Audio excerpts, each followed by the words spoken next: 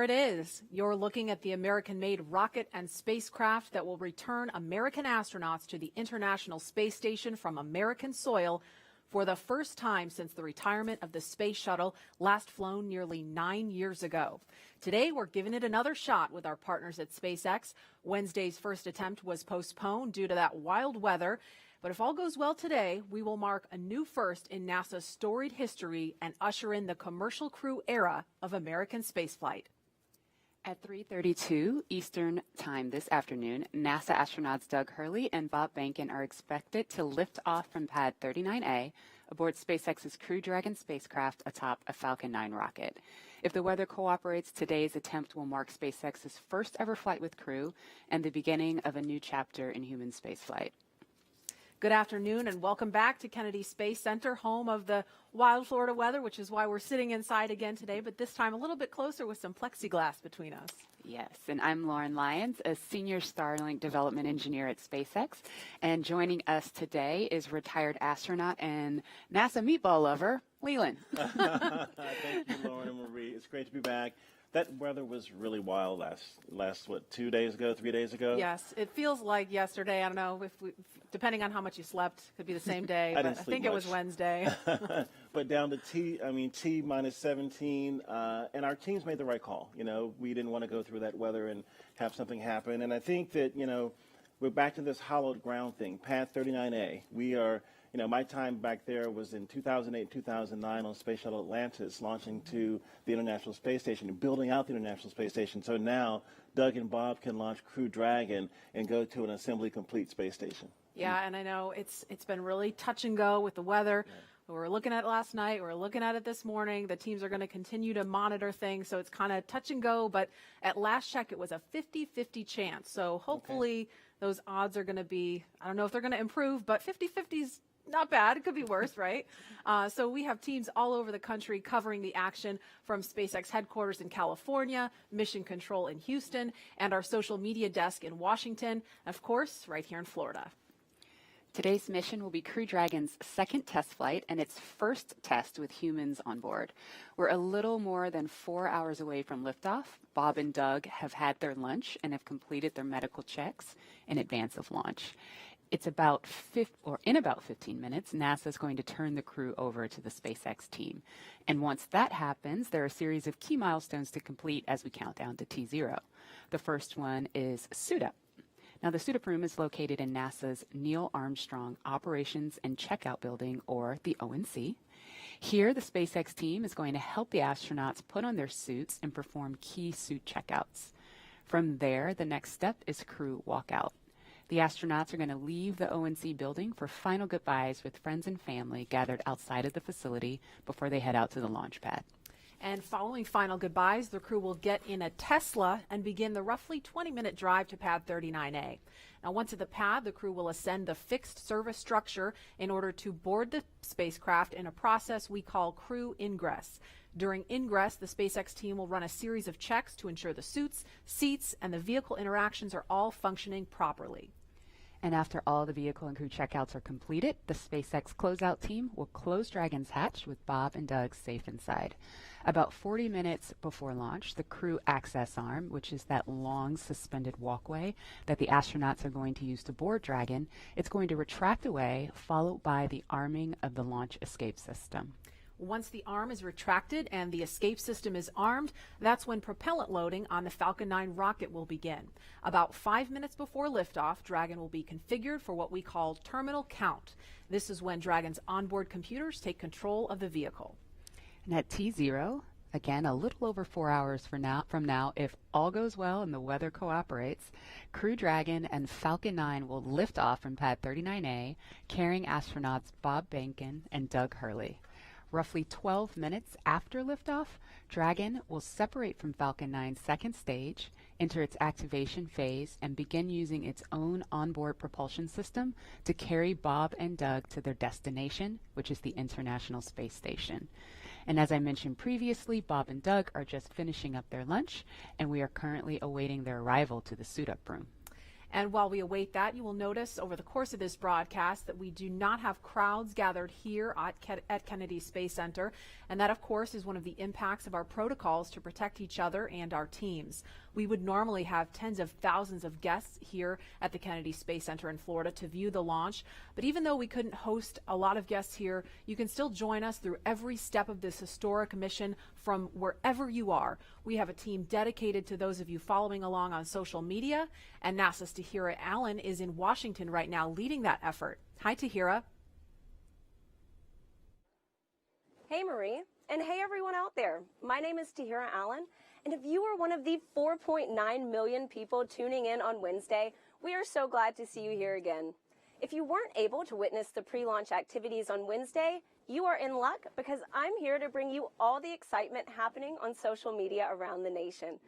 This is a big day for both NASA and SpaceX, and we are ready for you to be a part of it. We had a lot of people engaged on Wednesday, so we want to see if we can top that energy today. We will be sharing your photos and thoughts live on air during today's broadcast, so don't hold back and show us how you're getting ready for liftoff. You can join the conversation by using the hashtag LaunchAmerica on NASA's Facebook, Twitter, Instagram, and LinkedIn. I'll be monitoring that hashtag LaunchAmerica all day to highlight your social media posts throughout the show. You'll also be able to engage in social media polls during today's broadcast. And so even if you tuned in before, these are brand new polls, so just head on over to NASA's Twitter to cast those votes. So I know most of you are tuning in from home today, but that doesn't mean you can't get involved in the action.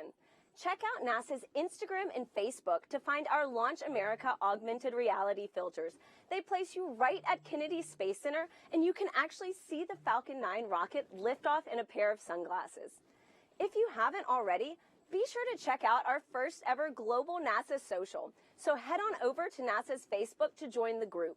We've got all new social badges, a nice fresh photo here, some Q&As with some very special guests, and also behind-the-scenes tours of Kennedy Space Center in Florida.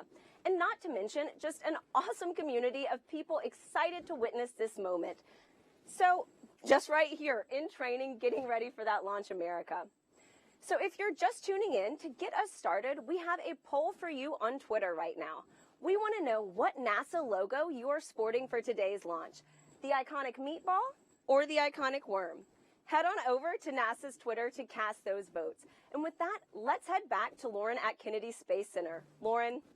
Thanks, Tahira. I don't want to sway the vote, but, you know, I'm all about that worm. Meatball. The debate rages on.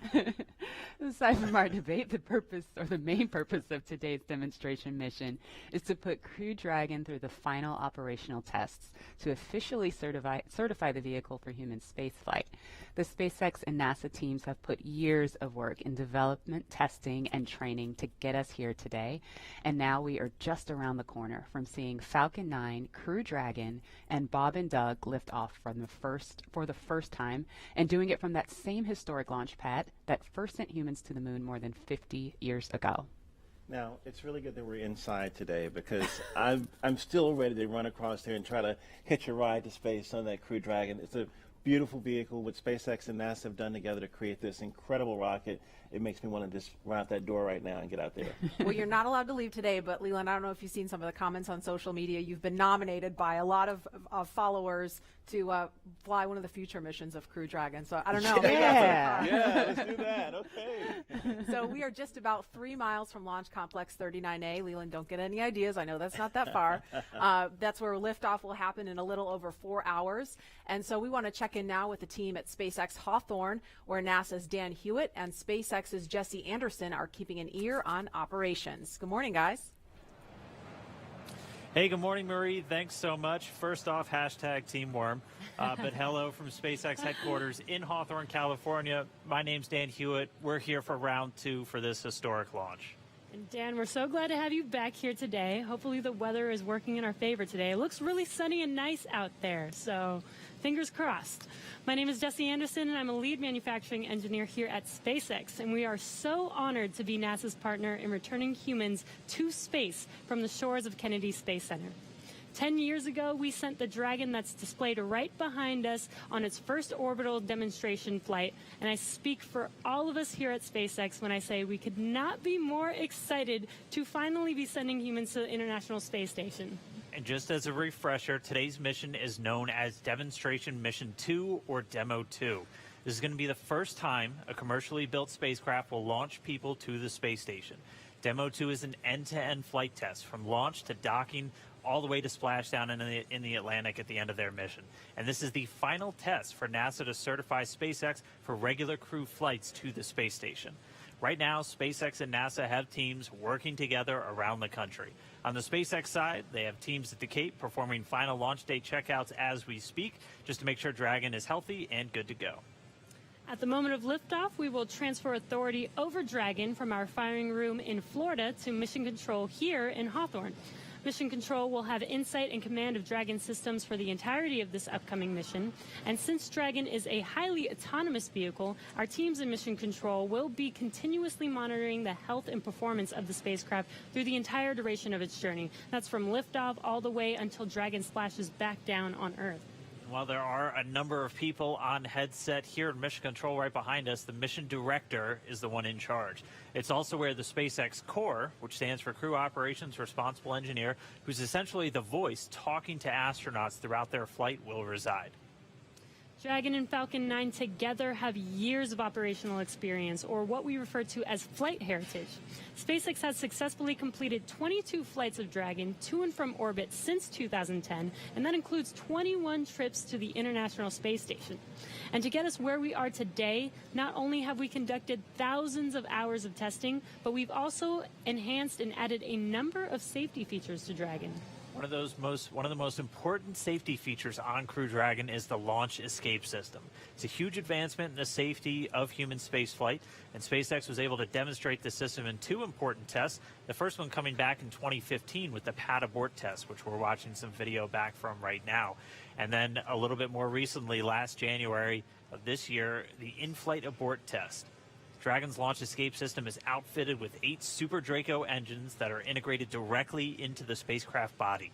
This enables Dragon to separate from Falcon 9 and carry astronauts to safety in case of an emergency on the launch pad or all the way up to orbit.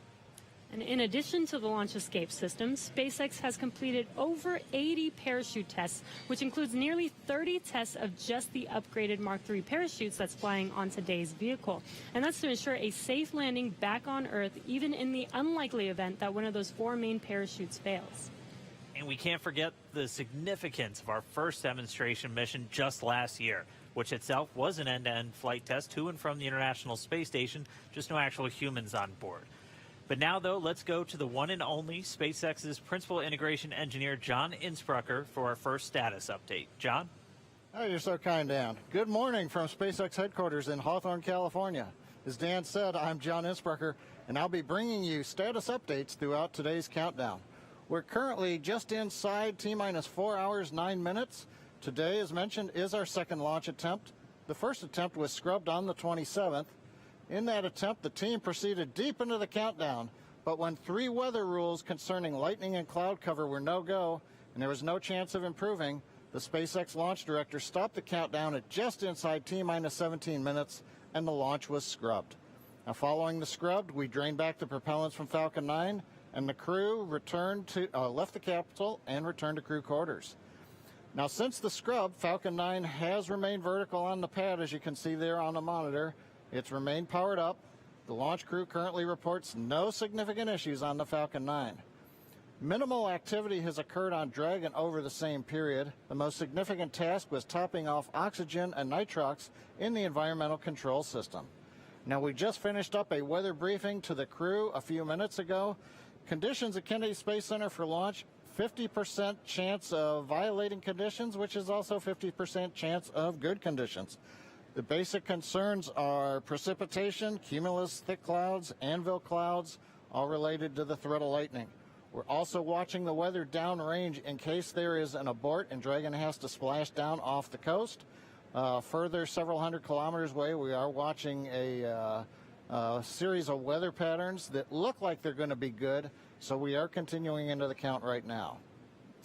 Coming up at T-minus 4 hours, the SpaceX launch director will perform a poll. That'll verify the conditions are safe there at the pad to open it back up to just the support crew. That support team will enter the area and begin preparations for arrival of the astronauts at the White Room at about T-minus 3 hours. Following that poll, the launch director will provide a countdown status briefing. We might be able to hear that depending upon what's going on the nets. But right now, as the clock continues counting down, we're going to check in with Gary Jordan. He is with the flight control team at NASA's Johnson Space Center in Mission Control, Houston. How are the teams looking there, Gary? Thank you, John, and welcome everyone to Mission Control Houston. This room you see behind me is one of 3 flight control rooms at the Johnson Space Center, also known as Flight Control Room 1. This is where teams monitor and direct all of the operations on the International Space Station. It remains staffed 24 hours a day, 7 days a week, 365 days a year. And today the team is especially focused on monitoring today's launch operations and making final preparations for Bob and Doug to dock with the station tomorrow morning. Today, I'm joined remotely by NASA astronaut Rex Walheim, who was on that last flight from American shores 9 years ago, STS-135, with Doug Hurley. Rex flew on 2 shuttle missions before that and is now the Deputy Director of Safety and Mission Assurance here at the Johnson Space Center. Rex, thank you for joining me. My pleasure, Gary. Nice to be here. Now, Rex, we're closing in on the suit-up process for Bob and Doug down at the Cape. What were some of the thoughts going through your head as part of the crew suiting up for a shuttle flight for the very last time? It's just it's a really exciting time. You've kind of practiced it many times before, but this is for real. But again, you never know for sure whether it's going to be for real. So for STS-135, we only had a 30% chance of launching on our actual launch day. So you're thinking, it's probably not going to happen. But we got to be ready for game day, and so you get suited up. And you walk out those storied corridors where Neil Armstrong walked out before he went to the moon, and get on the Astrovan in our case and head out to the launch pad. Rex, as I recall, the weather was not so favorable for STS-135 in the beginning of the day, but started looking a little bit better towards launch time, and you were able to get off the pad, though you had to scrub for weather on 110 and a few times on 122. It seems to be a normal thing for human spaceflight. Yes, it is. It's like I say, you never know what your launch day is. So you have to be prepared anyways, no matter whether the vehicle may have issues that they're working at the last minute or the weather may not cooperate. So you get ready and do the countdown. And on STS-135, it didn't look very good. Like I said, we had only a 30% chance to go. And so we got out there anyways, and we got strapped in, and we weren't sure whether there was going to be go or not. And our commander looked outside and said, well, I got good news and I got bad news. The bad news is it's raining, but the good news is it looks like it's clearing to the west. And sure enough, they brought the count back down to T-9, where they checked the weather, and they decided it was go. And so, hey, we're going. This is going to be great. Then they brought the countdown all the way down to 31 seconds, and the clock stopped. We didn't get any alarms or anything, and we're kind of looking around, what's going on? And we heard over the intercom that the launch was halted due to a malfunction. And we're like, what kind of malfunction? And sure enough, we figured, okay, well, now we're not going to launch for sure. It's just 31 seconds from launch. We've only got like a minute hold time, and so your mood starts going down. And figured, well, doesn't look like it was going to be it. But turned out the team at the Kennedy Space Center knew what the problem was. They wanted to make sure that the gaseous oxygen hood, the arm, had moved out of the way so the shuttle could launch. They took a camera, verified it was, then they picked up the count. And when they pick up the count from 31 seconds, they think, holy cow, now we really are going. And so it doesn't give you a whole lot of time to collect your thoughts, but all of a sudden, T-6 seconds, the engines start up, and at T-0, you feel that big jolt, and hey, it is today, and you get ready to do the mission.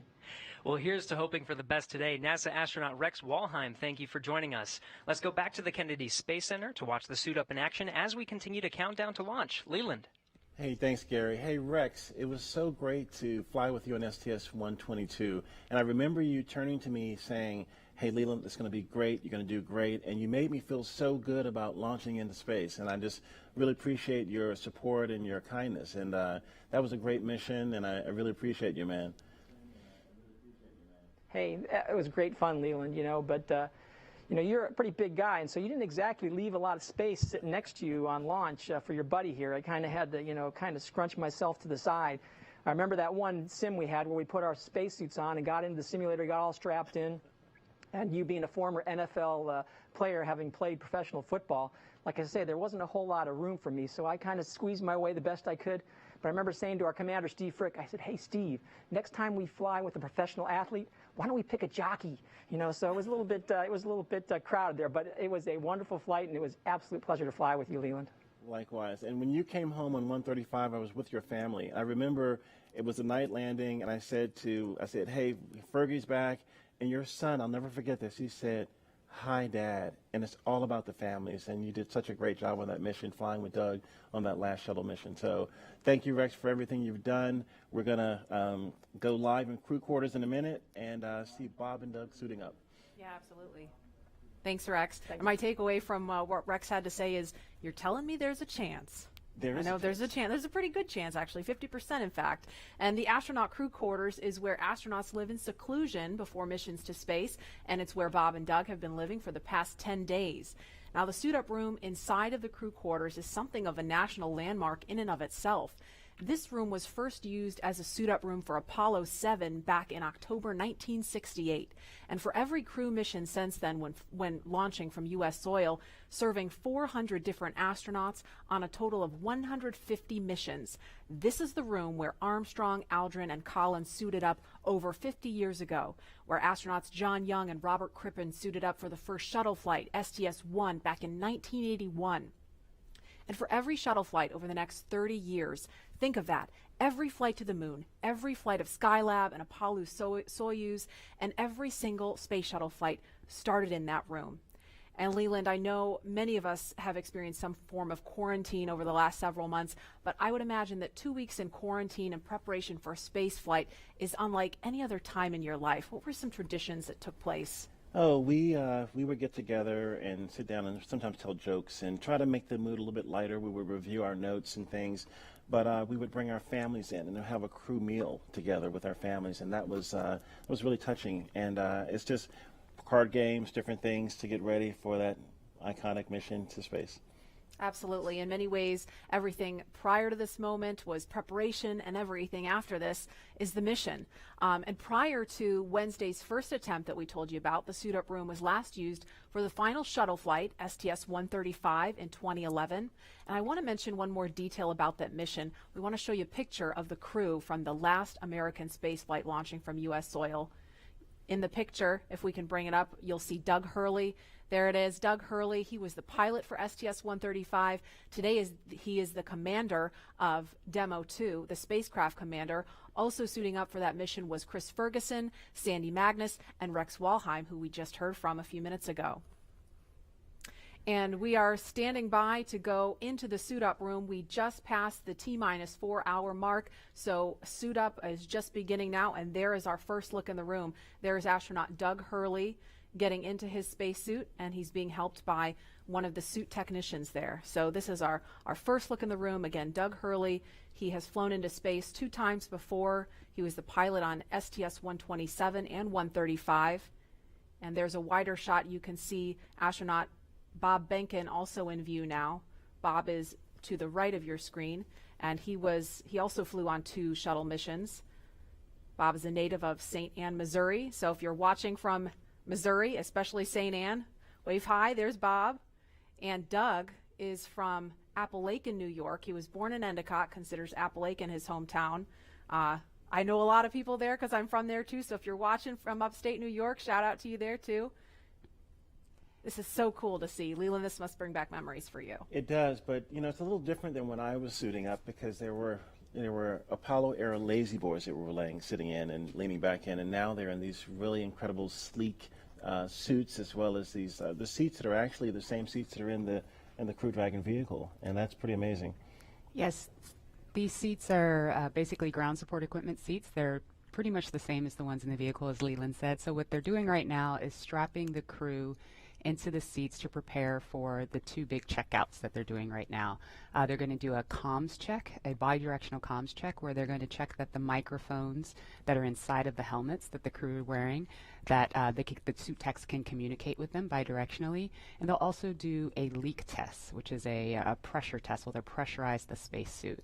So the suits are much more than just futuristic looking outfits. They do look like they come from a sci-fi movie.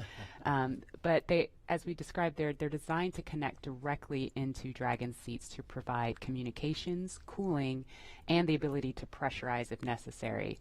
A moment ago, you may have seen one of the suit technicians attaching a big white umbilical to the leg of the suit. That is the way in which the communications and the airflow, all of that is happening through that umbilical, which is connected to the seat.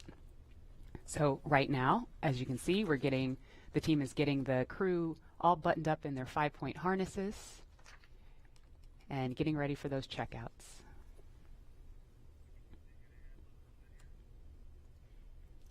And there's that worm again, Leland, right front and center. How does that make you feel on a spacesuit? It makes me feel just great, Marie and Lauren.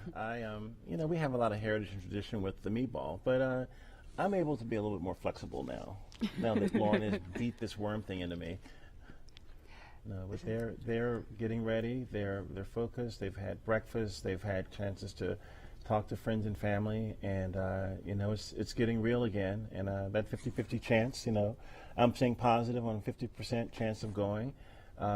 Seeing the suit techs around them with these futuristic-looking flight suits versus the white suits that we've had in the past. It's a transitioning from that old legacy to this new era in space travel. And I think working with NASA and SpaceX, working together as one team, it's just like what we do in space, work together as an international team to get things done. Absolutely. And this group really gets to know each other well, too. There's a wave from Doug and a thumbs up. That's so cool to see. I mean, the people in that room get to know Bob and Doug really well because they've rehearsed this so many times, especially the suit techs. The suits are, custom made for each of the astronauts. So I feel like I couldn't even count the number of times they've had like suit fit checks and leak checks and just making sure every detail with the fit and the function is just perfect before they get ready to launch. And interestingly enough, these suit techs are also the designers of the spacesuit. They've been working with the crew for years as we've been building these suits, their training suits, all of the training events in Hawthorne, where the crew is inside of the Buck, the capsule simulator. This is the team that's been working with them for years. The team that dressed Ripley, which is the ATD, the dummy that flew in Demo 1. The mannequin, right? Mannequin, Smarty. The There's Smarty. lots of names for Ripley. But the point being, they've been with these suits from cradle to grave and have been working so closely with Bob and Doug. Pressures and making sure everything looks good prior to arming the launch escape system, but not tracking a constraint at the moment. So overall, Dragon's healthy and ready for crew ingress. Okay, thank you for the update, MD. And this concludes the countdown briefing. So you just heard in that briefing there, they're continuing to move forward towards launch. And as we have a view of Doug Hurley there adjusting his visor, again, he is the spacecraft commander for Demo 2. And while he continues the suit up process, we want to give you a closer look at the veteran Marine Corps fighter pilot and spaceflight pioneer.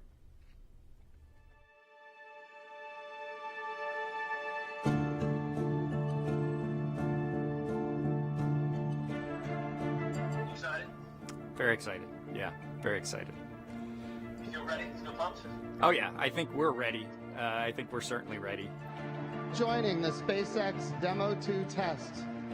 He is a Marine Corps colonel and test pilot. He was selected as an astronaut in 2000.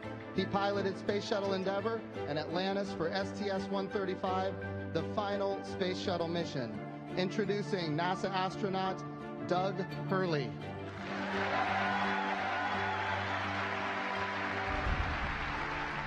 It's a life-changing process in so many ways to fly into space. It's just overwhelming in some respects. Just the sensations, the rumbling, the shaking, the acceleration. When the engines shut off and you go from, in the case of the shuttle, you go from 3 Gs to 0 Gs instantaneously and things start floating. And I remember distinctly just thinking, what just happened?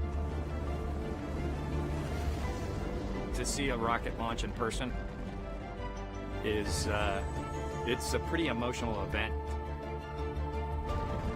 I remember the first time I saw a shuttle launch, and it was amazing. And then when I saw a shuttle launch with my wife on it, that is quite the emotional experience. My name is Doug Hurley, and I'm the spacecraft commander for the Demo 2 mission to the International Space Station.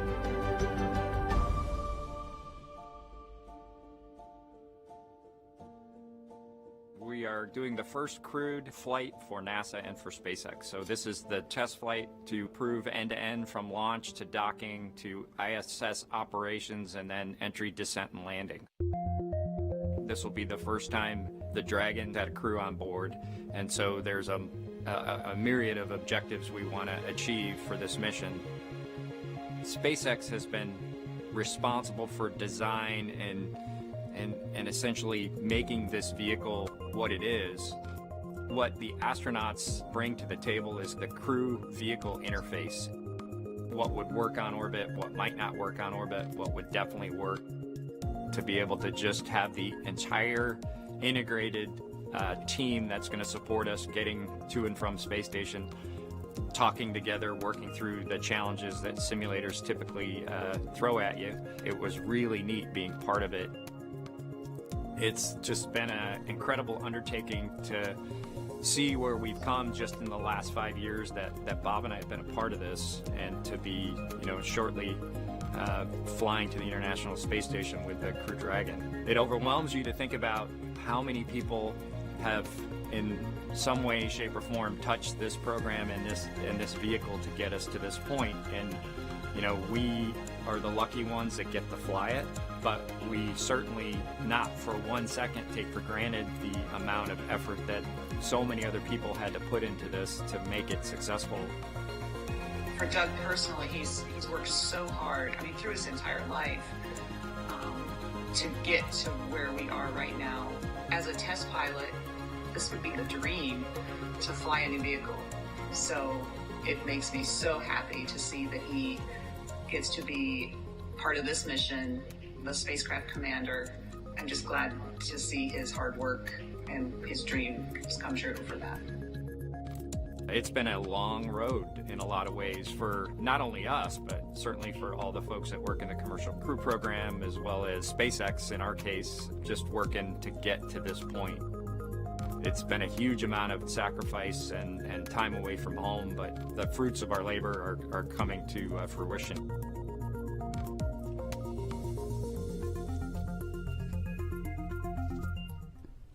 We are now getting closer to when we expect to see the crew complete their suit checks and walk out of the Neil Armstrong Operations and Checkout building. And before they do, here's an introduction to the Joint Operations Commander for Demo 2. You see to the left of your screen there, former Air Force flight test engineer Bob Behnken.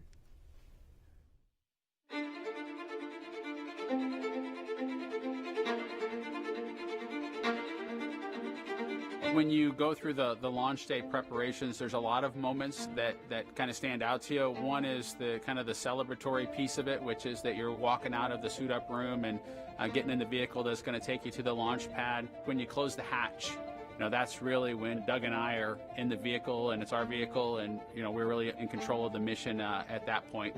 Test pilots, their task proved that man could fly into orbit around the Earth and return live and well to talk about it. There's always a balance of managing risk as you go forward to execute a test point and figuring out a way to collect the data. We hear a sound. Okay, is that sound an expected sound? Or we see a light, is that light an expected light? What's the source of it? Does it sync up with something else that's going on or not? So trying to dissect all of that in real time in your head is, a lot of things happen like that on launching of a vehicle. From St. Anne, Missouri, he is an Air Force colonel and flight test engineer. He flew aboard Space Shuttle Endeavour twice. Introducing NASA astronaut Bob Behnken.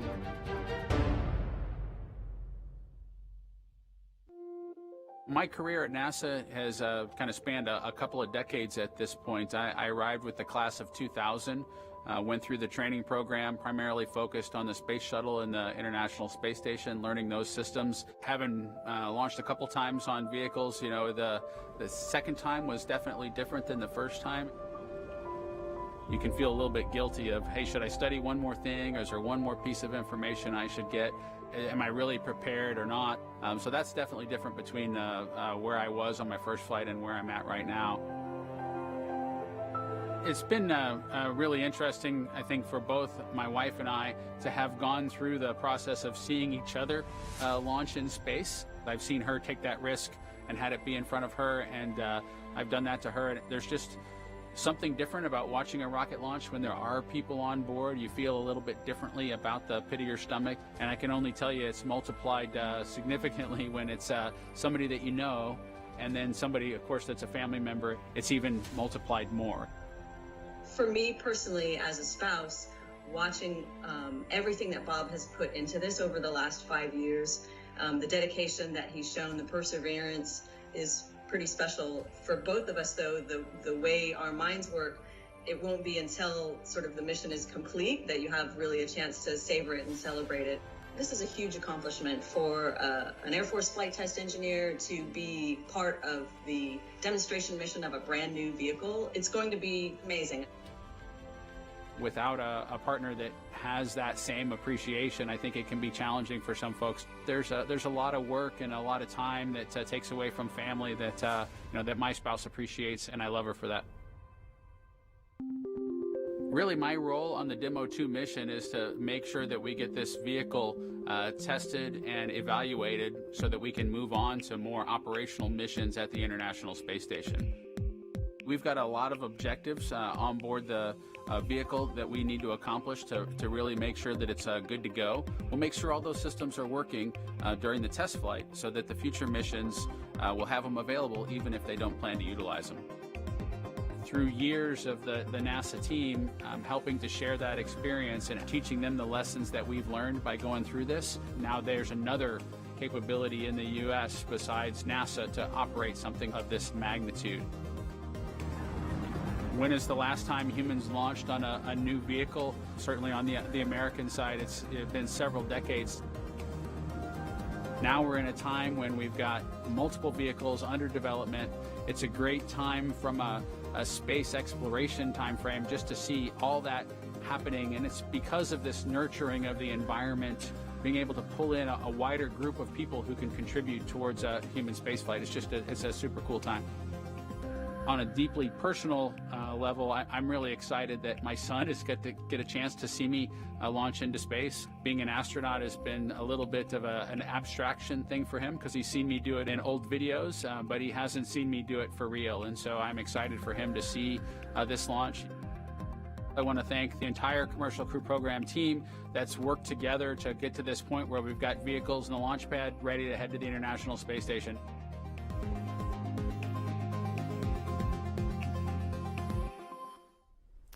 And here is a live look again inside the suit-up room in the Neil Armstrong Operations and Checkout Building. We can see now NASA Administrator Jim Bridenstine. He's talking to the crew. You won't hear any audio in here, and actually we had some questions about this Wednesday because people were like, why can't I hear what they're saying? That's by design. It's not a mistake. We are really lucky to be able to show you this video live as they're suiting up, but you don't hear the audio because that's a little bit, we try to give the crew a little bit of privacy, and so being able to talk freely and share really what's on their minds without having to worry about who's listening is part of the reason you don't hear audio in there. But that's Jim Bridenstine there talking to the crew, and it looks like Associate Administrator Jim Morhard is also in the room standing to the right of your screen. And these are great moments to get a last chance to talk to the senior leadership of NASA as they're about to go off and launch into the cosmos. And I think when you look at how Bob and Doug complement each other and how these SpaceX suits, they really complement the astronauts too, because they're more form-fitted, they're custom-made, and this is a moment where they're getting ready to, do the real deal. And Lauren, I think, the integration of the suit and the vehicle and the seats is just really, really impressive how y'all at SpaceX did that. Yeah, the primary purpose of the spacesuit, it's a pressure suit. Now, the Dragon capsule is already pressurized, so even in the vacuum of space, the crew is safe when inside of Dragon, but in the unlikely event of an anomaly that causes the capsule to depressurize, we can actually flow oxygen or nitrox into the suit, and that will keep the astronauts pressurized in flight. So that's its main purpose. So it's that form and function, and some style there as well. And for the kids out there that have 3D printers or have 3D printed, the actual helmets were made by 3D printing. So you could be a spacesuit designer yourself because you already have the skill set, and or fly in space one day if you wanted to. And I'm curious about what kind of conversation might be going on with them. Looks like it's lighthearted. You can see Doug laughing there. I know that Mr. Bridenstine has said, Bob and Doug, if you want to back out, it's not too late. I would imagine he may have said that again. I know they're ready to go. They're as eager as can be. And it looks like they may have another visitor coming in. Oh, no, it looks like the administrator's just being passed something there. But and it's really important. I mean, we've trained for so long. We've gone through the malfunction processes. Now he's doing a selfie. Of course, you got to do the selfie. I didn't see them do this on Wednesday, so they were probably kicking themselves when they walked out. Why didn't we do a selfie in there? I wonder if he has that Instagram filter to put the glasses on. Do you think he has it on? Well, you can tweet at him and find out. Yeah, I might have to do that. No, this is a great lighthearted moment. It gets the guys in a good mindset to go off in space in a very calm and cool and collected way. I think he's now taking pictures of some of the crew techs, the suit techs, which is fantastic. It's all about bringing the family and the team together, making everyone feel comfortable on flight day and helping us get to space safely, as we always try to do. And obviously this is a very serious mission. I mean, we don't want to make too much light of it, but Leland, you mentioned Wednesday, and I thought that was a really good point, why it's important to be able to joke around and keep things light as you're getting ready to go to the launch pad. Yeah, when I went up on 122 with Rex and we just talked to Rex, we were, in the caravan going over to the launch pad, we were kind of making some jokes, but as we were suiting up, we would look over at each other, we would get up and high five, and we'd say, hey, you're ready? Let's go, let's do this, and it's just, you've already trained. You know how to do this. You've done it many, many times. And so I think it's that lightheartedness is good. But, right when you get in the vehicle, the 3, 2, 1 liftoff, that's when you're ready to go. And they're the visitors making their way out of the room. And as we mentioned, Doug Hurley and Bob Behnken, I mean, they are two of the finest at what they do. And it's really starting to sink in that the mission is on as you see them in their spacesuits. And seeing them in these suits has always been so inspiring to me from the first time that I saw them in Hawthorne at SpaceX headquarters during training. It's kind of like a sci-fi film, but unlike a movie prop, which primarily just needs to look cool, our team designed the suit to maximize safety and functionality while maintaining style. Here are two members of our spacesuits team, Chris Trigg and Maria Sundin, telling us about how the suit came to be. I think one of the things that was important in the development of the suit was to make it easy to use, something that the crew just has to literally plug in when they sit down, and then the suit kind of takes care of itself from there. So the suit is really kind of one part of the bigger Dragon system. It's really part of the vehicle. So we think of it as kind of a suit seat system. So the seat that the crew is in and the suit are in a lot of ways working together. And so it made sense that we were designing Dragon in-house to also design the suit. Our spacesuits is completely designed in-house. It's built here in Hawthorne, California, in the same building as the rocket and the capsule. The spacesuit is custom made for each crew member, and that is to optimize the fit for the crew member. We definitely wanted to innovate, and we wanted it to look inspiring, but first and foremost, we wanted it to be safe and reliable. The spacesuit's primary purpose is to protect the crew in the unlikely event that the cabin were to depressurize. But the suit does a number of additional things. It provides cooling and communication to the crew inside of the suit. It provides them hearing protection. And the outer layer of the suit is flame resistant, so it provides flame protection as well. When the crew gets in the capsule, they get in their seats and they plug the suit into the umbilical that's attached to the seat. And the umbilical is providing everything that the suit needs. So it provides the avionics or electronics for communications, is providing the air to cool the suit, and then it also provides gas when needed to pressurize the suit. So it's really a single point that lets the suit do all the things that it needs to do. We designed the helmet in-house. The helmet serves a number of different functions. Obviously, it's protecting the crew's head and it's retaining gas like the rest of the suit, but it also houses the microphones as well as the valves that are regulating pressure in the suit. We had to design the gloves so that they would work with the touchscreens, but the gloves also still had to do a number of other things like the rest of the suit. So all of those things had to come together within the glove. It'll be obviously really amazing to see Bob and Doug in their flight suits. And I think one of the things that's cool about the suit is it's not just a piece of hardware. It's not just a suit. It's a very personal thing. It's Bob's suit and it's Doug's suit. And so seeing the two of them in their suits using it in flight will be just a really amazing thing.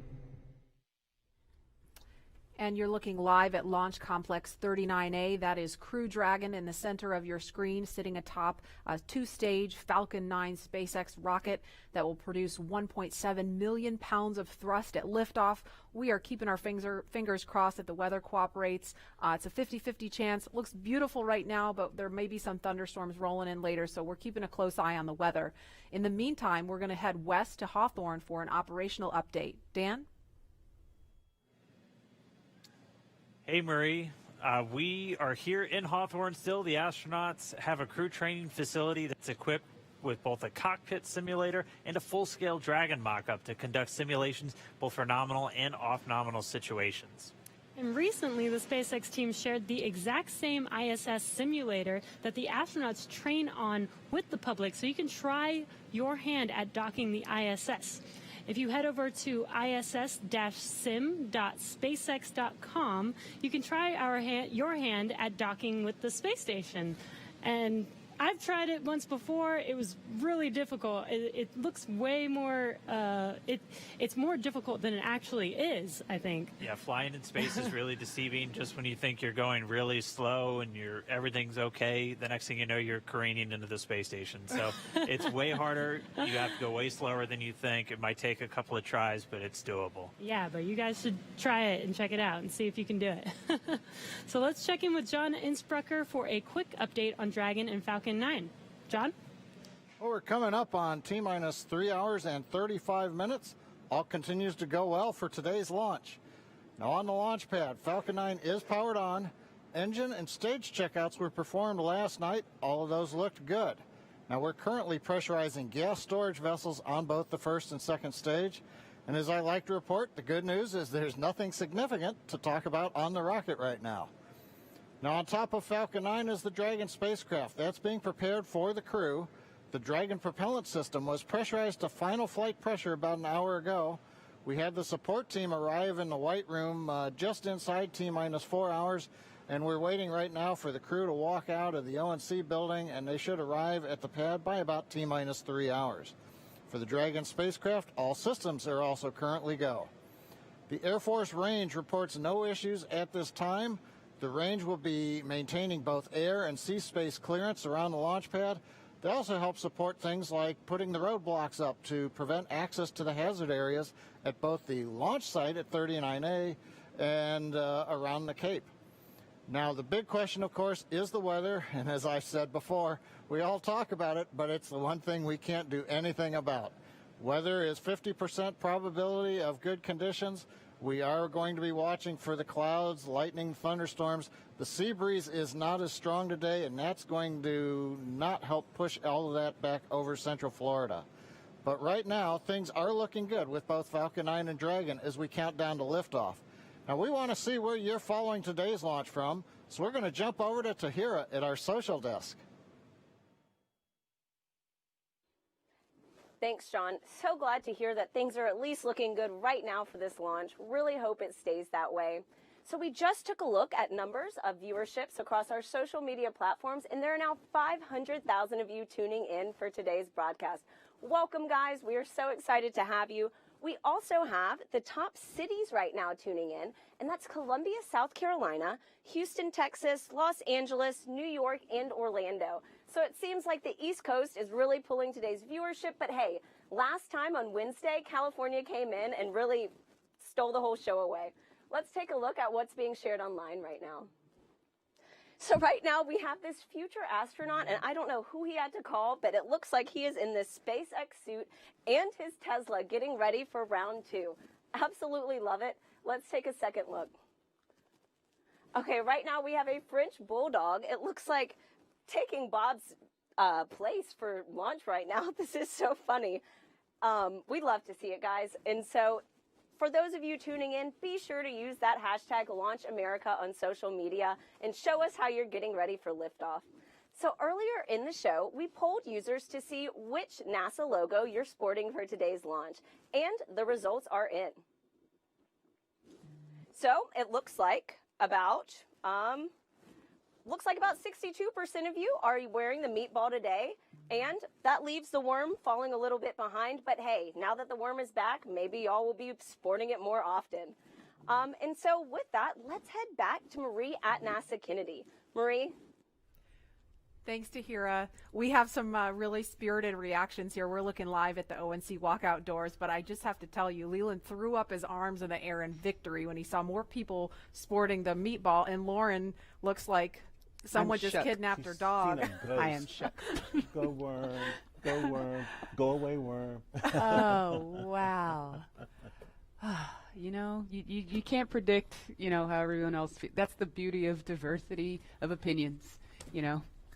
And other traditions like the meatball and the worm, or a card game that we play called Possum's Fargo.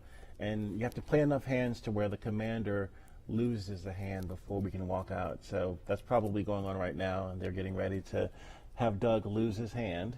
Yes. And then we can get in the elevator and come out and get in the spaceship. Yep, so we're giving them that moment in private. And Leland, I wanted to ask you too, because I know, I mean, we had a scrub really late in the count yesterday. We got just under T-minus 17 minutes, and we were all like, oh, it was like a collective groan across the country, everybody watching. And I know you've been through a delay once yourself on one of your shuttle flights. And I wonder, you know, what does it take to kind of refocus yourself on day two? I mean, do you go through all the exact same preparations? Do you do anything a little different? Is there a little bit of superstition involved? No, not really. I mean, we try to keep everything the same way because we've practiced this way, and now we're in the real day. We're playing this way. So if you stay the same, kind of the same form and function that you've done before, nothing else hopefully will happen that's out of character to your mission. So I think we just try to stay the same way. Yeah, that's good insight. And I know, you know, Bob and Doug, we heard them on the comms after that as they were detanking Falcon 9, and we're waiting for them to get out of Crew Dragon, and they were just cool, calm, collected, thanking the teams for doing a good job. Nobody's getting launch fever, and, you know, they're going to do the same thing today. No matter how many people are watching, they're going to make the same call as they would if nobody was paying any attention. Right, and I was talking to CJ Sturkow before I launched on my first mission, and he said that he made a mistake and flipped the wrong switch on Ascent, and he glommed on that and was about to make another mistake.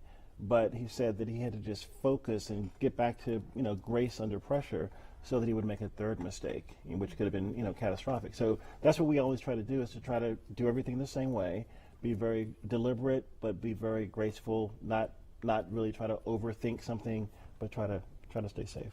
Absolutely. And calm. Yeah, that's so key, and I know that's top of mind for all the SpaceX and NASA teams working on this today. And again, we're just standing by. We expect the crew is going to be leaving the suit-up room in just a couple of minutes, so we're giving them those last few minutes in private at the ONC building. And again, we're looking at the pad here.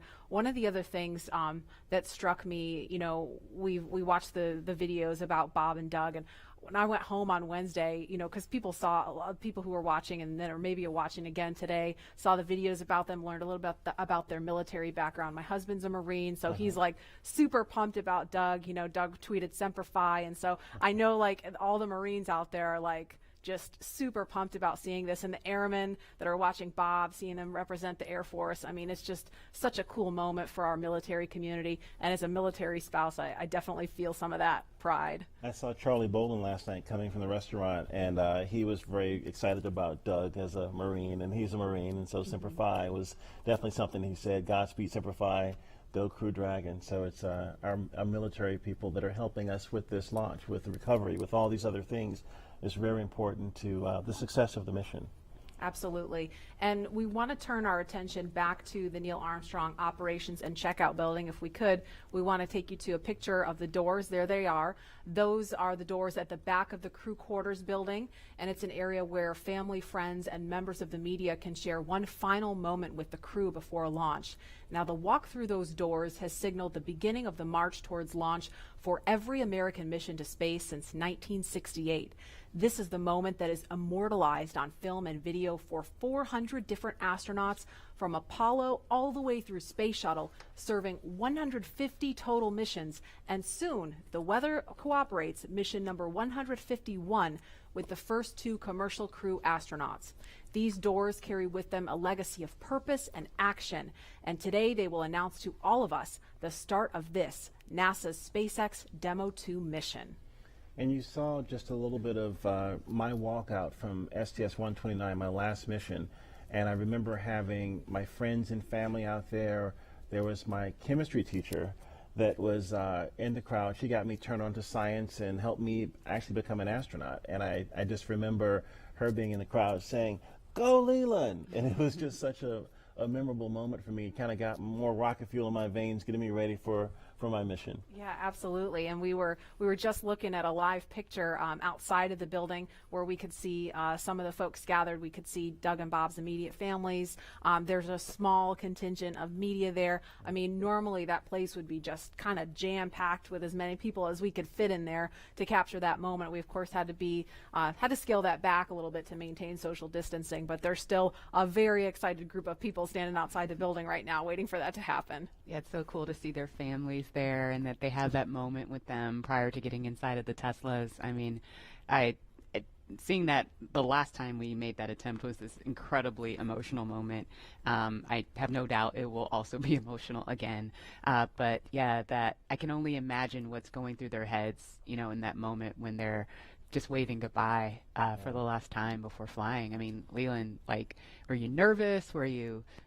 You know, at that moment we were, you know, we had been a little jovial in the suit up walkout, but I think at that moment we're thinking about our families, leaving our families, but then at the same time we're going to do this incredible thing for helping advance our civilization. We are working as a team, all the other teams now with SpaceX and NASA and people all around the world really, you know, in recovery and all these things, helping us get to space so we can advance our civilization. And I think those moments are really heartfelt for us, that a team of people have helped us get to this point. Absolutely. And we are looking at a live picture now of Bob Behnken and Doug Hurley walking down that hallway in the astronaut crew quarters. We just saw Doug wave at the screen, and they're just turning the corner, getting inside that elevator. And this, you can't see it from here, but there is a banner hanging there. You can kind of see it in the back. There's a banner hanging on the wall of the elevator with the signatures of all the people who worked on this mission. So it was really important for them to hang that up in there so Bob and Doug could see it. Yeah, we see that, and we see all those signatures of people that have helped us through training, through fit check, through all of these moments and getting ready for this mission. And it feels like they're going along with us on the ride. Absolutely. And as we wait for the crew to come downstairs to the first floor, we will pause to honor today's efforts with our national anthem. Kelly Clarkson just blew us away with a fantastic rendition Wednesday. Here she is again.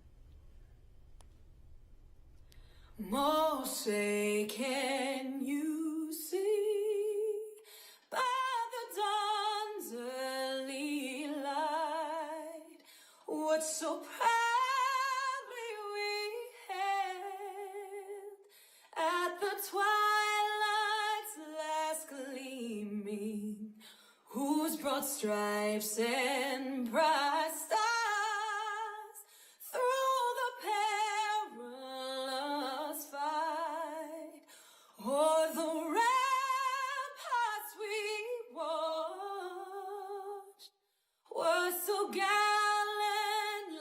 streaming, and the rockets rock alive, the bombs bursting in. I gave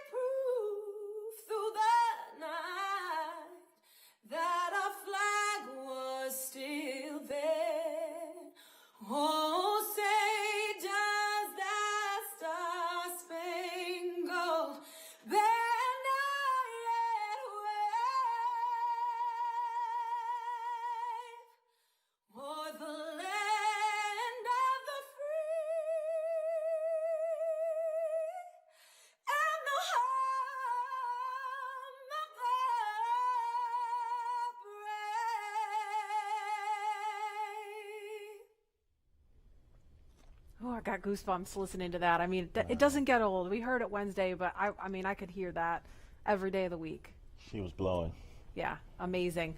That's a live look again at Launch Complex 39A. We are awaiting astronauts Bob Behnken and Doug Hurley to walk out of the Neil Armstrong Operations and Checkout building any minute now. So we're going to be ready to cut to that shot just as soon as we get the word that they're ready to walk out that door. Those doors, excuse me.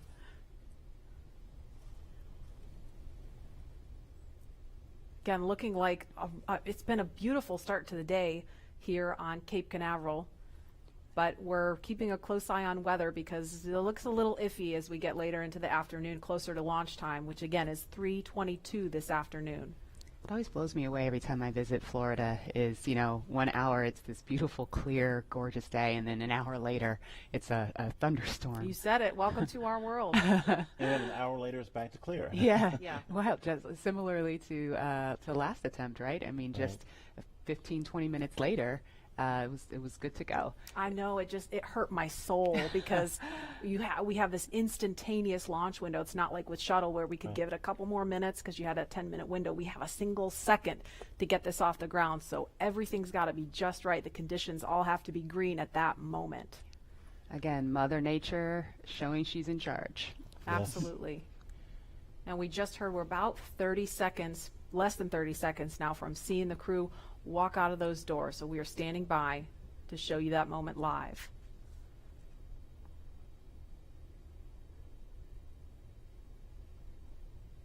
There's a live look at the O&C walkout doors.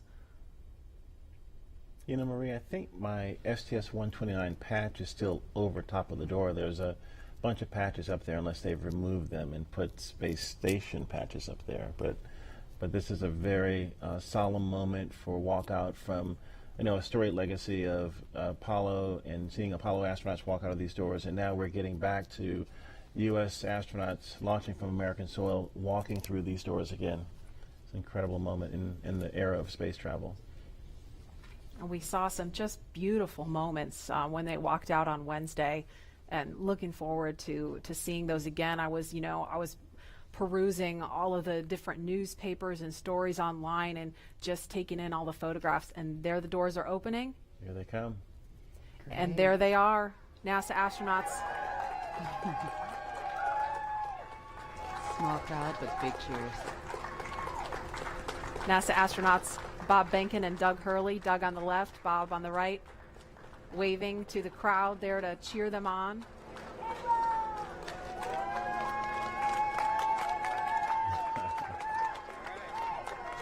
And there are their families right in front of them. The virtual hugs, a very special moment. Fist bumps.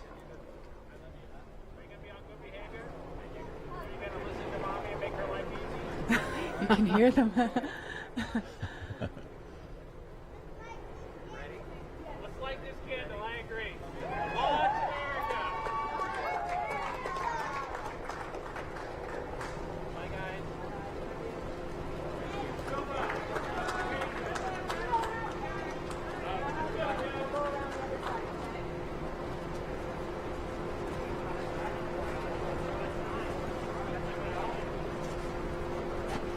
Now they are getting into the Tesla Model X that's going to take them to the launch pad, being strapped into their seats.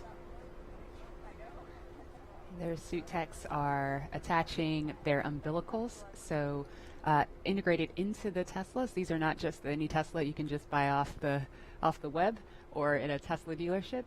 They've been outfitted with cooling units, and that white umbilical, similar to what you saw in the suit room, that umbilical is being connected to the suit to provide cooling air to the astronauts while they're on the way to the pad. And those Falcon wing doors are closing. Super sleek. A rapid departure from the Astro van. Yes, I would say so. And their flight surgeon is in the front seat in the passenger side, taking the journey along with them. As I mentioned last time, we always think about the technology and the rockets, but this is what it's all about, the families coming together, supporting the families, us working together as a team to ensure they get up there safely and back home safely for their families.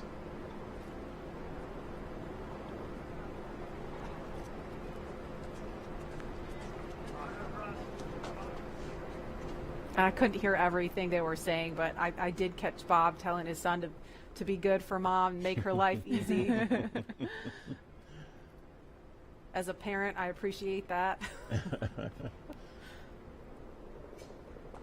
See that prominent NASA meatball.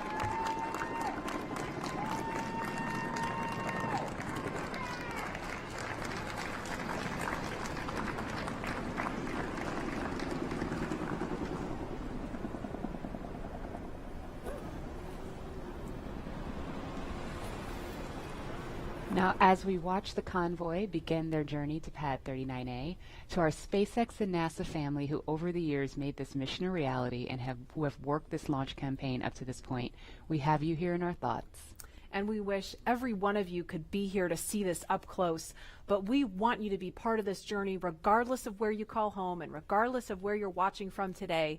And so for the next few minutes, we are going to follow the convoy, but highlight those whose words and hands and thoughts built all that we see here today. We hope all of you watching can feel the pride each of these NASA and SpaceX team members has for this drive out to the pad. This is Laura Segura from the Commercial Crew Program. We're so excited about this historical day. Congratulations on being a part of the very first mission for human spaceflight, commercial human spaceflight ever. We're behind you, Bob and Doug.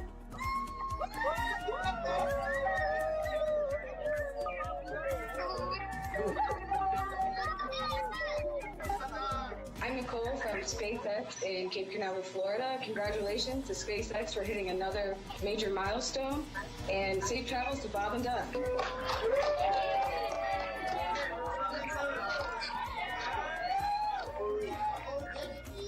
and Doug, as the launch vehicle chief engineer, we've got a lot of our launch vehicle team here to wish you a very wonderful safe ride on a Falcon 9 coming up to Demo 2. We're so excited for you.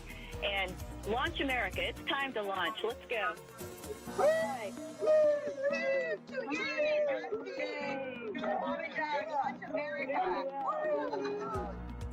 Hi, this is Perla from Hawthorne headquarters. We want to wish Bob and Doug a safe trip to the International Space Station. Go Dragon!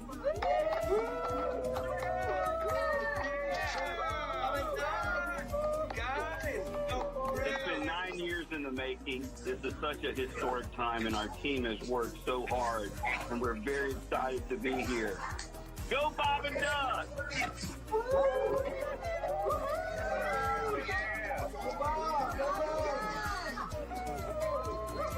Hi, this is Sam from McGregor, Texas. Go Bob and Doug, go NASA, and go SpaceX.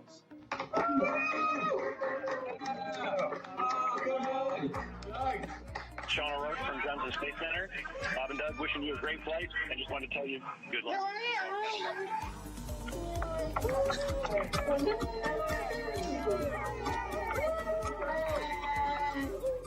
Hi, I'm Dustin Kamak with NASA Kennedy's Communications and Public Engagement Directorate, and we all want to wish Bob and Doug safe travels and Godspeed.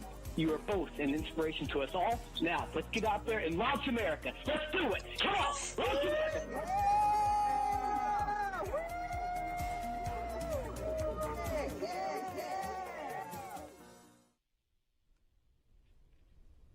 I love seeing that group of people. I mean, we saw all those different groups of folks from NASA and SpaceX, from all different walks of life that have come together to make this happen. And that was just a small fraction of them. Look at that shot. That's so cool.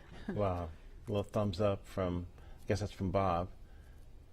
Yeah, and you know, it took a little bit of creativity to get this shot to happen. We have a chase vehicle that's on the other side of the road, which is of course shut down, so we could get a camera in there and follow them out. So we are really thankful to Kennedy Space Center Protective Forces for helping us make that happen, so we could see Bob and Doug all the way out to the launch pad. My ride out was a little bit different than what they're experiencing in this Tesla, because we had the Astrovan had bench seats on each side, and we could look across at each other as we were driving out. And it was moments where we would tell some jokes, but sometimes we would just look at each other, and we had such gratitude for having this opportunity to launch into space and to think about all the people that had a hand in helping us get in that vehicle to drive out to the launch pad, to get ready for this momentous moment. And I think that's probably, even though they're sitting, side by side, I think they're probably thinking of the gratitude and the people that have helped them get here so that they can be on the, the pointy end of the rocket, getting a chance to go up to space. It's just a momentous moment. And they're listening to some tunes too, I heard, right, Lauren? Yeah. There are at least 3 songs on their playlist that are super interesting. The first is AC/DC's Back in Black. You know that one. Yeah, well, who doesn't? Right. Another one that they're listening to is the elevator music from the Blues Brothers film, The Girl from Ipanema. Oh, Leland. Okay. Got another career. That's enough. Career That's number enough. 3. That's enough. Right. NFL, astronaut, musician. And, of course, they are also listening to the Star Spangled Banner, the Army French Horns version. Now, we didn't have tunes in the Astrovan. No? And I know that the Tesla has a really kicking stereo system. Is that still the custom stereo system that's in the Tesla? I haven't been in this one, so I don't know what they're rocking, but I'm sure it's pretty cool. And again, just for some perspective, they left the operations and checkout building just a minute ago, and so it's about a 9-mile drive from there to the launch pad. It takes them around 20 minutes, kind of depends on how quickly they're trucking. The other thing sometimes that you hear as you're in the convoy is the helicopter, the Huey helicopter flying overhead, and it's kind of also, you're thinking military, you're thinking really important things, and it's a moment that also kind of solidifies in you that, hey, something big is about to happen, and that boom, boom, boom, boom, boom, the sound of that Huey is just in your head, and it feels good that all these people are helping you get there safely. Yeah, I think we heard that actually coming by this Yeah. building earlier because we were talking. And I was like, I hope that's what I think it is. And it was pretty low because it was pretty loud. You could feel it, too. I did. I could feel it. I took this drive yesterday in my rental car, and granted it wasn't in a Model X, and I'm not an astronaut, but driving to 39A, that same route, and trying to put myself, imagine myself in that headspace, it was pretty awesome. I got to figure out how to get on Falcon 9. Lauren, we're all astronauts. We're in space. That is true. You just got to get on the rocket. Yeah, well, Leland, there's a big group of people that want you there. I think we should, listen to them. Yeah, I'm all for it. I think we should. Maybe we should make that a poll question. Yeah. Or we should all maybe go to space. What do you think? I am on board. I mean, not literally right now, but I would like to be on board. Lauren, would you go with us? Absolutely. Okay, poll question. We have so many people watching online, sending well wishes to Bob and Doug. I mean, it started early this week as we were ramping up for Wednesday, and I feel like it's just been this buildup of momentum because, we were following along Wednesday, and now we're all following along Saturday, and we have people watching from home that hopefully don't have to work today and can really tune into what's going on here. And we, as astronauts, truly appreciate all the support, all the social media feeds, and we think about, our families. We saw Megan and Karen there with their sons, wishing Doug and Bob well wishes and Godspeed as they head off in these Teslas to launch pad 39A that launched the Apollo astronauts. And I think, this is just one of those moments where everyone in this country is coming together to wish them well, to get them to space safely. It's a really great day. And they are just now on Saturn Causeway. They just made that right turn onto Saturn Causeway. So to the right of the screen, that building is the Operations and Support Building 2. And on the left, it's out of view right now, is the Vehicle Assembly Building, that iconic building that processed the Space Shuttle and Saturn V rocket also. That's where that mobile transporter used to take out the Apollo, Saturn V rockets and the Space Shuttle. It's just an incredible machine. And where they're passing right now, I mean, if we were to run outside, we could wave because we are off to the right of your screen there at the press site where you see group of media there. So from this point, they've still got about 3 miles to go from here. I'll see you guys later. I'll be back in a minute. You're gonna go hop in. And obviously, it's not just Bob and Doug's Tesla. There's a number of cars in that convoy. They're being escorted by Kennedy Space Center Protective Forces and also SpaceX security. They have a flight surgeon there with them. And we've seen just a sprinkle of folks along the way. Normally, we'd have a whole lot more people out here watching this, but we really appreciate you watching online and from home. Again, wherever you are, at the beach, watching on your phone, your tablet, your whatever mobile device you have, we're going to be here every step of the journey, taking you through it moment by moment. There's a cool shot with the worm on the roof. There we go. The second place worm, yes. The second place worm. So, Leland, when I drive down this road on the way to 39A, on the left, there's that area where the crawler used to drive. Do you tell us a little bit about the crawler? Yeah, right there you can see the kind of the gravel where the crawler actually crushes that gravel almost into sand. It's so heavy. When the shuttle will go out and the Apollo Saturn V rocket will go out, and it's just, this thing moves at a glacial rate to get out there because it's got this huge rocket or shuttle on it. But I had a chance to see that when my shuttle went out one day with Alan Poindexter. And it's just this enormous, tracks and vehicle, but you guys do it in a different way, don't you? You don't go out of the vehicle assembly building. You have your own building. Yeah, we have a hangar right there on the pad, so we just roll the rocket up the hill. You kind of do it like a Soyuz, where you just raise it up right there from horizontal to vertical, and it's done. Yeah. Horizontal integration, so you don't need an enormous building in order to process the rocket and mate drag into it. And then once you pin into the pad at the very top of the hill, you raise it up vertical with the transporter erector. And again, all these efficiencies to help us get people to space faster and safer, and this is going to be the future of space travel. And also the relationship between NASA and SpaceX working together as a team to get people up. And at this point, the convoy is approaching pad 39A, and they're entering what is known as the BDA, or blast danger area. Now, before any pad technicians, engineers, or astronauts enter that area around the launch pad, the SpaceX and NASA teams do an internal go, no-go poll to make sure everything is clear. This storied launch pad, which has been the beginning point for so many firsts, is the perfect backdrop for today's historic launch that marks a new first and a new era in human spaceflight.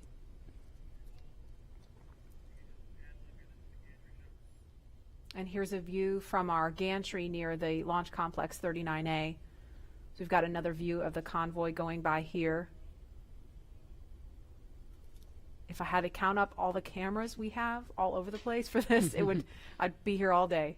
That's a beautiful shot right there, looking at the Kennedy Space Center and Merritt Island and all of the nature around us. It's a big buffer from 39A so that we can be safe and launch our rockets off to space safely. Absolutely, and a lot of people don't realize this is a national wildlife refuge. I mean, I pass turtles on the way to my car every day. Yeah. Well, when we would run from the operations and checkout building, we'd have to watch out for snakes and for alligators, and so to be really careful about the wildlife. We used to have one who lived at 39A. Oh, really? Yeah, an alligator. Well, maybe we'll see him. We'll keep an eye out. Tweet at us if you see any. Did you name him Worm? Ooh, it's ahead of my time. I don't know how an alligator would feel about being called Worm, Leland. Yeah, well.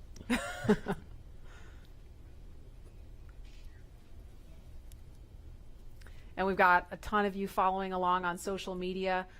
Lynn says, as a fellow Missourian, we're so proud of Bob. Launch America, we will be watching from the Space Coast, cheering loud.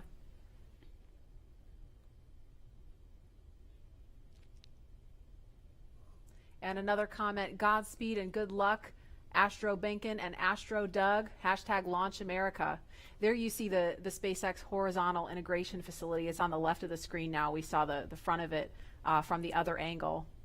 Or I'm sorry, no, there it is. I was getting my buildings mixed up, so it's on the right now. Yeah, Bigger building. The other is the Falcon Support Building. It's where all of our offices are. And yes, you're correct. Thank you for the correction, Laura. There's our hangar. We process Falcon Heavy in there. There are other boosters in that hangar as well. And the rocket and Dragon that is on the pad right now was put together, or rather finally integrated inside of that hangar and then rolled out to that pad to go up vertical. And there it is. That shot really gives you a sense of the scale of the Falcon 9 rocket. Those Teslas look teeny, teeny, tiny, making their way up there. And so as they make their way up to the pad, we're going to throw it over now to Hawthorne, where Jesse and Dan are watching the action. Hi, guys. Thanks, Marie. Yeah, really cool watching the Teslas pull up, driving on the launch pad just a few feet away from the vehicle. This is awesome and getting really excited over here. And with us looking at the launch pad right now, we've had to do a number of upgrades, but not only to the launch pad, but SpaceX has also made changes to both Falcon 9 and Dragon to enable flying crew. And a key update to this latest version of Dragon is its highly reliable launch escape system that is capable of carrying crew to safety at any point during the ascent of the rocket. Another pretty key upgrade is the Dragon's new life support system. As you can imagine, flying humans requires keeping a habitable environment throughout the entire flight, and that means covering everything like providing breathing air, keeping the capsule at a safe pressure, keeping it free of contaminants, removing any carbon dioxide in the air, regulating the temperature, the humidity, all of these things, and also implementing that waste collection system, aka the toilet. That sounds pretty important. The changes to Falcon 9 were small but extremely meaningful to meet NASA's requirements for safety for human spaceflight. And specifically, SpaceX had to prove a high degree of fault tolerance, meaning that small failures in the system would not lead to mission failure. Falcon 9 was already able to handle engine failure, but new emphasis was put on making sure that a failure throughout any phase of launch would not mean mission failure. And this goes all the way down to latches, control valves, electronics, wiring, and so much more. All right, well, with the astronauts now on location at Pad 39A, we're going to swing it right back. Marie, Lauren, Leland, take us through the crew making their final steps towards the Dragon spacecraft. Sure thing. So we are looking again at Launch Complex 39A. Just a few seconds ago, we saw the Tesla carrying Bob and Doug pull up to the launch pad.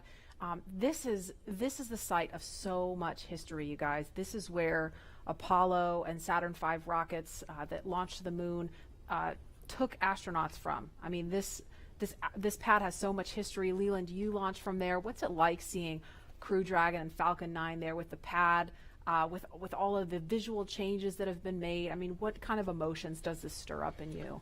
You know, when we got out of our Astro van, we stepped out and we just looked up to see this vehicle, and it was creaking, it was groaning, it was making noises, it was getting ready for us to enter it, to take us off planet. And you know, you get a chance to take a picture. Sometimes you stand there, you look there, you think about all the training you've done, all the preparation, and again, all the people that have helped you get there. And it's just a solemn, amazing moment for all of us. And there's another amazing drone shot. Lauren, you explained this a little bit earlier about kind of how SpaceX brings the rocket and capsule vertical. Now that we see it, can you kind of explain that again for folks who maybe missed that? Yes, of course. Dragon is actually processed a few miles down the road at Area 59, or Dragonland as we like to call it. We then put it on a truck and drive it all the way to the hangar where the rocket is. And so what will happen is we'll then we call it breakover, where the vehicle's up vertical, we'll turn it sideways because the rocket is being processed sideways or horizontal into the hangar, lift it, mate it to Falcon 9, and then roll up those hangar doors and essentially pull the vehicle in the transporter erector, which is the big white truss structure that you see there. All the fluid lines, electrical lines, and everything are connected to the vehicles via the TE, transporter erector, and they basically roll it up those rails. You can't really see them. You kind of see them on the screen, those rails. Roll the entire TE rocket Dragon assembly up to the very top of the pad, pin it into the pad systems, and then roll it up vertical. And we are about T-minus 2 hours, 57 minutes, 44 seconds and counting. In just a couple of minutes, we are expecting to hear a formal announcement that the crew is at the pad. Of course, we saw them pull up in the Teslas, and there they are. Looks like they've already gotten out of the car, and they are walking up to the elevator that will carry them all the way up to the 255-foot level, and then they'll have a couple of steps to get up to the level where the crew access arm is. I have the AC/DC song in my head as I see them walking up. You know what I was kind of jamming out to on my way in was ZZ Top, Sharp Dressed Man. Oh, nice. I was like, I don't know, that might be on my playlist if I were in there. But there they are, taken in the sight, craning to see the top of the Falcon 9 rocket. It's 230 feet tall if you round up, and then Crew Dragon is another 27 feet from the bottom of the trunk to the top of the nose cone. So when you're out there in person, it's really hard to describe just how large it is. Look at them getting excited. They're ready to get in the vehicle, get in the elevator, and make it to the top. There's some FOD. He's picking up foreign object debris. Appreciate that. They're also wearing FOD covers on their shoes, by the way. Oh, really? Yeah. We want to make sure that they don't, track the inside of Dragon when they go in. And so right before they enter the vehicle, they'll remove the FOD covers off of their boots. You take for granted, all just the little details like that, all of the thought and preparation that has to go into literally every single piece of this operation. I love the makeover of Pad 39A with the sleek black with the white ticking and the lines, and it's a very futuristic look for this iconic launch pad. And to think what's been there before with Mercury, Gemini, Apollo, shuttle, and now the SpaceX Crew Dragon getting ready for a launch to the International Space Station. Rocket fuel still going through my veins. And we feel so honored to be able to launch from here. Oh, here they are. That's a really fast elevator. Yeah. I know, it really zips. That took them up to 255 feet in just a matter of seconds. They're removing their FOD covers? It looks like they were just maybe checking something on his boot or leg.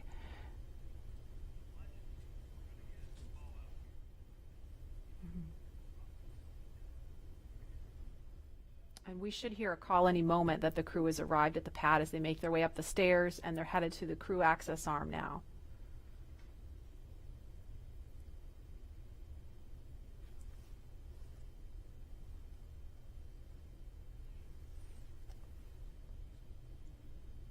There's the worm again, popping.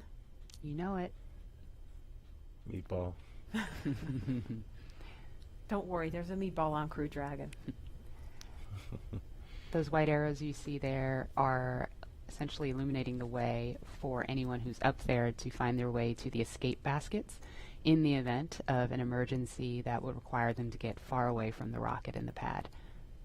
And it's hard to tell from this angle, but there's actually a phone right here, and I can't tell if it's Bob or Doug that's using the phone right now. But Leland, can you explain the significance of that? It's the same phone that was there during the shuttle days. Yeah, you get a chance to talk to maybe friends or family that you haven't had maybe couldn't come to the launch. In this case, it's quite a few people, but just to have that last moment to talk to someone before you get in the vehicle. It's a beautiful view.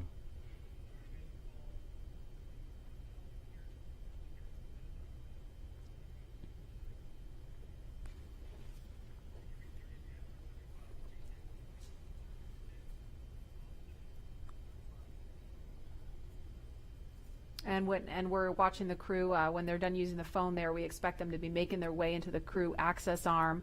And coming up at about T-minus 2 hours and 35 minutes, the astronauts will ingress, or that's a word we use to describe climbing into Crew Dragon. And we saw Doug do it a couple minutes early on Wednesday. They were a little bit ahead of schedule, so that time could be a little bit flexible. But that's going to happen with the assistance of the suit techs, and they will get strapped into their seats.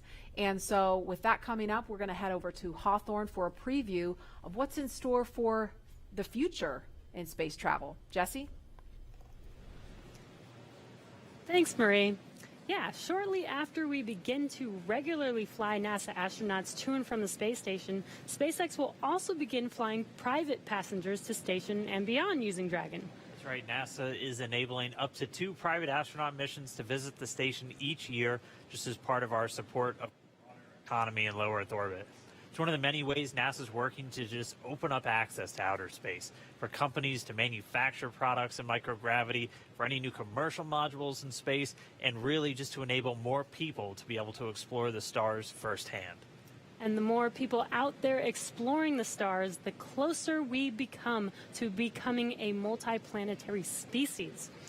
Earlier, we showed you a first-hand look at where you would train if you were to fly with us on board Dragon, but now let's take a peek inside of the spacecraft itself.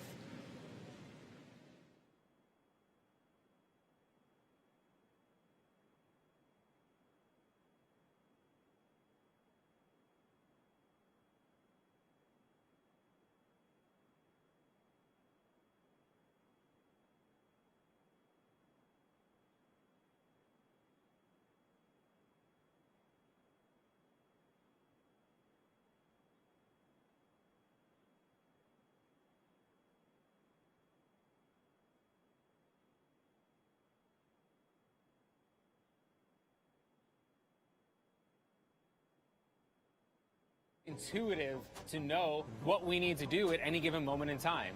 When I think about comfort for the astronauts, it's really every aspect of how you could interact with the spaceship that comes to mind.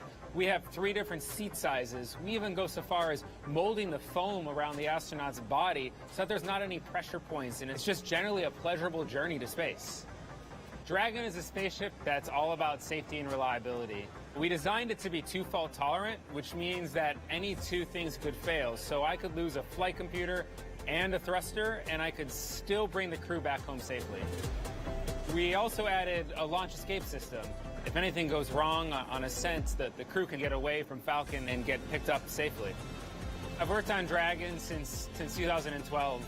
When I see Dragon lift off, I think I'm going to feel a buildup of emotion of 8 years of working with some of the best engineers and technicians across the country that put their heart and mind into making this incredible moment happen for everybody.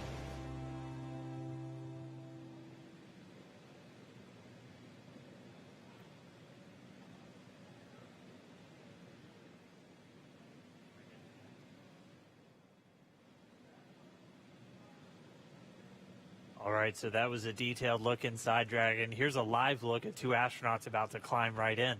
If you're just now tuning in, you're watching our coverage of the mission known as Demonstration Mission 2 or Demo 2. 2 days, SpaceX and NASA are going to be sending people into orbit on a mission to the International Space Station from U.S. soil for the first time since 2011. Bob Behnken and Doug Hurley are the NASA astronauts flying today, and you can see them right there on screen. They are just right next to their ride up to space. Yeah, very exciting. So as you can see, they have already arrived at pad 39A, where Falcon 9 will lift off from at 3:22 p.m. Eastern time today. They have ascended the tall structure already, which is next to the rocket, and it's called the fixed service structure, and also have already walked down the corridor, which is known as the crew arm, which is what they're standing in right now. Right, and as they prepare to board Dragon, they have this one final stop that they're standing in right now, and that's the White Room. The White Room is literally just the room at the end of the crew arm that has an opening into Dragon. It is the last place on planet Earth Bob and Doug are going to be standing before they step into Dragon for their ride to the International Space Station. And the term the White Room was first used during NASA Gemini missions, where the room right before entering the spaceship was painted white. And as you can see, we've continued this tradition with painting ours white as well. And on Wednesday, they actually started a new tradition by signing the wall in the White Room. It's a fairly small area that has room for the crew and a few ground support members to complete cargo load at T-minus 24 hours and crew ingress at T-minus 2 hours and 35 minutes, which is coming up here shortly. And ingress is how we refer to the crew boarding Dragon. Also inside the White Room is a movable platform that just gets extended out to the capsule just to make that boarding process much smoother for the crew to climb into Dragon. As you might expect, it's also environmentally controlled. You can see kind of a big seal right up against the side hatch, and that's just done so Dragon can be open while keeping all the dust, dirt, and the Florida humidity out of the capsule, making sure it's pristine for the crew. And so that seal's going to stay in place until they begin to retract it, get the arm ready to move out of the way, and by that point the hatch will already be closed. And the White Room also has lots of tools in order to open the side hatch, complete crew ingress, and prepare for any contingencies or emergency that may be encountered. And right now they're just in the White Room. They're getting a final briefing. You can see them with a number of different pad technicians.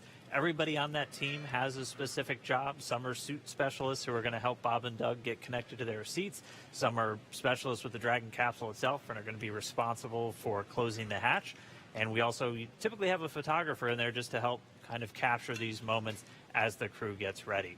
So right now we're watching, and we can see them start to line up there. We'll see Doug Hurley go in first, and so he'll be the first one through the capsule, and he's going to be ingressing. That's just our spaceflight term for entering. You're going to hear a lot of these terms throughout the next couple of days as they make their way up to orbit. Ingress getting in, egress coming out. And they're also doing that final FOD check, making sure that the crew don't have any foreign object debris, dust, dirt, anything that could interfere with the systems on Dragon just before they get in.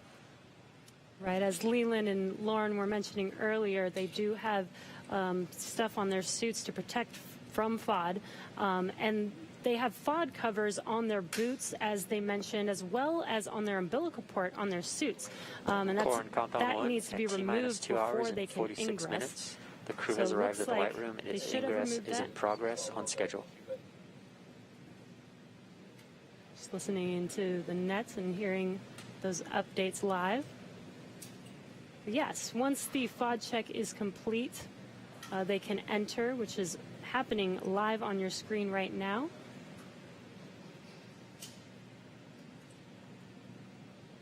And as they climb into Dragon, they will buckle themselves in and attach their umbilicals to their suits. And as you can see, the suit techs are there to help them get buckled and settled into those seats. And as we mentioned earlier in the broadcast, the suit's primary function is to protect the crew in the event of a cabin depressurization. So the suits help keep them cool, as well as delivers nitrox in case there is a suit depressurization. As we go through this, we saw Doug Hurley go in first. He's the commander for this mission. He's closest to your screen. And then Bob Behnken's just next to him, and they're going to get some assistance from these suit techs as they get in. There are 4 seats inside of Dragon for these missions, and they are numbered 1 through 4 if you're looking from the perspective of the suit techs inside the hatch, going from right to left. So Doug Hurley is in seat 2, that's the commander seat, and Bob Behnken is in seat 3, which for Crew Dragon's the pilot seat. And obviously we don't have anybody in seats 1 or 4 today. Crew Dragon is designed to carry 4 astronauts, though, on future NASA missions, and we'll see that on Crew 1, which will have 3 NASA astronauts and 1 from our partner agency, JAXA. And then directly above the crew right now, but right in front of them once their seats get rotated, are the 3 displays that they'll use throughout the flight. And that just gives them insight into all of Dragon's systems. It allows them to take control of the vehicle and manually fly it, which we'll see them do hopefully only twice during 2 manual flight tests. As again, Dragon's autonomous, but they can jump in and take over if they need to. And as Dan mentioned, the displays are above them right now, but those seats will rotate back for launch position so that they can easily access those displays. So coming up next, the crew will do a comm check once they're all settled in. And that's so that they can check to make sure that they can hear mission control, and then after that, their seats will be rotated into position. So let's check in with John Innsbrucker for the latest on the health of both of those vehicles. John, what's the status update today? We're at T-minus 2 hours, 43 minutes, and counting down for the launch of Falcon 9 with Dragon to the space station. As you see, the Dragon launch pad team has obviously arrived at the pad. They got there shortly after T-minus 4 hours, opened up the side hatch on Dragon, got ready for the arrival of the astronauts, We saw the crew come up the elevators, walk over and enter Dragon, and they're now getting situated inside the capsule. Now the flight team is monitoring data from Dragon. They most recently have completed a command and telemetry check of the radio frequency system on Dragon through the tracking and data relay satellite network. That looked to go well. There are no issues in work as we watch the astronauts getting situated in their seats inside the Dragon spacecraft. The Falcon 9 team is preparing for final checkouts and propellant load. Those checkouts are due to begin at T-minus 2 hours, some 42 minutes from now, when the launch crew officially gets on console in the firing room. All systems on Falcon 9 are currently go. The range continues to be green on the support side. The areas around the pad obviously clear except for the folks doing the entry into the capsule. Air and sea space are clear. We hear helicopter go by from time to time. The big concern is weather forecast. We are continuing right now at a 50% probability of violation of the weather constraints. The big concerns are going to be the thick clouds, precipitation, possibility of lightning. I mentioned earlier, normally you get a strong sea breeze from the ocean that pushes inland and keeps the clouds from Central Florida from building up. But today the sea breeze is fairly weak, so we expect the thunderstorms will get closer to the launch pad. We're also checking downrange conditions. If there's a contingency splashdown of Dragon, we're looking at essentially the wave heights, lightning, rain along the trajectory. Right now it's marginal, but it is still go. We do expect that to improve slightly during the day. So fingers crossed there that the downrange weather looks good. But right now at T-minus 2 hours, 41 minutes as the clock continues to count down, all systems are go for launch.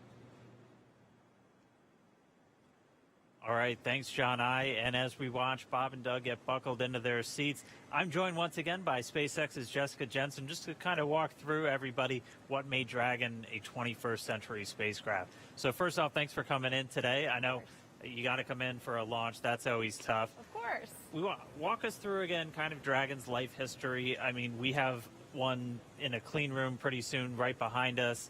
Walk us how we got to where we are today to have Bob and Doug climbing into that spacecraft. Sure. So SpaceX was founded to make life multiplanetary. That was why Elon started the company back in 2002. But, also when he founded the company, we were a very small company for several years. And so we had to look for opportunities to, hey, how do you go from being a small company to actually putting people into orbit? So when NASA came out with the need to fly cargo to and from the International Space Station, we jumped on that because we said, hey, first, not only is carrying cargo to and from the space station cool, I bet we could actually then fly people to the International Space Station. And hey, for 8 years now we've been flying cargo, and then now we have transitioned over into flying crew and cargo together. So that's basically been the evolution of Dragon, and it's been awesome. And I know when we see Falcon 9, we get to talk a lot about reusability. Everyone is very familiar with the first stage coming back down and how cool that looks. Dragon is also designed with some reusability. In fact, you've flown Dragon multiple times, or you've flown Dragons multiple times to the space station. How does reusability factor into Dragon's life cycle? Yeah, so I'll actually talk a little bit about both, because one thing I think everyone always thinks about reusability and, hey, it saves money or that's great, but reusability actually improves your reliability. So when we get Falcons back and when we get Dragons back, either after one mission or multiple mission, we can do all these detailed inspections on them. And that's super important because when you fly a vehicle, you can only have so many sensors on it. You can't put a sensor, every single inch of a rocket or a spacecraft. And there's already way more than I think anybody realizes. Exactly. But so, especially for rockets that wind up in the ocean, some people don't have any idea of what they actually went through. So the fact that we get all the hardware back, we were able to inspect literally every square inch of it and make small design changes that actually improve reliability for the whole fleet. So even though Bob and Doug are on a brand new rocket and a brand new spacecraft, those spacecraft are actually more reliable based on the knowledge we've learned from reusability. We've walked people through a lot of the new systems on Dragon. What are just some of the cool things that are maybe beneath the surface that people don't know about with Dragon? So I think one of the coolest things is the autonomous docking system. And what that is it's basically we have, GPS sensors on Dragon, but then we also have cameras and imaging sensors such as a LiDAR on basically the nose cone or the front part of Dragon as it's approaching the space station. And all these sensors are feeding data back to our flight computer to say, hey, how far away am I from the space station? What's my relative velocity to the space station? And then that feeds into the flight computer, which has algorithms written by our engineers to say, okay, based on how far away you are in your rates, here's how you fire the thrusters to most effectively get to the docking target. And I think that's just super cool. Well, I mean, we're all waiting for our cars to drive ourselves to work, and for Bob and Doug, that's exactly what it's doing for them. Exactly. And what I think is so cool is the computer does this just like flawlessly. It's easy. When I tried to do it, I failed miserably. I tried to dock Dragon to the ISS 3 times and I failed. Fourth time I got it. Good morning. And I will tell the public out there that on our website we actually have a Dragon ISS simulator, so you yourself can try and fire the thrusters and see how well you do. Maybe I'm just a bad driver, but I think the flight computer does a really good job. I think we all had fun with it. All right, well, we are just starting to hear. They're going to start up those comm checks with Bob and Doug. CDR, PLT, comm check, so let's listen in. CDR, loud and clear. PLT, loud and clear. Core, loud and clear. Umbilical comm check complete. Stand by for ground station comm check.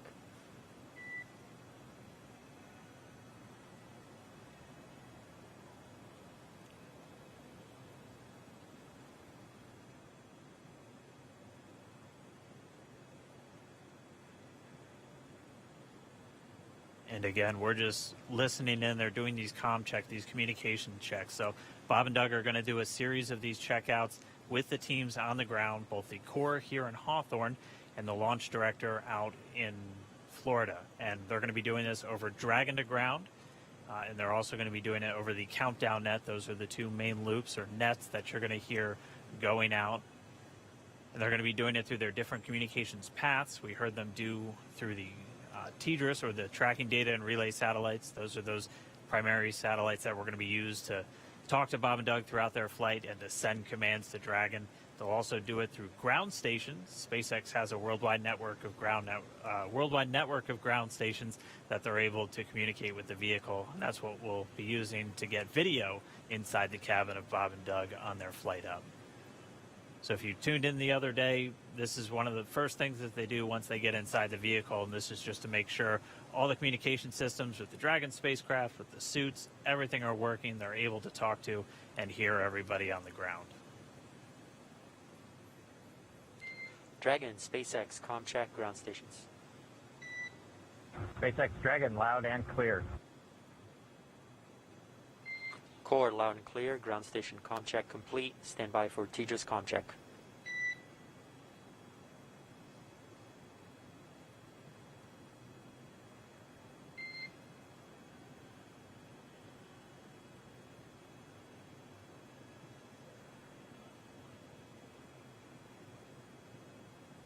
And just a reminder, you're hearing the Corps. That's the Crew Operations Responsible Engineer. That's, if you've followed NASA missions in the past, that's the CAPCOM position. That is pretty much the singular voice that's talking to the astronauts throughout their flight. And that's a position based here in Hawthorne, California.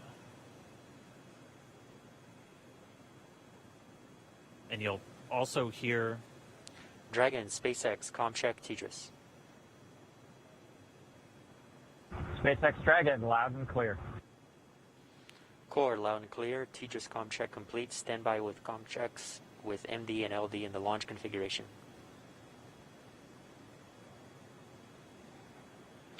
Dragon, MD on countdown 1. Comm check.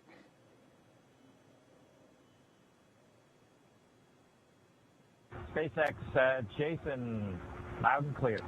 Copy, loud and clear. Glad to have you guys on board. Stand by for comm check on Dragon to ground.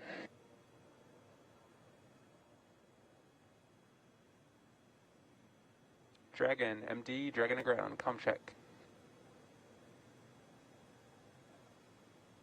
MD Dragon, loud and clear. MD, loud and clear. Stand by for comm checks with LD. Dragon, launch director on countdown 1. Comm check. Good afternoon, Mike. Loud and clear. I have you the same, and good afternoon. Stand by for my comm check on Dragon to ground. Dragon SpaceX on Dragon to ground, comm check. SpaceX Dragon, loud and clear. I have you the same. Back to core. And Dragon SpaceX, this concludes our launch configuration comm checks. Report when ready for seat rotation per section 2 of 4.100. Dragon will put that in work. Copy. All right, so all those communications checks were done successfully, and you could even see, and it's so cool when we get these views right inside the cabin. SpaceX Dragon in 2.2, we are ready for seat rotation. Copy. We will report when initiating. But you could see Doug Hurley using his right hand. He has the talk button built into the seat itself. So just, again, showing you all of the different systems, how the suit is integrated into the seat, and it's all just one big circle for this whole spacecraft. So really cool to see those comm checks live. Jessica, thank you so much for walking us through some of the really cool updates, the upgrades. Did you have any other cool stuff besides? Let's see. So I don't know if you guys can see, but we have the Dragon clean room here. And one of the coolest things is it is right on the main floor of our main building. So thousands of employees walk by here all the time and get to see Dragon in its final processing before it goes to the Cape. On Wednesday, the Crew 1 capsule was in here. It looked almost done. It looks a little empty right now, but that's because that capsule went off into our separate test facility for its final propulsion checks. So we do leak checks and things there, and we do that in a separate facility just because it's high pressure testing. And then the vehicle will come back here, get its final thermal protection system put on, and then it will ship off to Cape Canaveral and get ready to launch 4 astronauts to the International Space Station. I mean, what's it like to see it? Because when you see the first initial pressure vessel, it looks nothing like the final thing. So what's it like to just kind of watch it go through, and you just see little bits get added on, and then the next thing you know, it's a whole spacecraft? Yeah, I mean, that's what's so amazing. I'm so impressed. You know, when you look at a machine, you're like, how does this ever get built? How do people ever do this? And it really is just step by step, one piece at a time. Each piece has its critical function, and you get to watch that being built right in front of your eyes every day when you come to work. Dragon SpaceX, we are ready and initiating seat rotation. Dragon copies. And we just heard the seat rotation's about to begin. So, Jessica, thank you so much. Cool facts about Dragon for everyone to listen in on, and we can see the seats start to rotate now. Pretty soon, Bob and Doug will be in their launch configuration, and they'll be ready to go.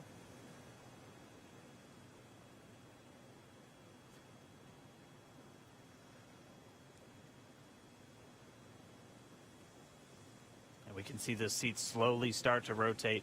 Again, they're in this down position just to make it easier to climb in and out of Dragon. They'll rotate to this launch position to put their backs a little bit more parallel to the ground. It makes taking the G-force a little bit easier for the crew on the way uphill, but most importantly, positions those touchscreens directly in front of them, which is just their gateway into Dragon. Dragon SpaceX, seats are in the launch position. We copy. All right, and confirmation the seats are in the launch position. Let's go down now to Gary in Mission Control Houston, where I know the entire JSC team is standing by and ready to see Dragon take flight today. Over to you, Gary. Thanks, Dan. Very much so. Great to see good comm checks from Bob and Doug, and that their seats have been rotated into their launch position. Here in Houston, Flight Director Zeb Scoville has polled space station flight controllers, and all systems are go for launch from the space station side of things. Essentially, the station is prepared for Dragon to arrive 19 hours after launch. Chris Cassidy has completed his preparations for Bob and Doug to arrive. He's got a chance to view some of the broadcasts. It even said they were, quote, looking sharp. Flight controllers here will monitor the countdown, but really it's up to the teams in Kennedy and Hawthorne to get us to liftoff at this point. So we want to hear your comments as we continue to count down to launch. So let's go to the social desk now. Tahira. Thanks, Gary. So glad to hear that polls are go, at least on your end, and just hoping this weather just works out good for today's launch. I mean, people online are on the edge of their seats. We just checked numbers, and we are up to 1.1 million viewers right now. That's almost double when we checked last time. And right now, we also have Columbia, South Carolina is leading the viewership. So interesting to see how that changes. Let's take a broader look at the conversation online with this heat map of the United States. Now, this shows Launch America mentions by state over the past week, and we have California leading right now with the most mentions, and I'm very surprised. I really thought the Space Coast would take it home, but let's see how this changes over the course of the broadcast. And with that, let's see what y'all are posting online right now. Guys, I mean, check out these outfits. Absolutely love it.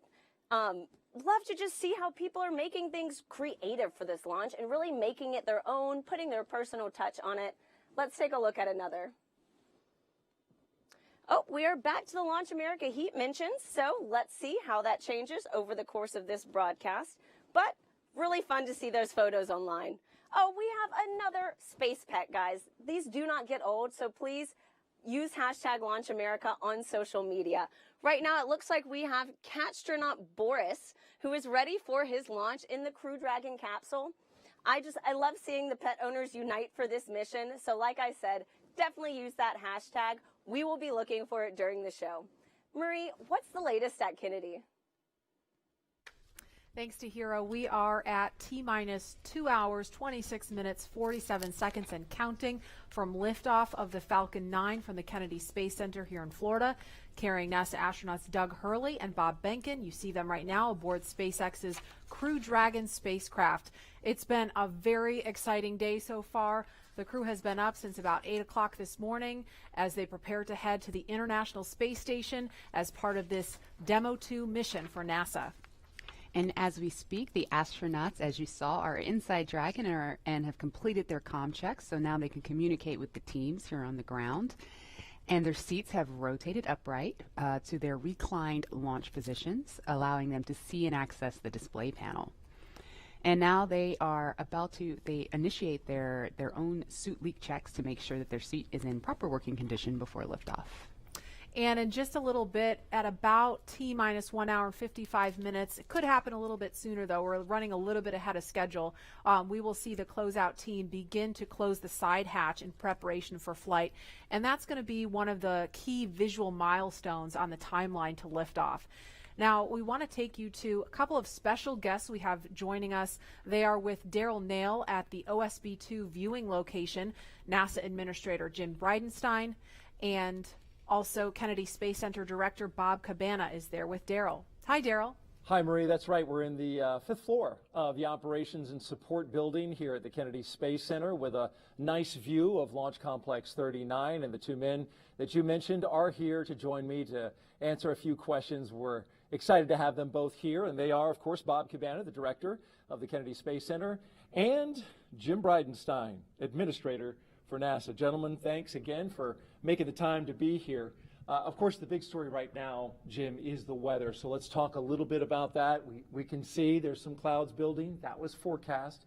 You took part in a weather briefing this morning. What do you know about the weather and the decision that was made to say, hey, let's give this another shot today? Yeah, so what got us last time was the electricity in the atmosphere, and of course today there are in fact buildups. It doesn't look like there are thunderstorms at this time, but they are expected. The question is, when do those thunderstorms go away, and when those thunderstorms materialize, where are they located? We are predicting about a 50-50 shot of going this time, but given the fact that we are in late May in Florida, we have to take every shot we can get. So it's not likely that in a couple of days it's going to be any better than it is today. So we are a go for launch right now, and we are hoping that the weather will hold up. We almost made it on Wednesday, and the trend is better today than it was on Wednesday. So we'll see. And I saw a forecast that said the clearing is supposed to happen right around 3 o'clock in the afternoon. So that's right. We're hoping that launch is at 3:22, right. Clearing, at the earliest 3 o'clock, at the latest 3:30. So depending on when that happens, we'll either be go or no go. But again, we're going to take every shot we've got. Also watching the downrange weather for a That's potential rescue in case there were an abort. That's right. So, we have these staging areas. When we go from the first stage to the second stage, that's a higher risk evolution. We want to make sure that in the case we have to exercise the launch abort at that point, that the weather is good. And of course, that's off the coast of North Carolina. The big thing there is it's great that we have a launch abort capability. The challenge is that launch abort capability includes parachutes. And with parachutes, you've got to make sure that you've got the weather to come down. If there are thunderstorms or downbursts or high winds, that's problematic for the parachute system. Right, and sea states as well, bouncing that Exactly. capsule around in the ocean. Bob, of course, you're an astronaut. You know what it's like to hit the reset button and do it all over again. Get into the spacecraft, get ready to go, only to be told, no, we're not going to go today. We're going to try it again. What's that like? And then tell me about the mindset as you have to kind of reset. Do you feel less anxious? Do you feel more comfortable the second time around? You know, Daryl, first off, my last flight, we counted down to 18 seconds and didn't go. Man, and when you get to 18 seconds, you're ready. Yeah. The key is, you know, it's the training that we go through. All the repetition that we do, we practice everything, including scrubs. And just because you didn't launch doesn't mean you don't have something to do. So you got to go through those back-out procedures. It's all done very professionally. Then it was out of the vehicle and into the Astrovan, back to crew quarters. And we had a positive attitude. We got a good night's rest. And we went through it again. It's a matter of doing your job. And these guys are well prepared. You know, it's all part of what we do. Yeah, they stopped the count at 17 minutes, but you had it all the way up to just a few seconds. That's a big difference. And the truth is, the next night, actually everything went really better. You know, the weather was bad the first time. I was kind of glad we scrubbed. And we scrubbed for an issue with the vehicle that they later sorted out. As it turned out, we wouldn't have had enough prop to rendezvous with the Russian functional cargo block. But you know, the next night, it was just a perfectly smooth launch count. Everything just went like clockwork, and it set the stage for an awesome mission. I think you told the press before you walked out, I think you were over there at Astronaut Crew Quarters, we're going today. I'm wondering, where's the source of that confidence coming from? I just got a feeling, you know, you got to have a positive attitude. I watched a lot of weather down here supporting shuttle missions, and I'm hoping that those clouds over the I-95 corridor, that the Indian River keeps them west of us, and that stuff that's building offshore is far enough off that we can stay in an open window here at the Cape. Good. Well, we got your positive vibe going, and we appreciate that. Jim, when you were down in the astronaut crew quarters and when they were suiting up, you got a second chance to visit with the astronauts. Kind of tell us about that, and what was their demeanor, what was their mood today? So again, they seem loose. They were loose last time. They're loose this time. They're definitely ready to go. They're excited. They've been wanting to go for a long time now. You know, I'll tell you one thing that I thought was a little interesting is, you know, Bob Behnken was making fun of Doug Hurley because on Doug's last flight, they scrubbed 5 times before launching on the 6th time. So Bob Behnken seems to think that Doug Hurley is the problem in this case. But to see them joking about that as they're getting suited up, ready to go, yes, they're trained, they're ready, but they're also loose, and that's good to see because they're going to have to be on their game when we launch. These guys are pretty impressive, Doug Hurley and Bob Behnken. I mean, Doug Hurley, an incredible pilot. Bob Behnken, he's got a PhD in mechanical engineering. And he's a flight test engineer himself in the Air Force. Yeah. Well, in your assessment, why are these guys the right stuff?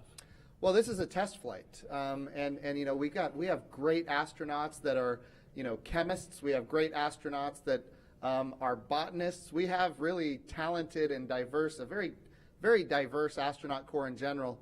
But this is a test flight, and for a test flight, what do you want? You want test pilots. You want people that, for a living, they have made a living flying new things that have never been flown before. And you know, Bob Behnken and Doug Hurley are the 2 people that you would want in a test flight, and that's exactly what this is. Bob, you're a pilot too.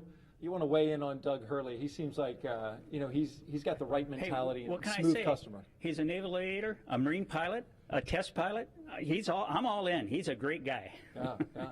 And tell me a little bit about in terms of the Kennedy Space Center, right? So you've been here since 2007, right? 2008. 2008. Sorry, off by 1 year. 2011, the Atlantis came to a wheel stop. Yeah, I grew up here. My dad worked for NASA. My uncle was a contractor. When that wheel stop happened, the next day, my uncle got the layoff notice, right? And it 30, 60 days. It was depressing. We're talking about thousands of people laid off. Super depressing. Atlantis landed on a Thursday. On Friday, 2,000 contractors got pink slips and walked out the door. Yet they worked on that vehicle. That was the best vehicle we ever flew, the cleanest. That's the dedication of the workforce here. Right. So, and take me back to that time. You called it a depressing time. You know, the fact that the shuttle program was something that the government completely had ownership of and paid for. Now we're moving into this commercial crew, which you've overseen making that transition. And tell me about that 9 years in which we made that move. Well, obviously, everybody was really attached to the shuttle. I mean, it was our history for 30 years. It did an awesome job. The Hubble Space Telescope, all the satellites it deployed, building the International Space Station. But when I first got here, I told everybody the shuttle program is going to end. We have to start preparing for our future. And nobody wanted to hear that. But how many times in your life do you get to define what you want your future to be? And we set out on this bold goal of trying to turn KSC into a multi-user spaceport, supporting both government and commercial operations. And I've got a very persistent team. They worked extremely hard, and through a number of agreements, we were able to make it happen. And this is the future. Commercial spaceflight, the administrator says it all the time. We want to establish a commercial environment in low Earth orbit so that we can focus on the hard job of exploring beyond our home planet, to establish that presence in our solar system beyond planet Earth, establish a sustained presence on the moon, get to Mars, establish a presence there. We can't do that if we're locked here in low Earth orbit. And commercial crew with both SpaceX and Boeing, that's the beginning of a whole new era of spaceflight. All right, very good. Quick question. We've got, of course, a special guest coming back today. The President of the United States plans on being here. Jim, you took him around the first time around. How did that go? I think I saw a picture on Twitter. He signed some space hardware. That's right. So he took a look at the Orion crew capsule. Of course, the Orion for Artemis 1 is ready to go, and he signed, a piece of hardware that will fly on the crew capsule for Artemis 2. So that's kind of, and not just him, but the First Lady and the Vice President and the Second Lady, they all signed it. So their names are going to fly around the moon on Artemis 2, which is exciting. But I just want to give Colonel Cabana a compliment here, because he did bring this spaceport through a very difficult time. And now it is a multi-use spaceport, and we do have commercial, and we have, in fact, even international launches here, and now we're going to have commercial crew launches. Bob has done a wonderful job transforming this spaceport. That's why we're doing commercial crew. NASA wants to be one customer of many customers. We want to have numerous providers that are competing on cost, innovation, safety, driving down costs, increasing access. But even better today, when I took this job just a few short years ago, our budget at NASA was around $19 billion. The budget request that President Trump gave us for next year is $25 billion. We are in a great position because the President is committed to space exploration. Of course, he's committed to the Space Force. We haven't had this much support for space since John F. Kennedy, and we've got bipartisan support. Everybody wants to see the Artemis program be successful. Everybody wants to see not just the next man, but the first woman on the moon, and that's what we're building here. Yeah, it's key to it all is that bipartisan support, and of course, what the work that Bob's been doing here. You can see the commercial activity all around this place. We're going to get to some questions on social media real quick that our audience wants to find out. So the first question is from James on Twitter, and he asks, what is the hardest part of going to space? And we're going to have to give that question to Bob. Well, Daryl, nothing's hard if you prepare for it. And what we are afraid of is stuff we don't have knowledge about. And that's what we do when we learn how to be astronauts. We train, okay? You spend a long time as an astronaut candidate learning. You spend a long time preparing for a mission. For an International Space Station mission, training around the world on all the different modules and everything, it's like 2.5 years of training before you get on orbit for that time to actually do your work. So I'd have to say the hardest part is the preparation for it. But you are so prepared when you go. You just have total confidence. You know that you are very well trained for what you're going to do. You have an outstanding team on the ground supporting you. And that is so important to have that ground support as you climb into that vehicle. You know that they've done their very best to ensure your safety and a successful mission. But after that, it's a piece of cake, except no simulator on Earth can prepare you for what those guys are going to feel. It's better than a cat shot off an aircraft carrier. I believe it. Maybe one day I'll get to try. The commercialization effort means we want everybody to be able to fly into space. That's Absolutely. the goal. It's a great point about preparation, because that's not the highly visible part. The launch is, and so it's good to know that all that preparation leads to that confidence.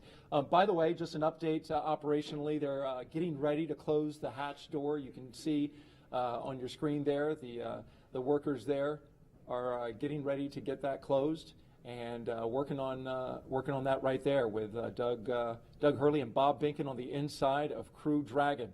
Our next question is from Mathis on Twitter, and he asks, what kind of operations will the astronauts do between the liftoff and docking with the International Space Station? I know you pay a lot of attention, Jim, to the operations, especially of this mission. You bet. What do you know about that? So there's a number of things. The first thing that they have to do is, of course, we've got a number of burns to get in phase with the International Space Station. We've got some boost burns as well. We're talking about, operating the rocket engine to get in alignment with the space station. But I'll tell you, the biggest thing that we need the astronauts to do once they get on orbit and before they dock is rest. We need them to eat, we need them to rest, we need them to be prepared for that docking. Once they are in the range of the International Space Station, they're going to start maneuvering the spacecraft themselves. Not automatic, but they're going to do it themselves. They are in fact test pilots, and as test pilots they will test fly this vehicle to make sure that it operates as advertised. And of course then they will dock with the International Space Station. And a unique capability here is it's automatic rendezvous and automatic docking. And so we're going to be able to see that for the first time as well. That's going to be exciting to see. Thank you for sharing that with us. Jim Bridenstine, Administrator of NASA, Bob Cabana, Director of the Kennedy Space Center, thank you both for joining us. And we're going to send it back to Marie in the studio. All right, thanks a lot, Daryl and Mr. Bridenstine and Mr. Cabana for joining us.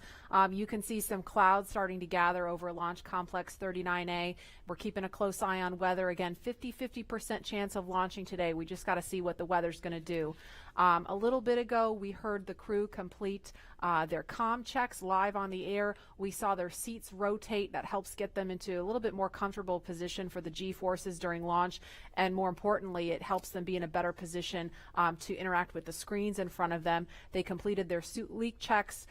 We saw during the interview just a few minutes ago the hatch begin to close. And so inside the white room there, the pad closeout team is in there still doing some work. That hatch close is, it's not as simple as just closing a car door. There's a process to seal it and check it and make sure that everything is sealed properly. Right, Lauren? Yeah, that's correct. If they haven't already started, one thing that will be coming up next is the leak check.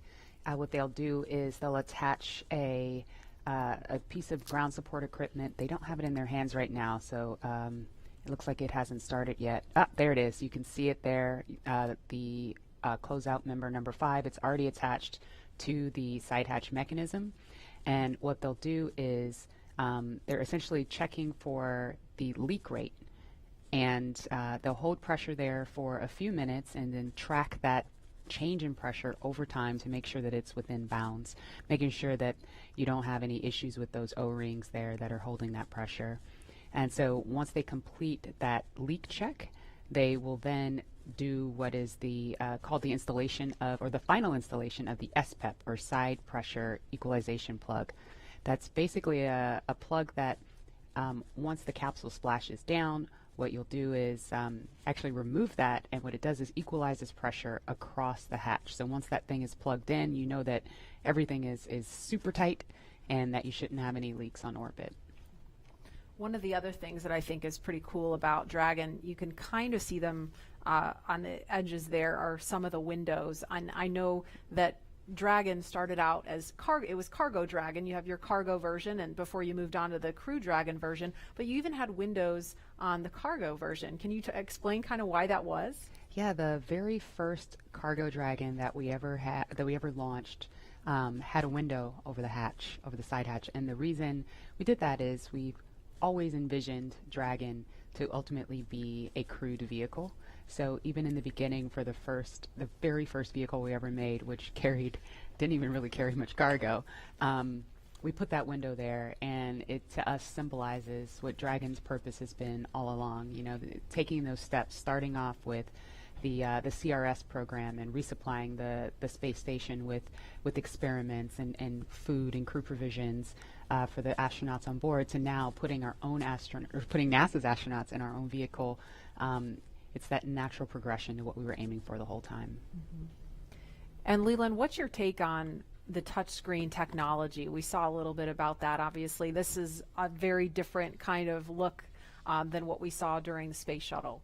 You know, it's the future. I mean, we had our LCD displays, and we had lots of buttons to press, and valves and switches. And I think this new technology will allow us to get through procedures much more much faster, because we had paper flight data file that we're having to turn to different pages and get to things. And I think this will make it much more efficient to go through your malfunctions and your procedures with the touch screens. And I think having the gloves, being able to touch the screens and work within the gloves, everything's kind of sleek and efficient. There's not a lot of wires and things hanging off, and their knee boards, you can see their knee boards on their left knees. And so that's for some extra little notes and things. The hatch is closed now. There's some commentary. We are ready for the post-ingress briefing when you are ready to copy. And we just heard confirmation on the loops that the hatch is closed. So that is a little bit ahead of schedule. We are motivated to go today. We're ready. Go ahead. Okay, on the weather, we still have some rain showers moving through the area, but we do have a reasonable opportunity today, so we are proceeding into the count. We are going to take a look at both pad and ascent track weather at T-minus 1 hour and 30 minutes, and the next decision point will be prior to prop load.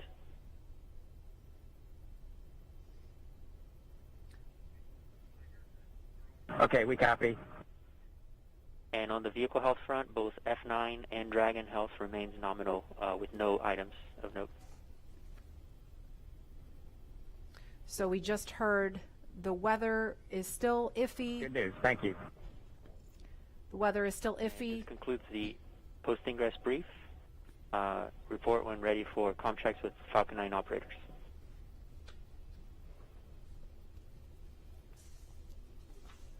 We are ready for the F9 operators.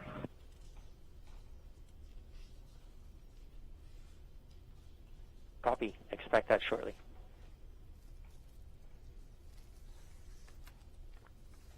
So when we hear that chatter pick back up, we're going to quiet right down so that you can listen into that along with us. But we just heard them discussing the weather briefly, still keeping an eye on that. But the next decision point is going to be before prop load. So we're going to press forward for now and then reevaluate before they start fueling the rocket. But in the meantime, it sounds like Falcon 9 and Crew Dragon are healthy. So the vehicle's in good shape, right? It sounds like kind of a little bit of a repeat from Wednesday, that we're just keeping an eye on the weather at this point.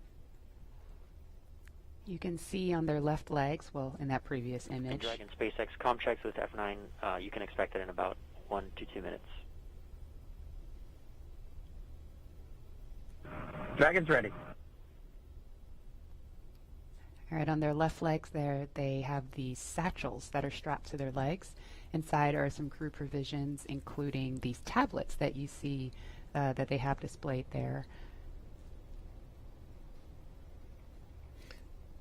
You say, Lauren, those are tablets versus just kneeboards that you can write on? Or the tablets are inside. Oh, they're inside. Yes. Okay. Okay. And so when would they pull those tablets out to use them? During the mission, Okay. while on orbit. Okay. And I don't know if it's coming, if the background noise is coming through over the air, but we hear the rain really picking up outside the studio here. So I'm kind of wondering if Bob and Doug are hearing the sounds of the rain clouds opening up over the pad. It looks like it's still kind of patchy out there. But again, we were following some thunderstorms that look like they may be making their way over here. It kind of looks like it's raining from that view. It's a little bit hard to tell through the haze.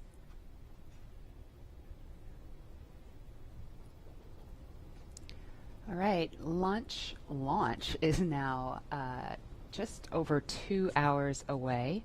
Tahira, you are there with the social teams. Now that the hatch is closed and the rain's picking up and all kinds of exciting things are going on right now as we count down and get into the last 2 hours of the count, I bet things are getting pretty interesting on social media. Hey, Lauren. I mean, yes, they are. So many different things are going on right now, and I think people online are just wondering what's going to happen with today's mission. I have TweetDeck open right now, and it is just scrolling with the conversation of people around the nation talking about today's launch attempt. We also just checked viewership, and we are now up to 1.4 million people watching this live broadcast, so really hope things look good with weather. And on that note, let's take a look at some of the things being said on Twitter right now. So it looks like, oh, we just have some more future astronauts. I really love seeing the young generation just getting mobilized, getting excited about today's mission. Looks like we've also got some Godspeed and safe travels for both astronauts today. Really do wish them the best of luck on the second attempt. Hope it happens. Some throwback photos, all from people visiting NASA's centers, and also just let's do this. I love this can-do attitude, and I just love seeing that people are still keeping the energy alive for today's launch. So there were obviously some disappointing reactions to Wednesday's scrub, but let's take a look at how people are getting excited for today's attempt. Let's roll.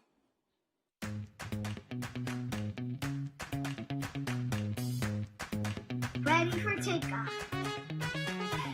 I'm ready to launch America. 3, 2, 1, go!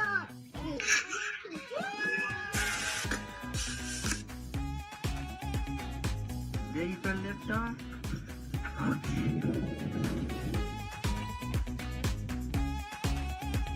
To infinity and beyond!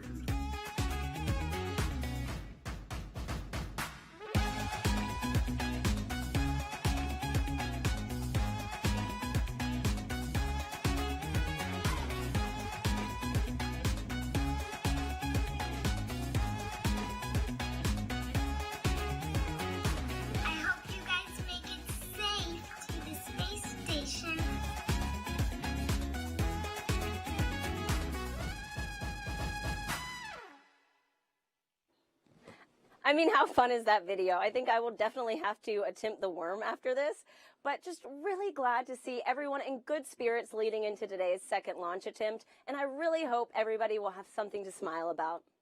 And with that, let's head back to Lauren. Lauren. Thanks, Tahira. So it looks like people are pretty stoked about today's attempt. Please continue to join the conversation by using the hashtag #LaunchAmerica across all the social media channels. Yeah, I really love seeing the little kids get excited. I know my 3-year-old is super excited. She's got an astronaut sleeping bag, and Really? she loves to climb in it. Yeah, it's the body of the bag is a spacesuit, and then the head is empty where the pillow is. So when she gets inside, it looks like she's got a spacesuit on. So she loves it. That's the inspiration for that next generation of explorers. They're going to take Doug and Bob's place one day. And I think we have some people out there that are so interested in our conversation about the worm and the meatball that they've created something called the worm ball. What? Yeah, I was checking my email during that because I emailed you guys the worm ball, and I was like, what is this? I'm having a hard time seeing it, but what is the worm ball? So it's a NASA meatball, which is, what it should be. Yes. Okay, look at it. There it is. All right, thank you. I need a visual. So they took the angular NASA logo and put in the worm inside of the meatball. Can you live with that, Lauren? You know what? That's a beautiful compromise. I'll take it. I'll take it. It's a nice marriage of the two. Oh, I love you, man. Yeah, truth. And there is another live look at Launch Complex 39A, and we have had the opportunity to share with you a lot about the SpaceX Crew Dragon sitting on top of Falcon 9, a lot about the crew themselves, and the significance of today as the official return, we hope, of human launch capability to American shores. But we would be remiss if we did not explain why this pad, 39A, is hallowed ground.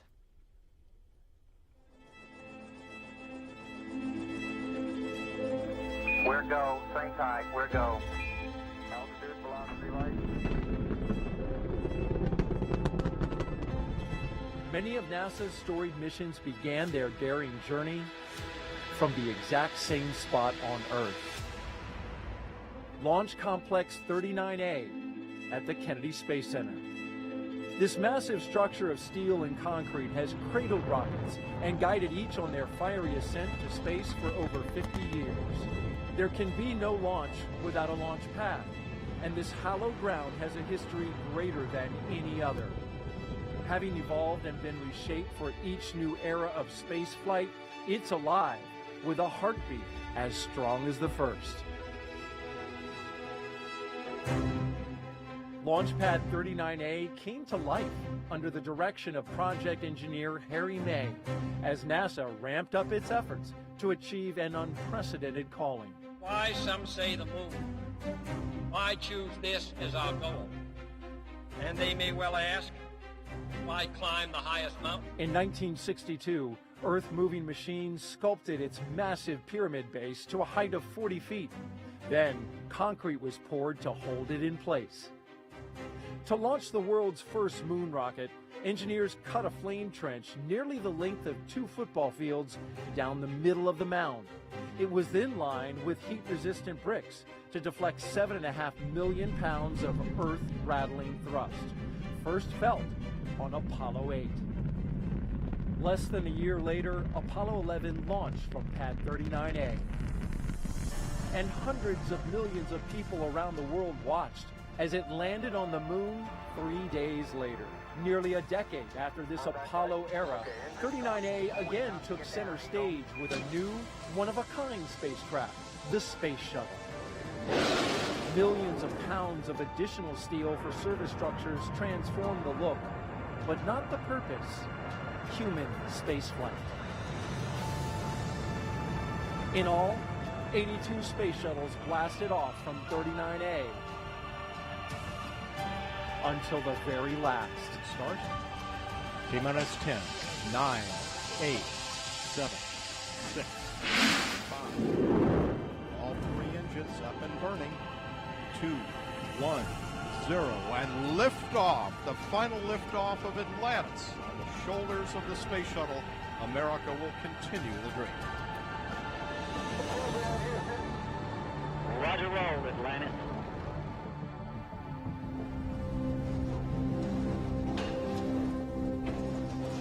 With the fleet retired, demolition crews removed the shuttle-era hardware to clear the way for NASA's monumental decision to lease this historic launch site to the private company SpaceX. Today, its sleek and modern design supports a family of rockets that has advanced the commercial age of American spaceflight. Now, 50 years after it first sent humans to the moon, this historic spaceport stands ready for the next wave of human exploration.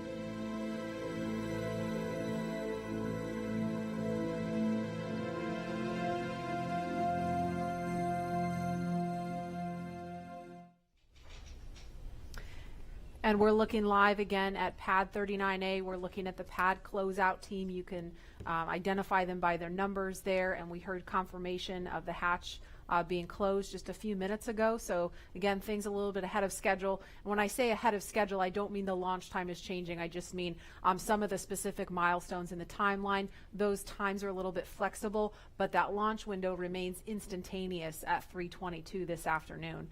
And Leland, you know, we just saw a piece about the history of Pad 39A. All stations, Chief Engineer, on countdown 1 for comm check with the crew. We're going to pause for that comm check. Falcon 9, guidance, navigation, and control. Dragon GNC on countdown 1, comm check. GNC Dragon, we have you loud and clear. GNC loud and clear. Stand by for comm check by the propulsion engineer. Dragon, prop on countdown 1, comm check. Prop Dragon, loud and clear. Prop loud and clear. Stand by for comm check with the avionics engineer. Dragon, avionics on countdown 1, comm check. Avionics Dragon, loud and clear. Avionics loud and clear. Stand by for comm check by ground segment engineer. Dragon, ground segment on countdown 1, comm check. Ground segment Dragon, loud and clear. Ground segment loud and clear. Stand by for comm check by launch control. Dragon, launch control on countdown 1, comm check. Launch control Dragon, loud and clear. Launch control loud and clear. Stand by for comm check by the chief engineer.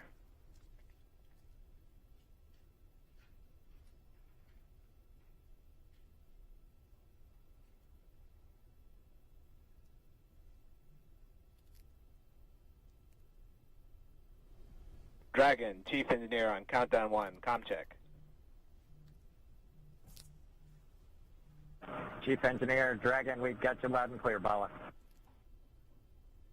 Chief Engineer, loud and clear. This completes the Falcon 9 responsible engineer comm check.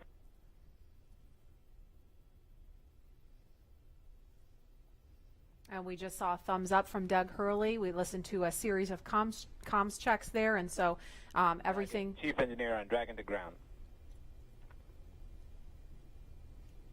Loud and clear on Dragon to ground. Loud and clear. Well, good luck, and let's see if the rain clears up. That sentiment is shared by all here. Do it. Copy that.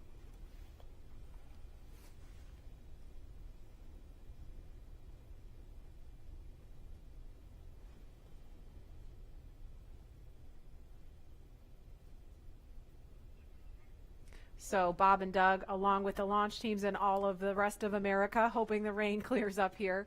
But as far as comms checks go, everything sounded pretty normal, pretty nominal there. So we're just waiting on the weather to clear up.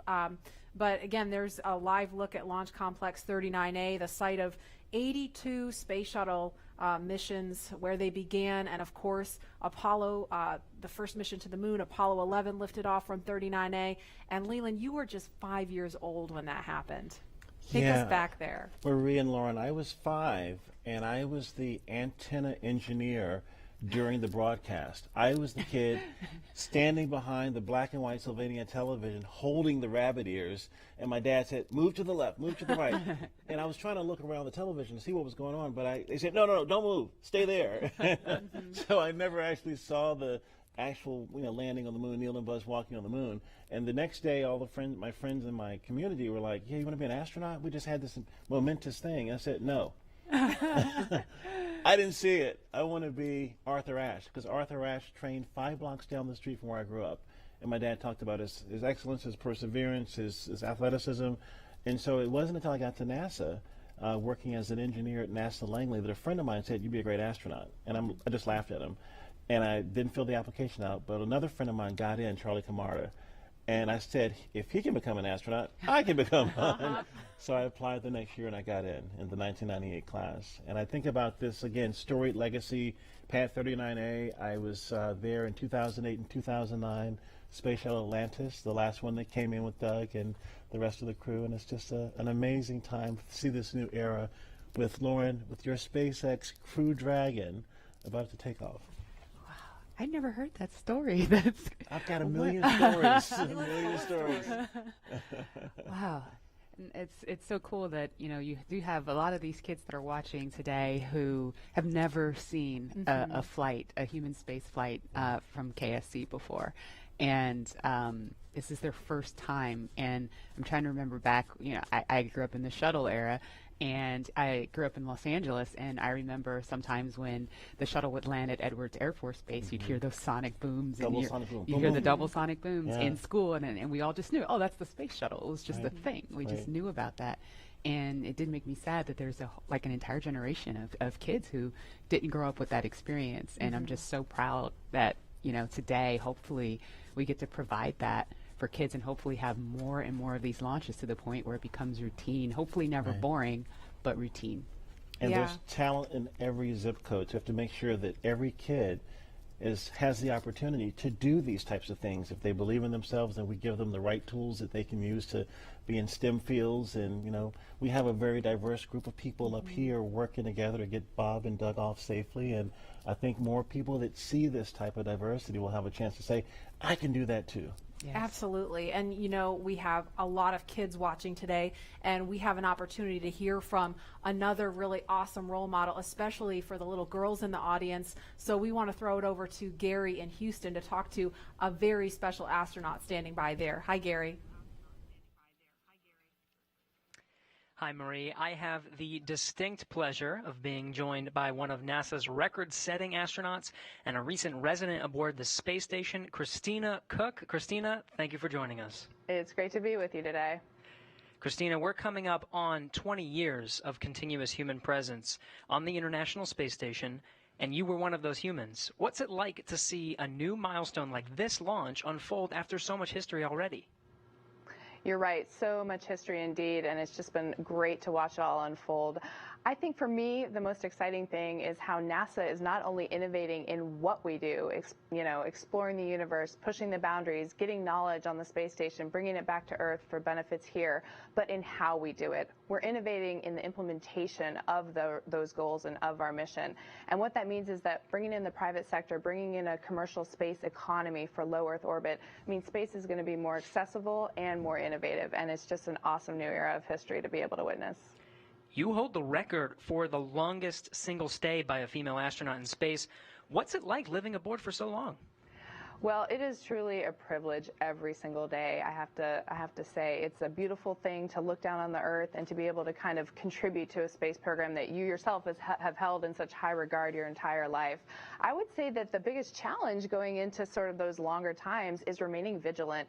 The engineers make it so easy to live on board the space station. Sometimes you forget you're actually surrounded by such a hostile environment. So remaining vigilant both day to day to have that appreciation that you wake up with every day, and then also being vigilant, knowing that things could take a turn for the worse at any time, and you have to be ready to react to that. So it's a great privilege, but it also comes with great responsibility. You came to NASA after the days of the shuttle program, and you flew on the Russian Soyuz. What does it mean to have this private capability to fly astronauts to the station? Well, I think it's just a great innovation in terms of our partnerships. You know, when we started out, it was individual countries pursuing space exploration. We brought in the international aspect of it, and now we're really folding in that commercial aspect, bringing the innovation of all of our American industrial power and recognizing that the more partnerships we have, the more accessible, the more innovative space exploration can be. So it's an awesome time, and it brings with it so much more capability into the program as well. So it's not only how we're doing it, but it's what it brings. We're looking forward to having this transportation from private companies. How does it help you do your job in space? You know, I think one concept that we have in NASA for safety and to mitigate risk is called dissimilar redundancy. And here now we're bringing up a whole second way of getting crew to the International Space Station and getting cargo, last-minute cargo. So we're increasing how much science we can do on board the space station by twofold. We're increasing how we can, our options for getting items up, stowage items, supplies, provisions, science experiments. So we're really just banking on the extra redundancy to make the program that much more robust. We're watching Bob and Doug go through the final phases of preparing for this launch. What's going through your mind so close to liftoff? Oh, it is such a great day indeed. You know, it's interesting because I think it's not so much what is going through your mind, but what's not going through your mind. You know, you're not thinking about all the things could go wrong. You're thinking about enabling success by doing what you've been trained to do. One of the sayings we have is that on launch day, astronauts are sometimes the most calm people in the room. And I found that to be true on my launch day too.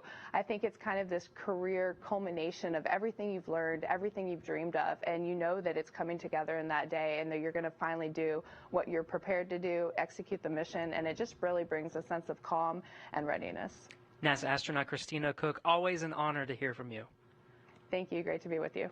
Well, once Bob and Doug arrive at the station, NASA astronaut Chris Cassidy will be ready to welcome them on board. So in anticipation of their launch, he had this message for them.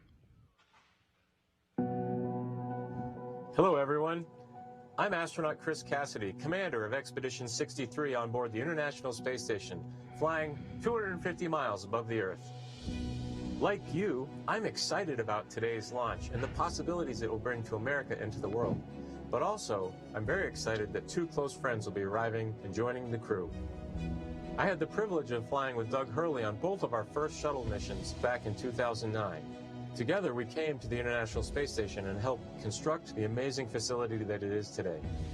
Although this will be my first mission with Bob, it was my honor to follow him as the chief of the office when he left back in 2015 to begin training for this amazing mission. Personally, I've been very fortunate to fly in two different spacecraft. Launching from America on the shuttle, and most recently launching from Kazakhstan in the Soyuz. But I can't tell you how exciting it is to know that we're once again launching Americans from the coast of Florida. And finally, here's a story I'd like to share with you. Back in 1981, John Young and Bob Crippen launched on Space Shuttle Columbia, the very first space shuttle flight, marking the last time we flew Americans on a brand new vehicle. 434, Max Q-48. Roger. With them, they flew an American flag, representing America's technical prowess. Roger roll, Atlanta.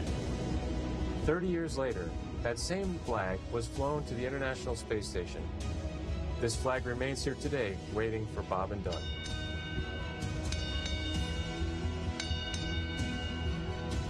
Our flag means so many things to our country, and this small piece of America represents what we'll be able to achieve together. We'll never stop exploring. And so Bob and Doug can take this very special flag home to Earth, where it awaits its next journey to the cosmos. In a few years, the First Orion crew will take this flag with it around the moon. All of this starts today. I'll be watching outside the window along with everyone else in America and around the world. I can't wait to look out the window and see my friends on close approach. Go Falcon 9, go Dragon, and go Bob and Doug. I'll see you soon.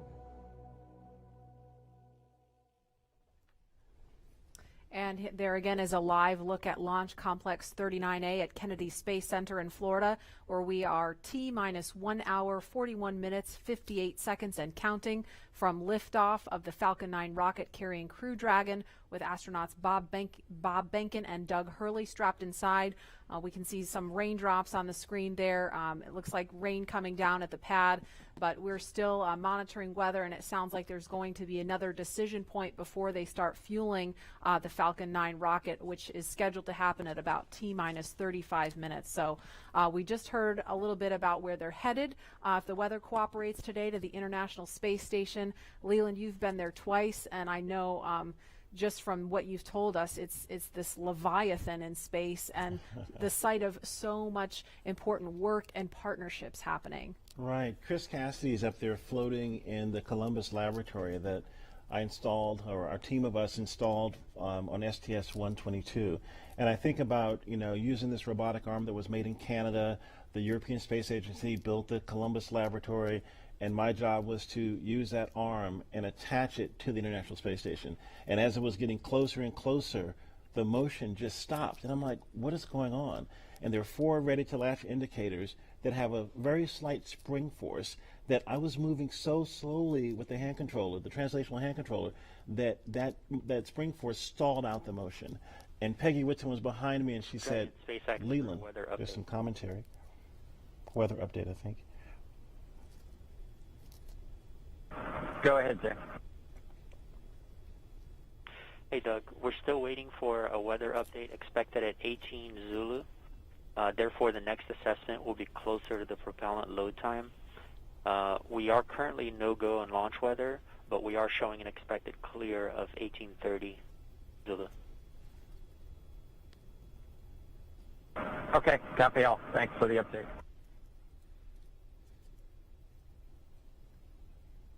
So we just heard if they were to launch right now, the weather would be no-go. However, it sounds like there may be an opportunity if the weather clears, as it sounds like they expect it may. So again, we're gonna keep listening as we continue talking. If we start to hear any kind of chatter, especially if it's about the weather, we're gonna do our best to quiet down so that we don't step on that and everyone can hear it along with us. But Leland, you were just talking about the work on station, and Peggy Whitson was getting ready to tell you something. Well, so the Columbus laboratory is stalled out. It's about to be attached, and there are 10,000 people waiting. Their job security depended on me installing this thing properly. Right. And Peggy said, Leland, push just a little bit harder on the hand controller, and all 4 ready-to-latch indicators went green. And I was like, yes! And that was our primary mission objective.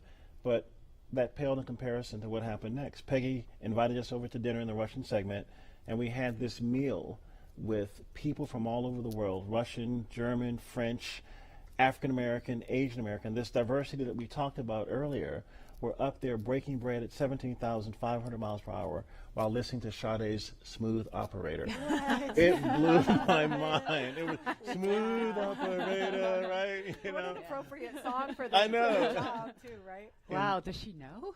She knows now. Yeah. And Dan Tani actually changed the song to from smooth operator to arm operator. So you see arm operator. I love it. Love it.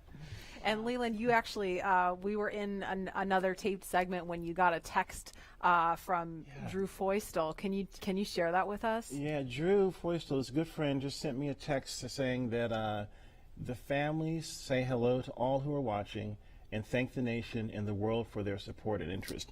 And Chris Ferguson just actually sent me a text. He was the commander on STS-135 and one of my classmates from the 1998 class, and he says, way to go, Godspeed on Crew Dragon. That's awesome. It's great to hear those words of support. Thank you guys for watching and everybody following along at home. I mean, the COVID-19 situation has been just a tough time for people stuck inside, homeschooling their kids, still trying to do their jobs, and so it's really cool to be able to watch this happening. And we see the pad closeout team. It looks like they are getting ready, or they've left the white room and they've already come down the crew access arm, so they are getting ready to leave the pad now. And we are going to go now to the Operations and Support Building 2, where Daryl Nail is standing by with NASA's Chief of Staff to talk to us a little bit about some of NASA's ambitions beyond the International Space Station and its work with the Commercial Crew Program. Daryl? Yeah, that's right. We're here in the mission briefing room at the top of Operations and Support Building here, where there's a lot of important people that are gathering to watch the launch here. And one of those people is not me, by the way. One of those people that is important is Gabe Sherman, NASA's Chief of Staff. We appreciate you being here. Hey, thanks for having me, Daryl. You got kind of the insight of what's coming down the pike here at NASA. So, of course, today is Commercial Crew, and we're focused on that, seeding the commercial market. But what's off in the horizon for NASA? Well, I'll just tell you, it's an incredibly exciting time to be at NASA, and you know this. I mean, you're here every day. But whenever you think about what we're doing with Commercial Crew, in the horizon in July, we're launching Mars Perseverance, which is just going to be an incredible thing for us.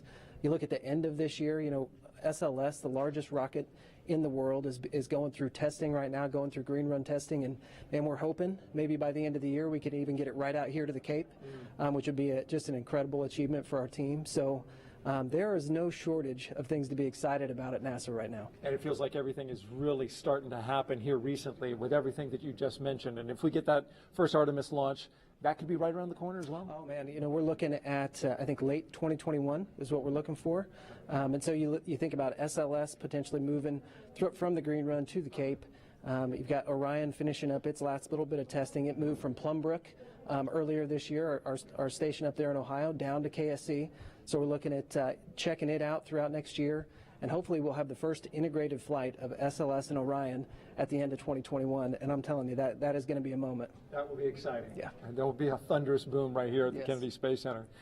So with Mars as the end goal, how does all of this get to that end point? You bet. No, and I think that's what's so important about the Artemis program, right? Our long-term vision is to get to Mars, but when you think about Artemis, everything that we're doing at the moon is helping us learn, prove out capabilities and technologies, work through the right mission durations, understand how we utilize the resources of the moon potentially to go further onto Mars. So the technology, the science, the exploration, architecture that we're putting together, each and every piece of it is helping us learn a little bit more, prove out a little bit more so we can take that next giant leap to Mars.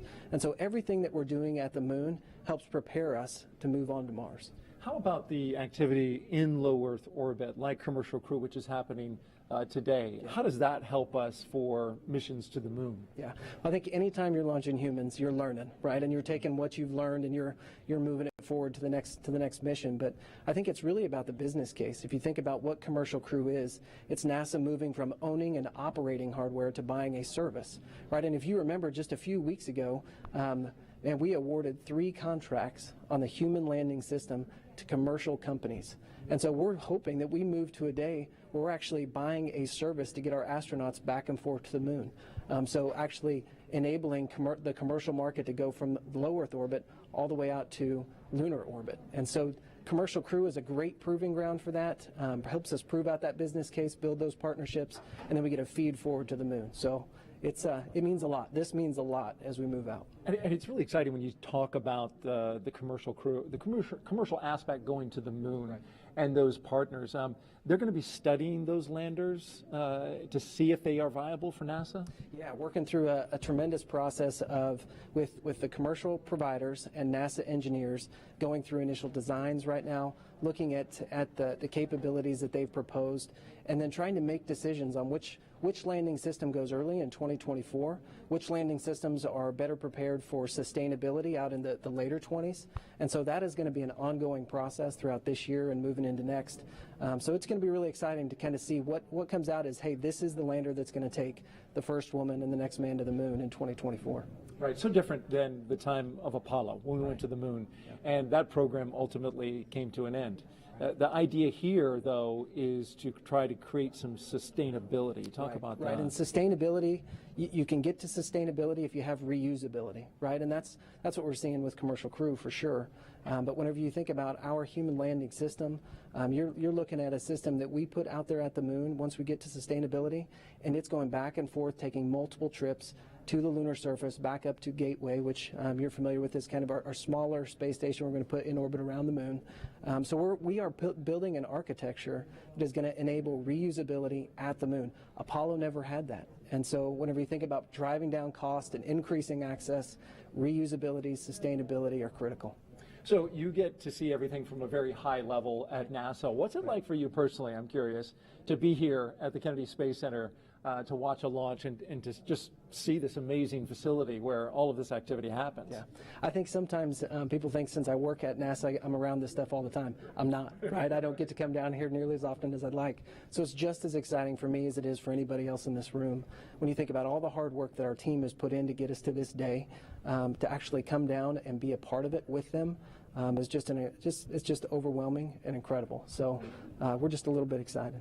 All right, Gabe Sherman, NASA's Chief of Staff. We appreciate you joining us today and enjoy the launch. I certainly know you will if we're able to get that one off. We're going to toss this back now to Hawthorne, California.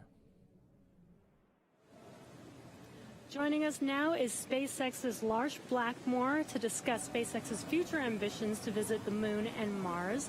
Thanks for joining us again today for a second round. You're welcome. Could you tell us just a little bit about your background and what you do here at SpaceX?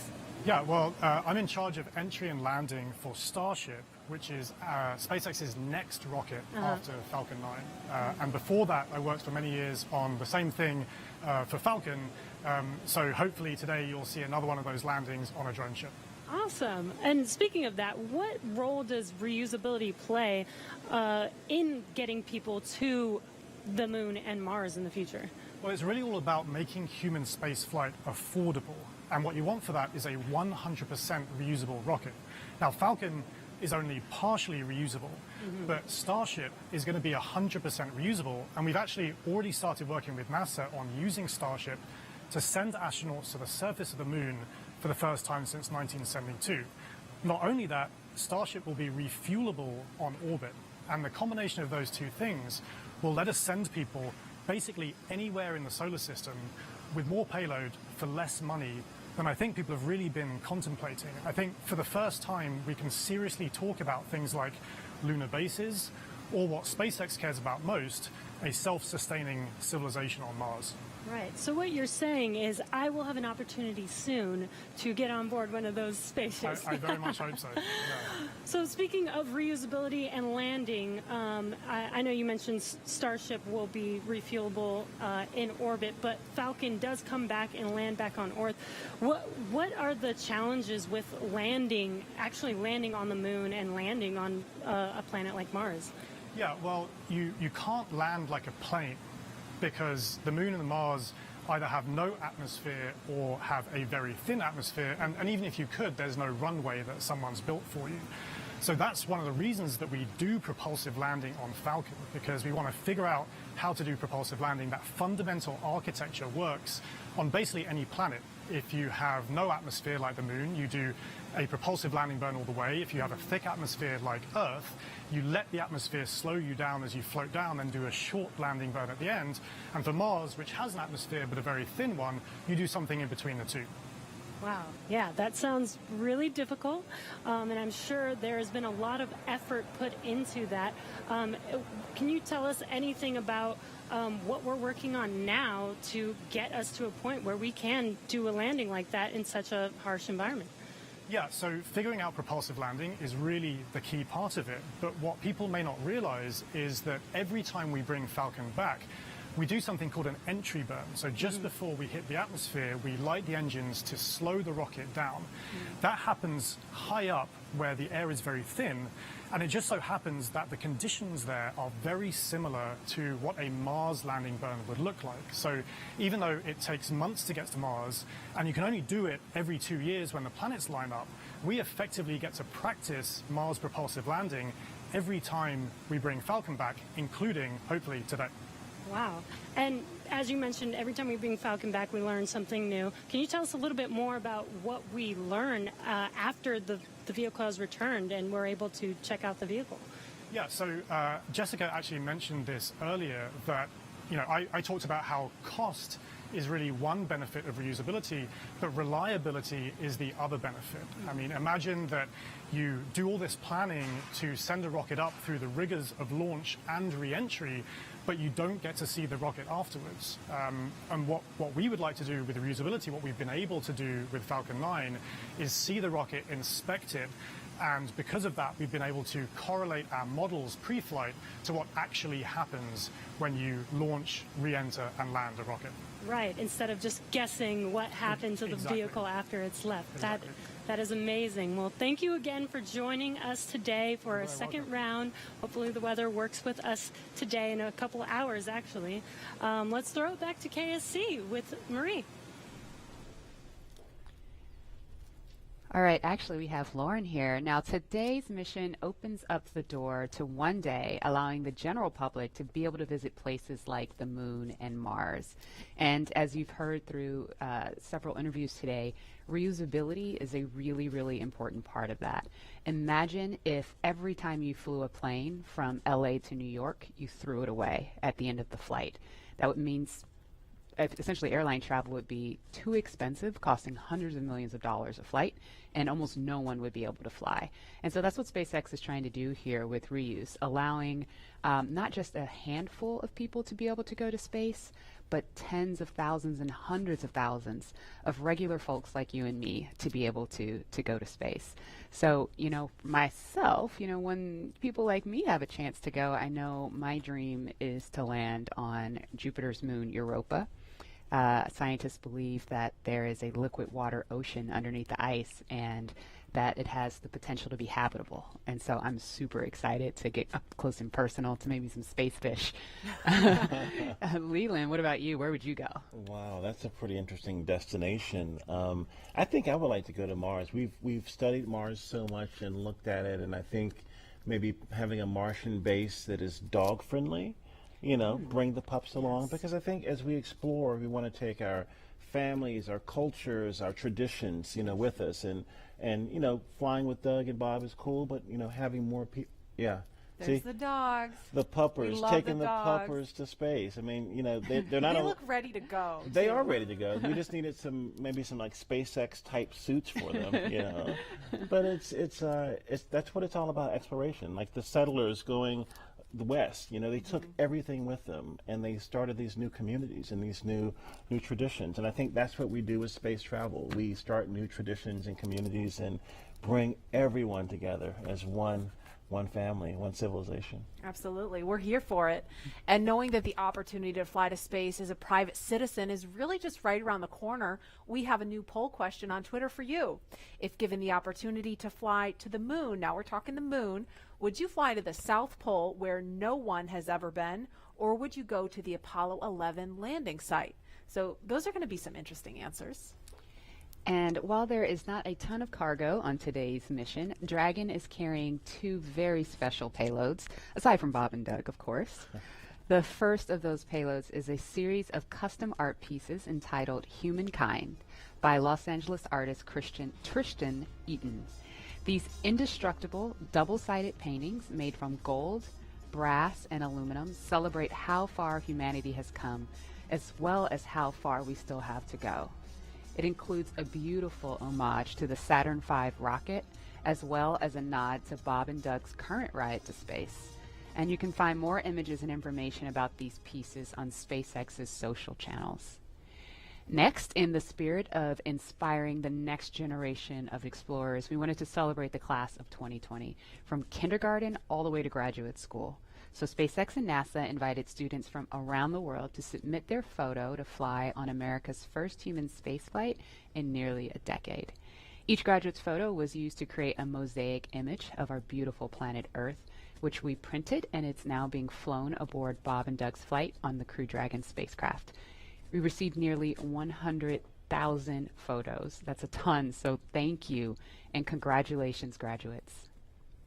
Yeah, I've got a couple of family members and friends who submitted their photos, Oh, so they're wow. super excited about seeing their faces go to space in that beautiful mosaic. That was really cool. And again, that's what it's all about, you know, everyone coming together with their experiences and bringing them forward to space. And I think regular people flying to space, I mean, SpaceX is going to be flying, you know, non-government people, non-military people, but people that have a desire to explore and do new things and traditions off planet, as we say sometimes. Yeah, I mean, all this time since we've had the International Space Station, it's been government astronauts performing the research because you're the only ones we've been able to send, right? But well, we've had some tourists, though. We've had people that paid their way on a Soyuz rocket. Sure. Go. But it's really the billionaire boys club. You know, that's what Pharrell talks about with, you know, it costs so much money to go to space, and I think that price point will come down as we make this more, you know, more amenable for everyday people. Absolutely. And eventually being able to fly artists and musicians and poets, people who can tell the story of what they've seen out there in a way that really connects to the soul of people down on Earth, so they feel inspired to go. Exactly. Now, following today's mission, we will be one step closer to a future where we can all have that opportunity to gain the orbital perspective and explore new worlds. In just over an hour from now, Bob and Doug will be the first people to launch on an American vehicle in almost a decade. And for the SpaceX team, if I can try to speak for all of us, which is impossible, but I will say it has been an absolute honor to have the opportunity today to have this stage to show the world what we've poured our hearts into over the years with our partners at NASA. And it's just deeply humbling to know that the agency and that Bob and Doug have entrusted us with this critical mission. The responsibility that's on our shoulders is huge, and we're just so grateful to be here today. Absolutely, and I know that, you know, our NASA teams really share in that sentiment. We heard from just a handful of them earlier when Bob and Doug were riding out to the launch pad, but there's so many people that we're probably never going to see or hear from on the public stage, but that have poured their hearts and souls, as you said, into this mission. You know, all the engineers up late hours checking, double checking, triple checking everything to troubleshoot and solve problems and get us to this point. So it's just really awesome that we've made it to this point. When you think about legacy, Katherine Johnson, who helped get John Glenn to space, her daughters are watching right now. And that, again, that legacy going forward to the future of space travel is powerful. Wow. And we heard from two icons of science and exploration on Wednesday, and we couldn't resist sharing these shout outs with you one more time. Wow, we're making history again. The NASA program. I'm there with you guys in spirit. Bob, Doug, good luck. I know you'll be fine. I'll be watching and got everything crossed, arms, legs. I'm tied in a knot. Can't wait for you to get back safely. This is the first time a U.S.-built rocket has taken people into space in 9 years. It's quite an accomplishment. So for us at the Planetary Society, more rockets means more exploration. More people in space means more exploration. More countries involved in the endeavor of spaceflight means more exploration. This is how we know the cosmos and our place within it. So congratulations, SpaceX. Here's wishing your team, and the crew especially, a safe journey and the joy of discovery. Let's go. So great to hear from William Shatner and Bill Nye, two very recognizable faces following along on the mission. Yeah. And we want to go over to Dan and Jesse in Hawthorne, where we are now just 1 hour and 18 minutes from launch. Dan, Jesse? Hey, thanks, Marie. Yeah, 1 hour, 18 minutes. I think we're tying ourselves in knots, just like Captain Kirk. We're really hoping the weather cooperates. In about 20 minutes or so, we might clear. So we're getting hopeful. We're getting our hopes up. Yes, yes. Very excited. Again, we're T-minus 1 hour and 18 minutes from launch, and the anticipation is real over here. Since arriving at the spacecraft, Bob and Doug were helped by our closeout engineers to get into their seats, attach their suits to special umbilicals that provide breathing air, pressurized nitrox, and a communications link to Dragon systems. They conducted leak checks, which were successful, and communications checks with the Corps here in Hawthorne, which is the person who will speak to them directly throughout the mission, as well as the launch director in Florida. This is where they are checking their comm path through both ground stations and the tracking and data relay satellites that we'll use to talk to the crew the entire way to the station. And after all of those suit leak checks were successful, the closeout team was able to get out of the Dragon capsule and seal up that hatch, which also got its own leak check and was confirmed successful. At this point, the closeout team is out of the pad. They're away from the BDA, the blast danger area, and weather operators are about to kick off their final checks on wind speeds at the pad, which are going to be used during the final go, no go for launch. So we're all keeping eyes on the weather right now. Before we get to that final go, no go, all the various teams at both NASA and SpaceX are going to do internal go polls, just making sure conditions are right with Falcon 9, the Dragon, the crew, the range, and the space station before the final go is given. So let's check back in with the man over in Houston, Gary, for a status and the team supporting the space station for their readiness for launch. Thanks, Dan. The team here in Mission Control Houston remains go for launch. We're also very hopeful about that weather. All systems on board the station that are required to be healthy for this mission are continuing to look good. Chris Cassidy is wrapping up his workday and will be watching Bob and Doug launch here in just under an hour. So station power and communication systems are normal. Computers and networks used for monitoring Dragon's approach have been checked out, and the cabins and the station cabin's atmosphere and pressure are as expected and ready to welcome 2 new crew members aboard. Mission Control will be closely monitoring Bob and Doug's flight and checking off milestones for most of the flight, and this very same team will be coming back tomorrow to be ready when Dragon gets in range of the International Space Station and we begin integrated operations and prepare for Dragon's docking. So I'll send it back. International Space Station team here is ready for launch. Go Falcon 9, go Dragon, and Godspeed to Bob and Doug. All right, thanks, Gary. If you are just now joining us, you picked a really good time. We're just a little over an hour to launch. And welcome to our coverage for the mission known as Demonstration Mission 2, or Demo 2. Liftoff time still holding for 3:22 p.m. Eastern. Tracking no issues with Falcon 9 or Dragon. Everything good with the range so far. We're just really keeping an eye on that weather. Over the last 3 hours, our crew members, Doug Hurley and Bob Behnken, donned their SpaceX suits in the historic crew quarters suit-up room. After that, they walked out of crew quarters, just as every astronaut to fly from space from this port has done since Apollo 7. And then they were transported over to the pad, where the crew members entered the SpaceX Crew Dragon spacecraft that we're looking in live. Today is a historic launch. It will be the first time a commercially built spacecraft will launch people into orbit, and the first time the U.S. has sent people to the space station from American soil since 2011 with the retirement of the Space Shuttle program. Over the next hour, we will conduct a series of polls to get ready for launch, have Bob and Doug arm the launch escape system, and begin fueling Falcon 9. Launch is set for 3:22 p.m. Eastern. This will include a 12-minute flight to orbit and then a 19-hour flight to dock with the International Space Station tomorrow morning. Today's mission is the culmination of years of work between teams at SpaceX and NASA. Demo 2 is going to be an end-to-end flight test starting with this launch today, going on to dock with the space station tomorrow, and then splashing down at the end of their mission. And this is going to be the final test for NASA to certify SpaceX for regular crew flights to the space station. We've been hearing a little bit from the crew on board Dragon, which you can see on your right screen. They are currently strapped into their seats and already through communications and leak checks. They're able to follow all the milestones still ahead on those display panels just above them, getting insight into all Dragon and Falcon 9 systems as we proceed towards launch. So at T-minus 1 hour and 13 minutes, let's check in with John I for a status update on the vehicles. What's the update, John? Thanks, Jesse. Well, not much to add to what Dan and Jesse just brought up. We've had a smooth countdown this afternoon. SpaceX team is working no issues as the pace begins to pick up here in the last 70 minutes. On Falcon 9, we did get the team on console. Earlier, you heard the comm checks between the responsible engineers and the crew.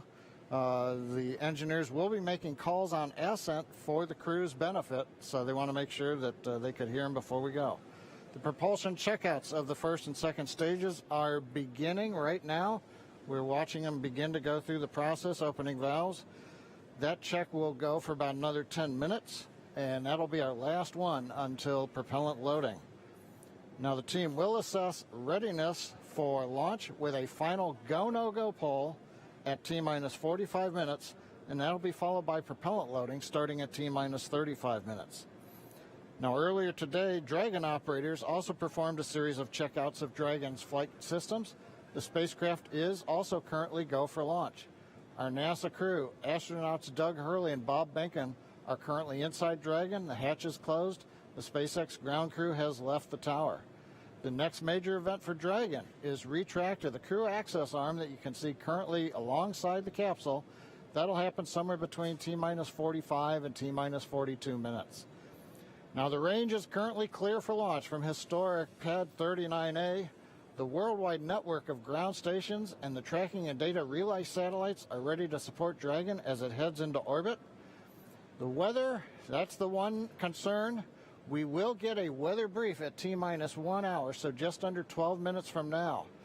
Currently, the ground and upper altitude winds are go, so that's one thing that we can check as green. At the current time, we did have some rain earlier that appears to have let up, but we are red on conditions for both the electric field at surface levels, lightning, and cumulus clouds. There is a expectation that a forecast that will be coming up at about T-minus 1 hour also may give us clearance of those conditions. So everything is focusing now on the weather brief at T-minus 1 hours. Also, we should hope to hear about the final check on the ascent corridor. That's the weather along the Atlantic seaboard in case Dragon had to abort on the way to space. The conditions there have been marginal, but the expectation that it would be good for launch. But we will get all of that coming up here very shortly prior to entering propellant load. Now today we are aiming for a launch at 3:22:45 p.m. Eastern Daylight Saving Time, or 19 hours, 22 minutes, 45 seconds Universal Time. Once we begin loading propellant, there's no opportunity to change T0. So once propellant is loading, we're committed, and we'll get one chance at it today. But currently at T-minus 1 hour, 10 minutes, and 30 seconds, everything except the weather is go for launch. Thanks, John, for that detailed update. We've got an extensive history now of flying Falcon 9 from the Florida coast, and just last year completed a test run of the mission. We're less than an hour from beginning here today. The purpose of that mission was to demonstrate Dragon's capability to safely and reliably fly to and from the International Space Station. The success of Demo 1 was a really exciting moment, paved the way for today's mission to where we are today. And right now we're getting ready to fly U.S. astronauts from U.S. soil for the first time since 2011. Dragon and Falcon 9 together have years of operational experience, or what we refer to as flight heritage. As I mentioned earlier, SpaceX has successfully completed 21 flights of Dragon to and from orbit since 2010, including 20 trips to the International Space Station. Not only have we conducted thousands of hours of testing, we've also enhanced and added a number of safety features to Dragon.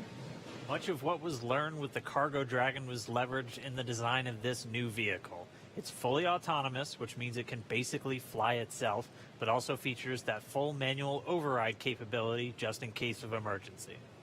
Many of the other enhancements help towards SpaceX's goal of reusability and less refurbishment time between missions. So let's take a closer look at these advancements. Standing at almost 27 feet tall from the very bottom of the trunk to the very top of the nose cone, Crew Dragon's comprised of two main elements. You have the capsule, which is designed to hold crew and pressurized cargo, and then you have the trunk, which holds unpressurized cargo as well as having a solar array and radiator. And the nose cone at the top of the capsule protects the docking system as well as the guidance navigation control system, or what we call GNC. The nose cone opens for docking and remains attached to the Crew Dragon spacecraft, and that's unlike the previous version of Dragon, and that helps towards our reusability efforts. Completely opposite the nose cone is that trunk. It has attachment points for Falcon 9, the Dragon capsule, and it can hold cargo. On the very outside of the trunk, one half of it contains a radiator that rejects heat from the active thermal control system into space. That's the white part, and that uses SpaceX's new pico tiling technology. The other half contains the solar cells used to charge the spacecraft's batteries. And though we only have 2 astronauts on board today, the spacecraft is actually designed to accommodate up to 7 crew members with modular seats that can be removed and replaced by additional cargo. The seats are made of carbon fiber and are custom sized for any crew member flying on board. The control panel centered right between the pilot and the commander seats and has those 3 touchscreen displays that gives the crew insight into Dragon and even the ability to operate the vehicle and fly it manually. And finally, our Super Draco launch escape system is a key safety feature of Crew Dragon, giving the crew the ability to safely escape from the time of launch all the way to orbit. And as we look to the future beyond this test flight later this year, the first operational crewed mission for NASA will take place. NASA astronauts Mike Hopkins. Try to review your launch commit criteria and indicate readiness at the appropriate time. Step 5469 for propellant load and launch. That's a good sign. That was the launch director. We're getting ready to pull the teams as we move towards that go, no go for propellant loading, which happens at about 45 minutes before launch. But back to our Crew 1 mission, NASA astronauts Mike Hopkins, Victor Glover, and Shannon Walker, and Suichi Noguchi of the Japan Aerospace Exploration Agency, or JAXA, were chosen to support this mission. And again, it's called Crew 1. But today, Doug Hurley is the spacecraft commander for this mission. He previously flew on 2 space shuttle missions as the pilot on STS-127 and STS-135, which was the final space shuttle flight. Here's a closer look at Doug Hurley. Excited? Very excited. Yeah, very excited. You feel ready? Still pumped? Oh yeah, I think we're ready. I think we're certainly ready. Joining the SpaceX Demo 2 test. He is a Marine Corps colonel and test pilot. He was selected as an astronaut in 2000. He piloted Space Shuttle Endeavour and Atlantis for STS-135, the final space shuttle mission. Introducing NASA astronaut Doug Hurley.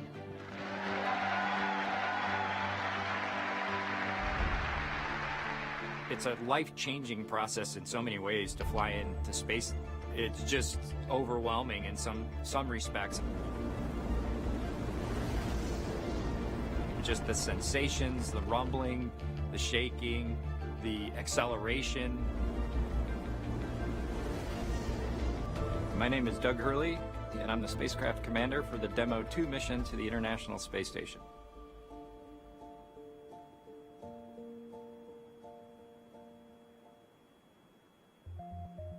This will be the first time the Dragon had a crew on board, and so there's a myriad of objectives we want to achieve for this mission. What would work on orbit, what might not work on orbit, what would definitely work. To be able to just have the entire integrated team that's going to support us getting to and from space station, it was really neat being part of it. You know, we are the lucky ones that get to fly it, but we certainly not for 1 second take for granted the amount of effort that so many other people had to put into this to make it successful. For Doug personally, he's worked so hard, I mean, through his entire life, to get to where we are right now. As a test pilot, this would be the dream, to fly a new vehicle. So it makes me so happy to see that he gets to be part of this mission the spacecraft commander. I'm just glad to see his hard work and his dream come true for that. It's been a long road in a lot of ways for not only us, but certainly for all the folks that work in the commercial crew program, as well as SpaceX in our case, just working to get to this point.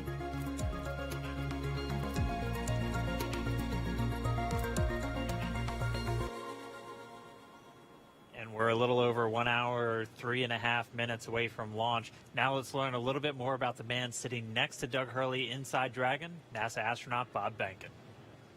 My career at NASA has kind of spanned a couple of decades at this point. I arrived with the class of 2000, went through the training program, primarily focused on the space shuttle and the International Space Station, learning those systems. Having launched a couple times on vehicles, you know, the second time was definitely different than the first time. You can feel a little bit guilty of, hey, should I study one more thing, or is there one more piece of information I should get? Am I really prepared or not? So that's definitely different between where I was on my first flight and where I'm at right now. For me personally, as a spouse, watching everything that Bob has put into this over the last 5 years, the dedication that he's shown, the perseverance is pretty special. For both of us, though, the way our minds work, it won't be until sort of the mission is complete that you have really a chance to savor it and celebrate it. This is a huge accomplishment for an Air Force flight test engineer to be part of the demonstration mission of a brand new vehicle. It's going to be amazing. Without a partner that has that same appreciation, I think it can be challenging for some folks. There's a lot of work and a lot of time that takes away from family that that my spouse appreciates, and I love her for that. On a deeply personal level, I'm really excited that my son is going to get a chance to see me launch into space. Being an astronaut has been a little bit of an abstraction thing for him because he's seen me do it in old videos, but he hasn't seen me do it for real. And so I'm excited for him to see this launch. Really, my role on the Demo 2 mission is to make sure that we get this vehicle tested and evaluated so that we can move on to more operational missions at the International Space Station. We've got a lot of objectives on board the vehicle that we need to accomplish to really make sure that it's good to go. We'll make sure all those systems are working during the test flight so that the future missions will have them available even if they don't plan to utilize them. Through years of the NASA team, I'm helping to share that experience and teaching them the lessons that we've learned by going through this. Now there's another capability in the U.S. besides NASA to operate something of this magnitude.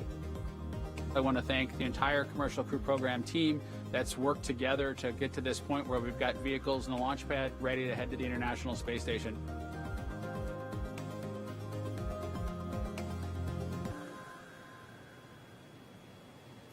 If we look even further into the not-so-distant future, flying on a mission to space will be an option for more people as SpaceX plans to also fly private astronauts on board Dragon.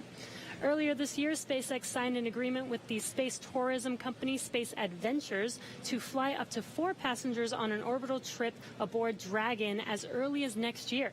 And of course, it's NASA that is making private astronaut missions to the space station a possibility. We are looking forward to these missions, and we hope that you guys are all too. All right, we are just 20 seconds away from T-minus 1 hour. This is going to be a really big moment that everyone's going to want to listen to. We're expecting a weather update, obviously hoping that the weather is improving, and so we should find out in the next 10 seconds or so. So we're going to stand by for a moment and wait for the Corps to give Bob and Doug a call, and then we'll all hear the latest. SpaceX, we're at T-minus 1 hour. You are go for Section 6. When ready, report go for launch. We'll put it in work.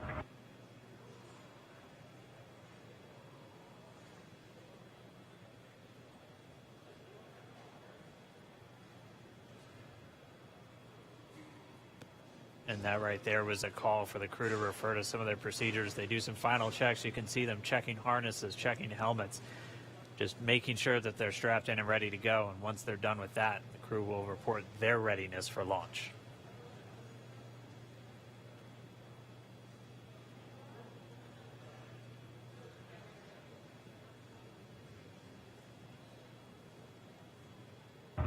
SpaceX Dragon in 6.4. Bob and I are go for launch.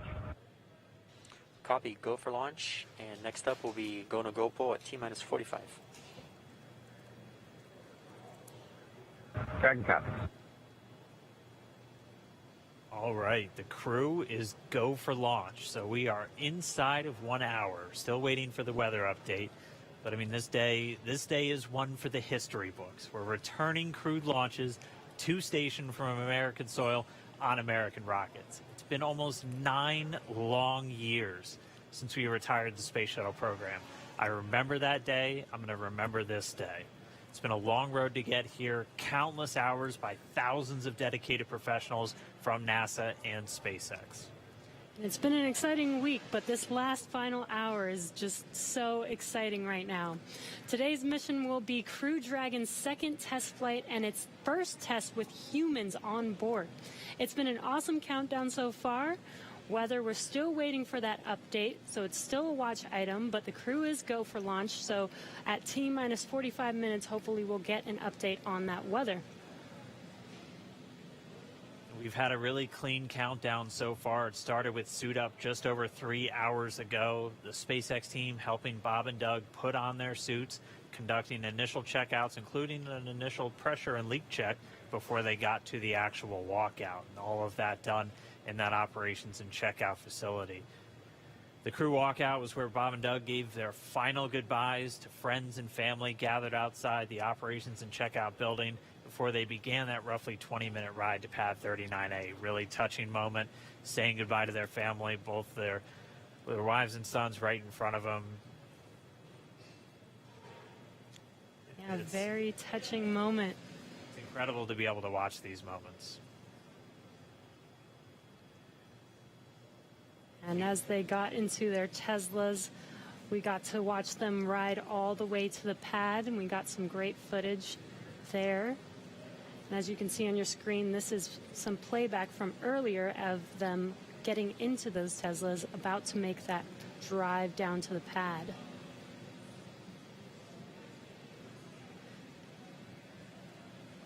And once they got to the pad, they did take a minute to take in the sights, and they headed up the fixed service structure to begin the process called crew ingress, where Bob and Doug entered. And there you can see on your screen as they're coming through the crew access arm, entering the white room right before they are able to ingress into the vehicle there. Again, this was from earlier. Yeah, this all from earlier, and as we said, that white room, the last place on planet Earth they're standing before they climb into Dragon for the ride uphill. SpaceX carrying over a tradition that NASA had where that was traditionally the room from Gemini, Apollo, and the space shuttle, that last place. About 30 minutes ago, we're back with some live video here. The team was able to close Dragon's hatch with Bob and Doug safe inside. So we are under an hour ago. Things are going to pick up as we get close to that go, no go to begin propellant loading and then arming the launch escape system.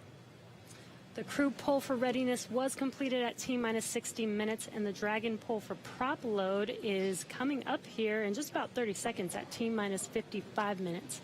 And then following that will be T-minus 45 minutes will be the internal mission control Hawthorne pull, and then the launch director's pull for propellant loading. When we get to about T-minus 40 minutes, the crew access arm will retract, and Bob and Doug will get the call to close their visors and arm the launch escape system. This is the automated system in place that can fire the 8 Super Draco thrusters on Dragon to quickly separate the crew from the rocket, either on the pad or during the flight on the ride uphill. And then once we reach T-minus 35 minutes, propellant loading for the Falcon 9 will begin. We got there on Wednesday. We got all the way down to about 17 minutes before launch before we had to cancel because of weather. But we're optimistic right now. Conditions have been improving, and so we're looking to press ahead once again into loading fuel onto that Falcon 9 rocket. Throughout the countdown, we've been getting some incredible views of the astronauts inside Dragon, just making all of their final preparations, some close-up views of their suits and on the displays as they just are strapped in and ready for launch.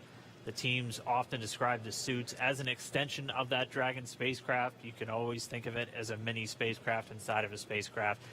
got all of the life support, everything that they need, just like the capsule This is on countdown 1. Technical poll is complete. No constraints to proceed into launch escape system arming and propellant load.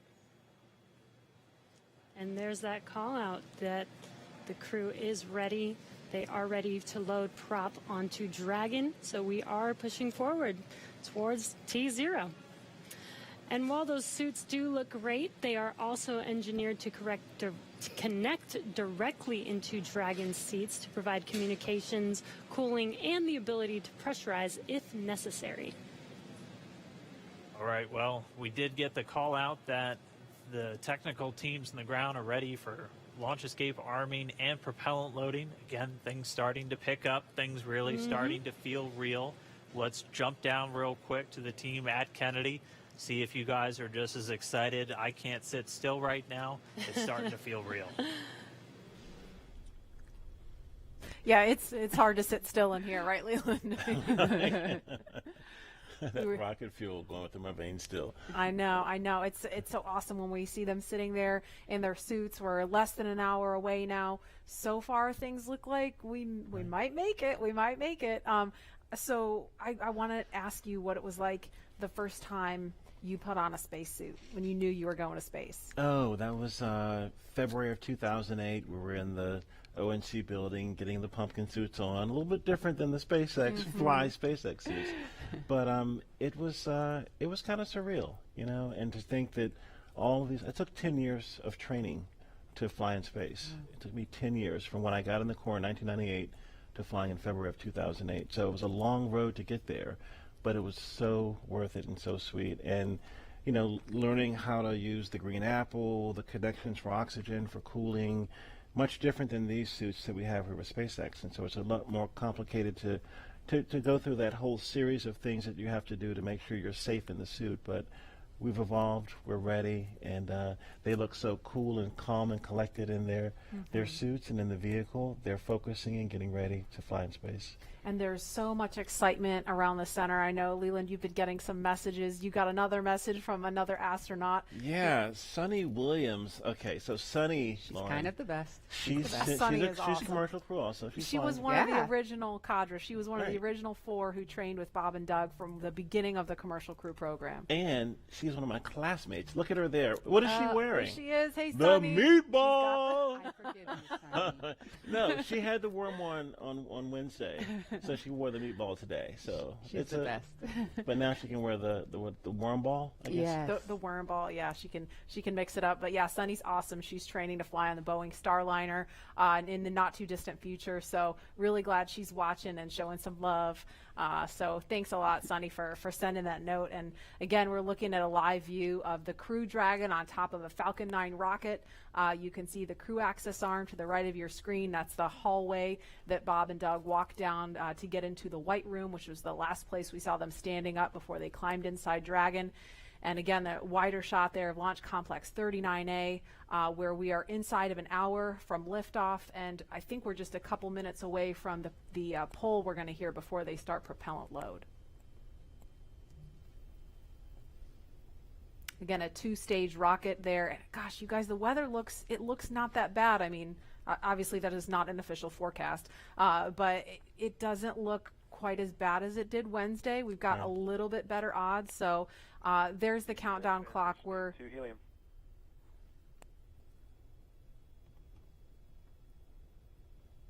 going to pause to listen to that comm.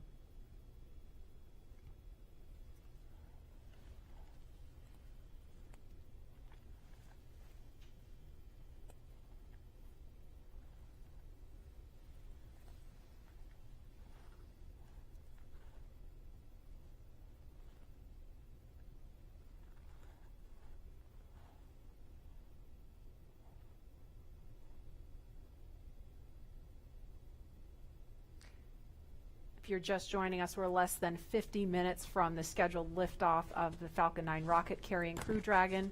And if we start to hear any kind of update on weather or polling, we will pause to listen in for that. But if things go as scheduled, we should be hearing the launch director verify go for propellant load at about T-minus T-minus 45 minutes. So we're going to send it over to Hawthorne to carry the ball. John Innsbrucker or Jesse, are you there? This weather is go at this time. Dragon copy, go weather.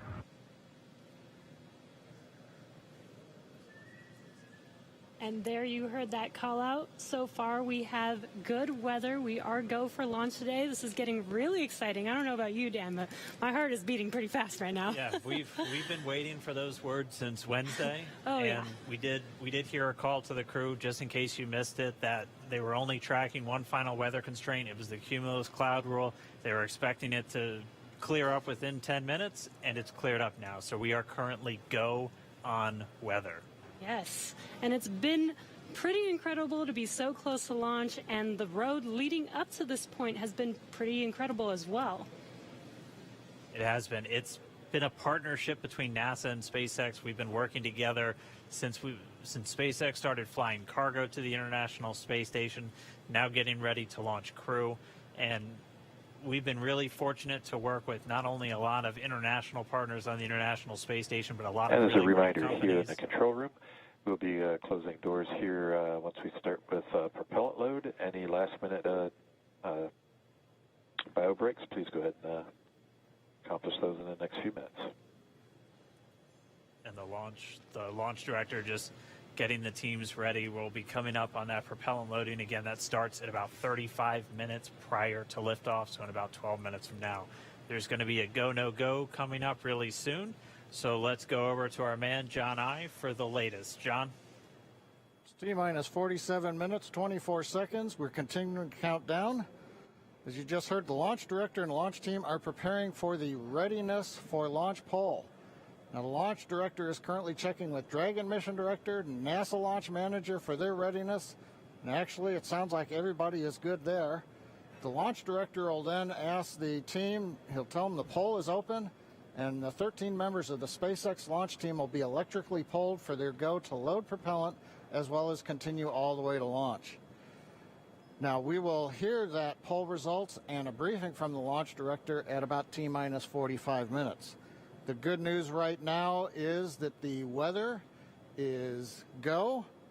All the conditions that were read shortly a while ago at T-minus 1 hour have cleared.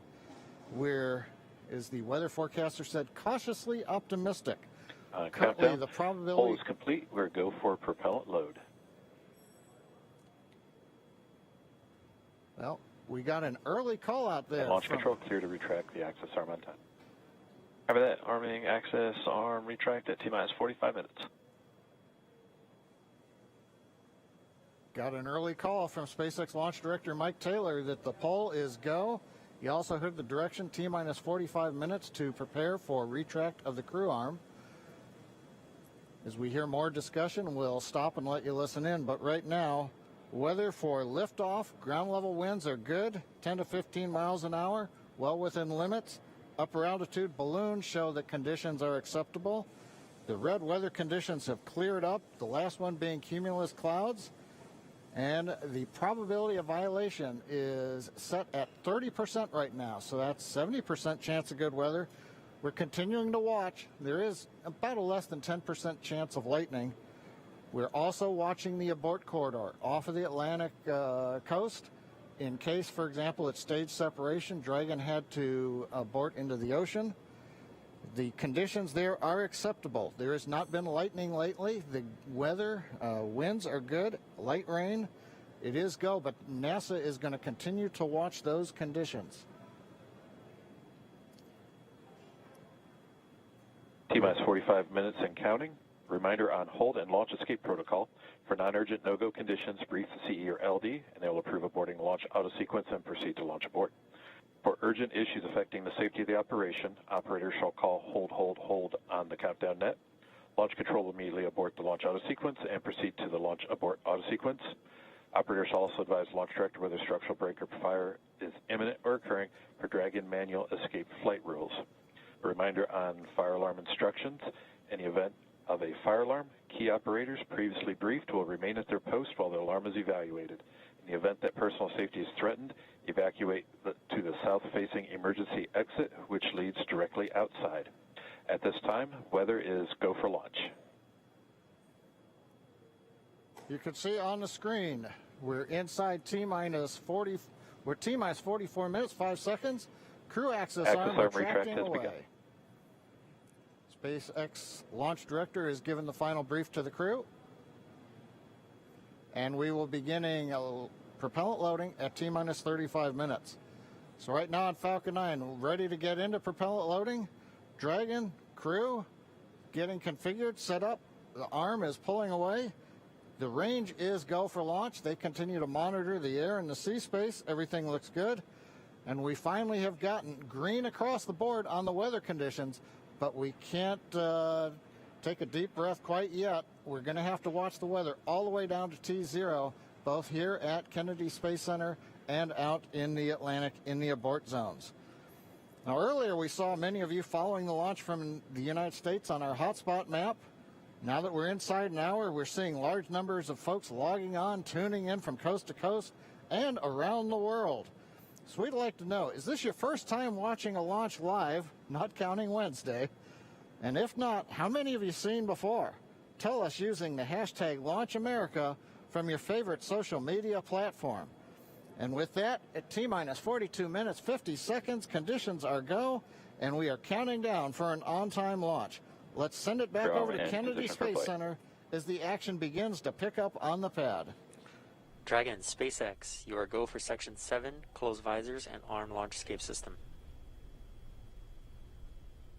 We will put Section 7 in work, visors come in close.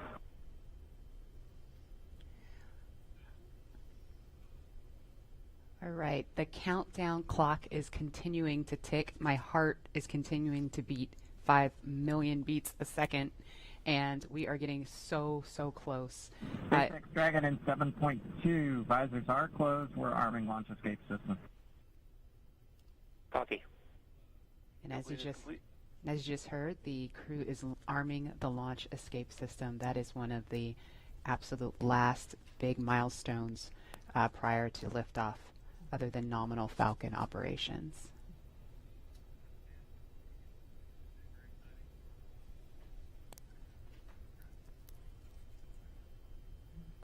So just a minute ago, we saw the crew access arm retract, and obviously we just heard on the comms Bob and Doug getting ready to arm the launch escape system, and so that is something that protects them all the way to orbit. So when fueling starts at about T-minus 35 minutes, so just over 6 minutes from now, they will have the capability to abort, to separate from Falcon 9 either on the pad or even after liftoff. That's a critical safety capability. And we are going to go over to Hawthorne now to take us through these next minutes. Jesse? Section, switch in to nitrogen. And we did hear that call out that they are arming the launch escape system, so very exciting. SpaceX has designed Crew Dragon and Falcon 9 to be the safest launch system ever flown. So we brought back Nick Picone, SpaceX's Nick Picone, to talk more about this again. Thanks for coming back and joining us today, Nick. Hey, Jesse. Happy to be here. Still monitoring the launch here with our recovery and ground operations teams. Awesome. And Nick was our mission manager for our in-flight abort test earlier this year and now works on the Starlink team. Nick, on Wednesday, you talked about the launch escape system. Could you just give us a brief summary today for those that are joining today? Sure. So the launch escape system, again, is our ultimate safety feature to keep Bob and Doug safe in the event of a major Falcon anomaly on the pad. The system is designed to automatically fire if either vehicle detects a dangerous condition developing. And if that happens, Dragon will use its 8 Super Draco engines to push the capsule off and away to a safe distance away from this Falcon. This capability is absolutely critical. It's what keeps the crew safe, and we're now active and armed on the pad with it protecting the crew.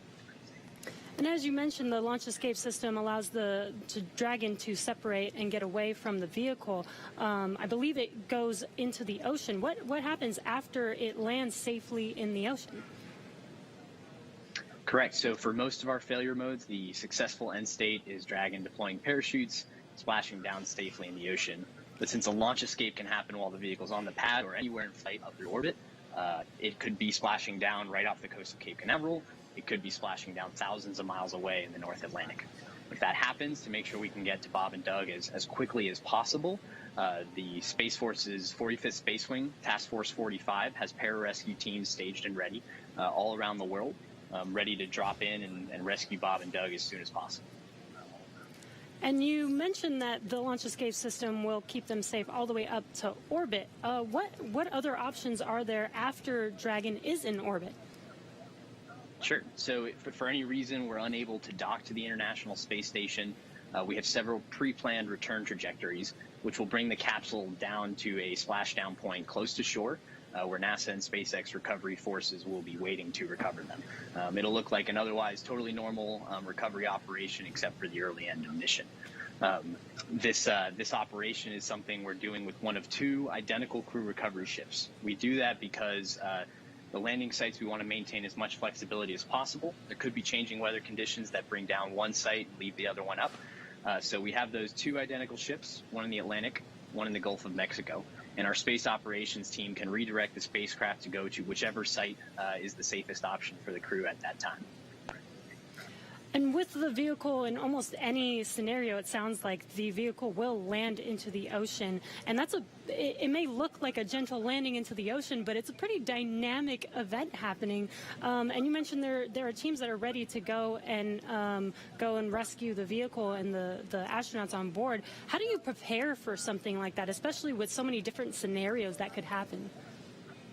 Sure. So we're lucky to have had about a decade of recovery experience with Cargo Dragon 1 in our previous trips to the International Space Station. That, along with our booster recovery missions, we've got a great team of recovery operators here who have a lot of offshore experience with our spacecraft.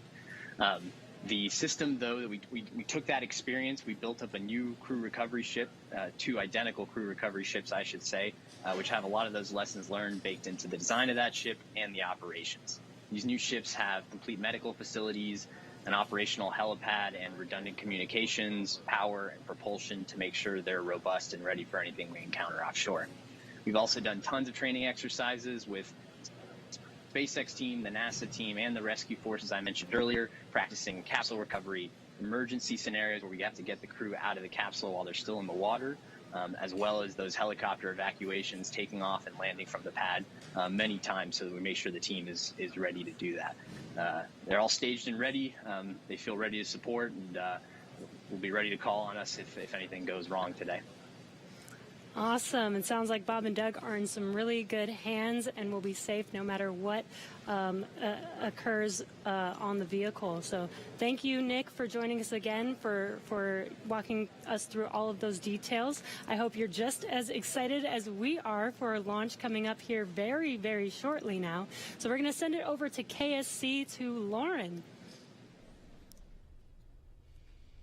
Thank you, Jesse. So as you just heard, fueling is about to begin at T-minus 35 minutes. We are about 50 seconds away from that. And so we're getting really, really close to the first launch of astronauts into orbit from American soil since 2011.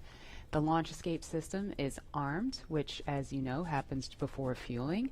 And Dragon propellant load, that's the propellants that are inside of the Dragon capsule, not the rocket. Prop load for Dragon took place weeks ago and just a few miles down the road in what we call Dragonland. And those propellants, they are MMH, or monomethyl hydrazine, which is the fuel that we use. It's hypergolic fuel. And NTO, or nitrogen tetroxide, that's the oxidizer. Those two come together and they ignite in space to propel the vehicle. You don't need that TTEB or a third thing to ignite because hypergolic propellants don't require it. You just need the fuel and the oxidizer. And as you just heard, propellant load has started on Falcon 9, and that's awesome. All right, so that bipropellant system feeds all of the engines on Dragon. So Dragon has 12 service section engines in each, so there's 3 in each quad, 3, 3, 3, and 3. Those are used for on-orbit maneuvering for Dragon. There's also 4 additional Dracos that are underneath the nose cone for large Delta V maneuvers that the vehicle will perform. But the engines that Nick Picone was talking about earlier are Super Draco engines. We have 2 in each quad of the vehicle, so 8 total. And those are bigger engines with a high flow propellant system, and those are what lift Dragon off of Falcon 9 in the unlikely event of emergency that requires us to get off of Falcon. Now, you probably remember, let's see, Mercury, Apollo, Soyuz, they have that big pointy tower on top. That's the launch escape system for those vehicles. It's actually just another rocket on top of the spaceship that lifts the vehicle off. In the case of Dragon, our escape system is integrated into the vehicle completely. And so that's just better from one less thing you have to jettison every single flight. But it also allows us to have escape capability from the pad before T0 all the way through to orbit.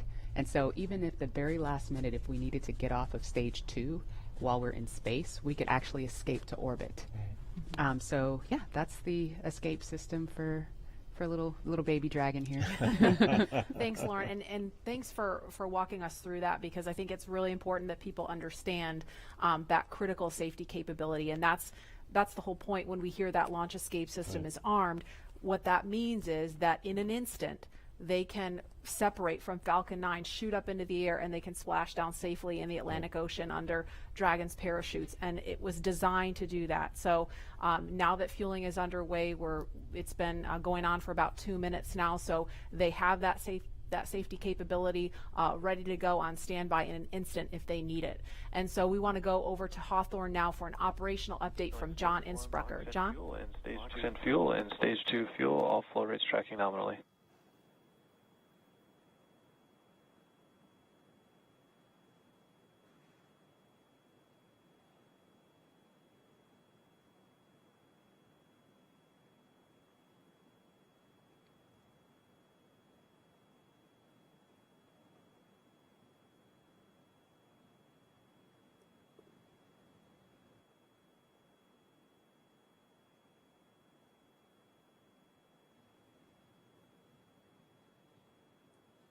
We're T-minus 32 minutes, counting down. These final minutes, everything's still looking good for Falcon 9 and Dragon for an on-time launch.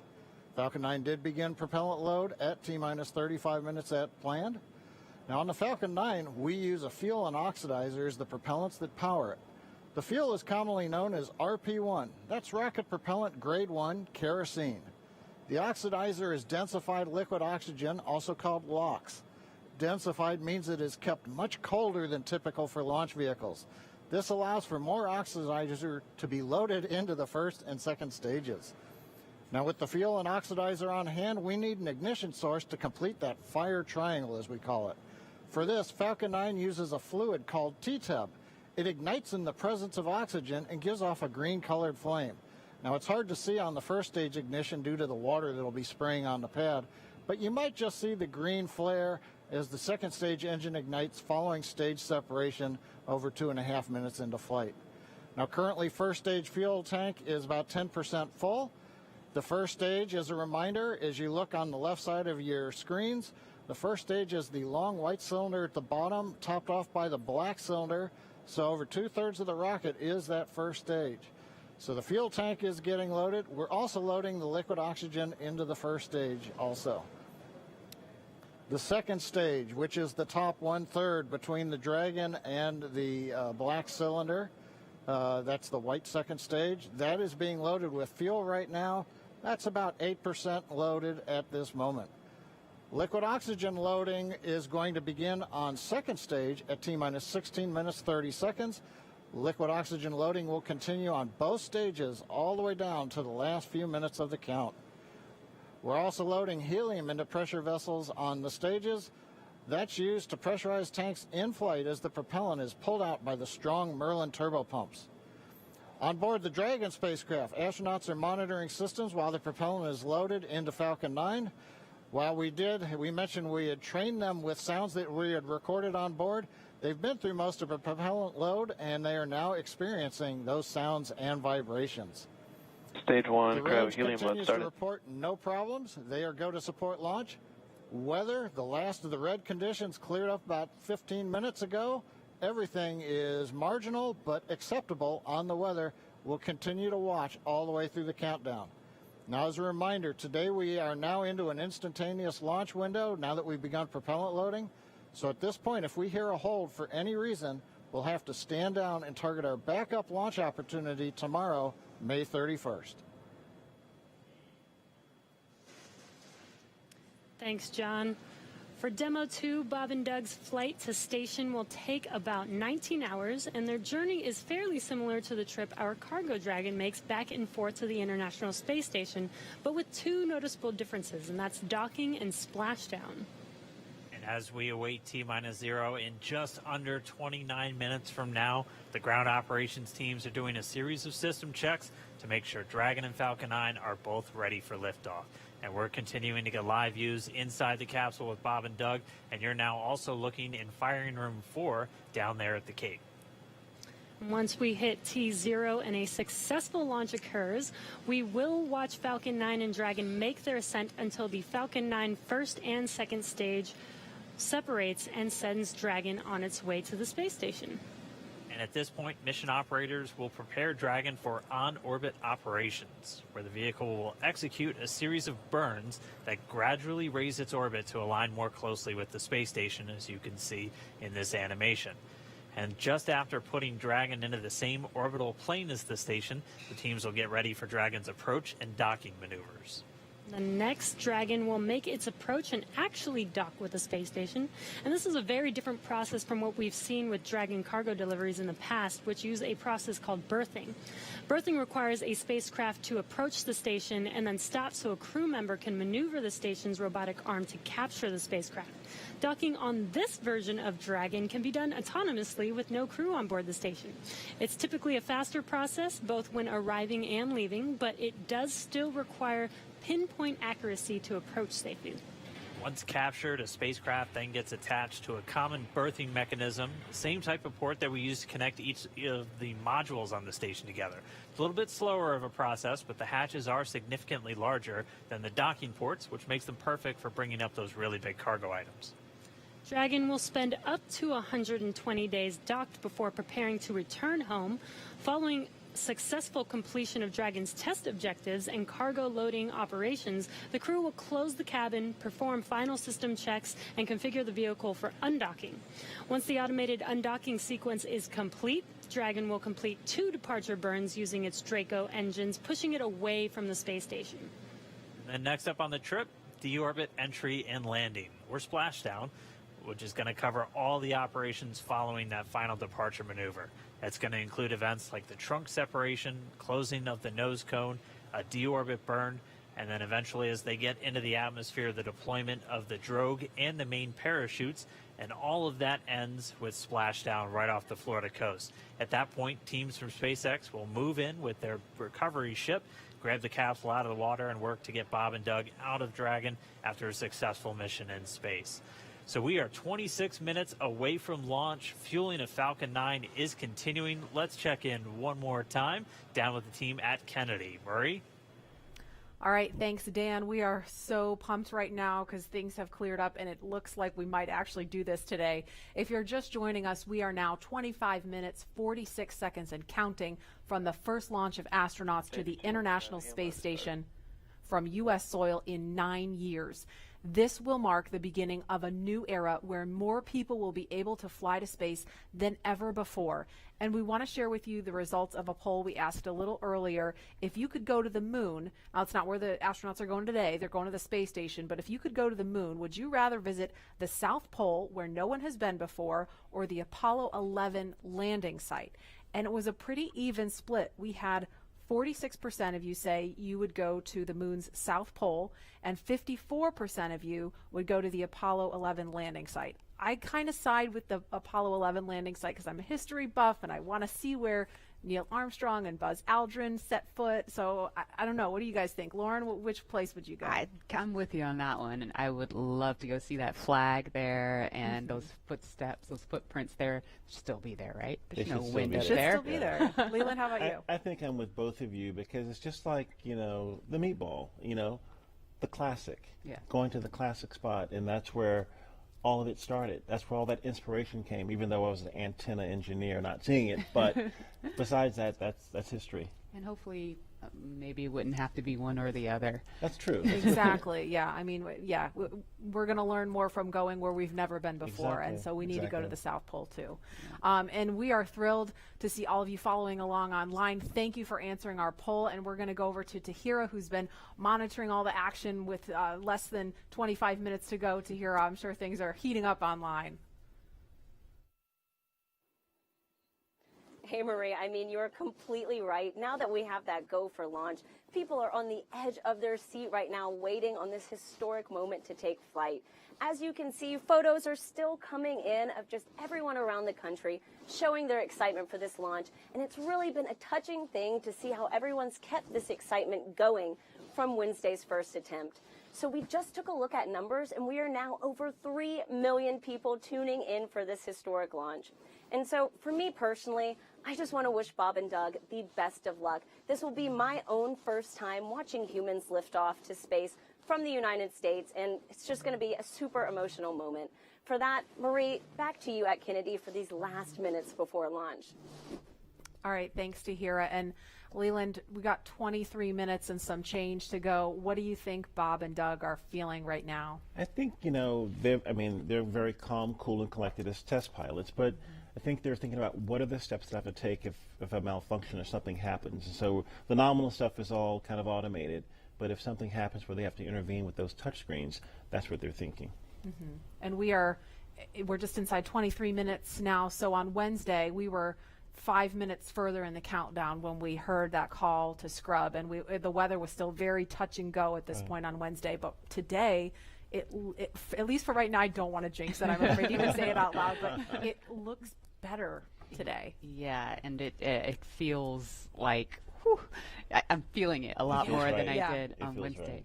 And, speaking of Bob and Doug and them being really calm and cool and collected, having had the opportunity to be in meetings with them and to watch them train, I have to say, and to all of my friends who work with them every single day, the feedback is always just what great people they are. Right. Mm-hmm. And just how not just bright and sharp they are, but just good people. Right. And around the office, we often refer to them as the dads. Yeah. The dads? They're the dads. They're dads. They are dads. Okay. And we've met their families. And when you see people on that very personal level, it starts to mean so much. They are a part of our team. They're not a customer. They're our team. They're not a payload. They're our team. They're a family. And so we're just so excited to see the dads up there today. Yeah. Go dads. Yeah. All right, we're going to go send it over to Gary for an update from Houston. Gary? Hey, Marie, the space station team here is focused. All eyes are on the system checks that are happening across the board, and we're listening in as we close in on launch, and I can tell you that things are looking very good.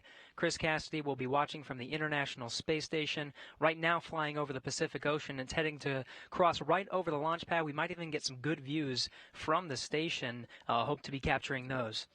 We'll have the launch view on the big screen up front, and everyone's excited to see our two crew members on their way to the International Space Station. But before we get to it, I just want to pass on good luck from the entire flight operations community here in Houston. It's always exciting to be doing something wholly new and history-making with station operations, and we can't wait to see our team members Bob and Doug in low Earth orbit and heading to the International Space Station. That's it from us here in Mission Control Houston. I'll send it back over to the team in Hawthorne for the latest happening there. John. T-minus 20 minutes, 30 seconds. We're continuing to count down. Everything is still looking good for launch of Falcon 9 and Dragon. 22 minutes, 45 seconds after the hour. Stage right 2 now on the RP1 right-hand load is side, complete. you can see a large white cloud coming off of the strongback. That is normal. As we get ready to load the second stage with liquid oxygen, we have to chill in the plumbing lines going up that strongback. And so as we relieve pressure, the moist, humid Florida air condenses around it, and that gives you the cloud. So that tells us that things are actually on schedule. We did begin propellant load at T-minus 35 minutes. Fuel loading on the second stage, I believe we just heard the call out that it is complete. First stage fuel load is continuing, and right now that's a little more than, that's about 60% of the way full. So things are looking good. Second stage is getting ready to begin the liquid oxygen loading, After they finish chilling in the lines that you see on the monitor, they'll begin the load at T-minus 16 minutes and 30 seconds. The range right now is go, ready to support. Weather continues to be go. As we inch our way closer, we're keeping our fingers crossed. We're waiting to hear if anybody calls out an issue, but for the moment, as you can see on the screen, it looks good. Now, on the Dragon side, the Dragon mission director and the team there are reporting no issues. They've done their communications checkouts. The crew access arm, as you can see, is retracted away from the spacecraft. The crew is strapped in and they are ready to go. Now, final instructions will be going to the crew at T-minus 10 minutes. The crew displays will be configured for launch, and that setup will give astronauts Bob Behnken and Doug Hurley insight into how the launch is proceeding and provides constant updates on vehicle health. We've already heard the crew give their go, close their visors, and get ready for launch. For Dragon, it'll enter terminal count at T-minus 5 minutes. When it transitions to internal power, we'll hear continued callouts on the countdown net as we get close to zero and to liftoff. But right now, at T-minus 18 minutes, 15 seconds, everything continues to be go for an on-time launch. So, Dan, Jesse, things are looking pretty good. How are they doing over at your stand? Things are great from about 15 feet away from you, John I, and honestly, things are looking pretty great down at the pad there. We're seeing a lot more blue in the sky. Green is the color we want when we're talking about weather, and that's where we're sitting right now. So we're continuing to count down. We are under 18 minutes away from liftoff. Again, it's an instantaneous liftoff it's going to be 12:22 and 45 seconds here on the West Coast, 3:22 and 45 seconds over on the East Coast there in Florida. Just a reminder, it's going to be about a 9-minute ride up to orbit for the Falcon 9 and Bob and Doug on board Dragon. It'll be a 2-stage flight, so we'll see the first stage fly until we hear MECO, or main engine cutoff, about 2.5 minutes into flight. After that, the second stage will take over and continue to power them the rest of the way. Second engine cutoff comes in just under 9 minutes at about 8 minutes and 44 seconds. Following that second stage completing its job, it'll continue to coast for about 3 minutes. It'll do a slight attitude adjustment and null out any rates, so make sure it's not in any kind of a spin before they do separation. So that's when the Dragon spacecraft will physically separate from the Falcon 9 vehicle, and Bob and Doug will be flying free. It's about a 19-hour ride if we launch today on time. So that means Bob and Doug will get on orbit. They'll have a number of burns, or those firings of those Draco thrusters that they'll do over Stage 2 LOX load started. We hear the LOX. The liquid oxygen load has now started on Stage 2.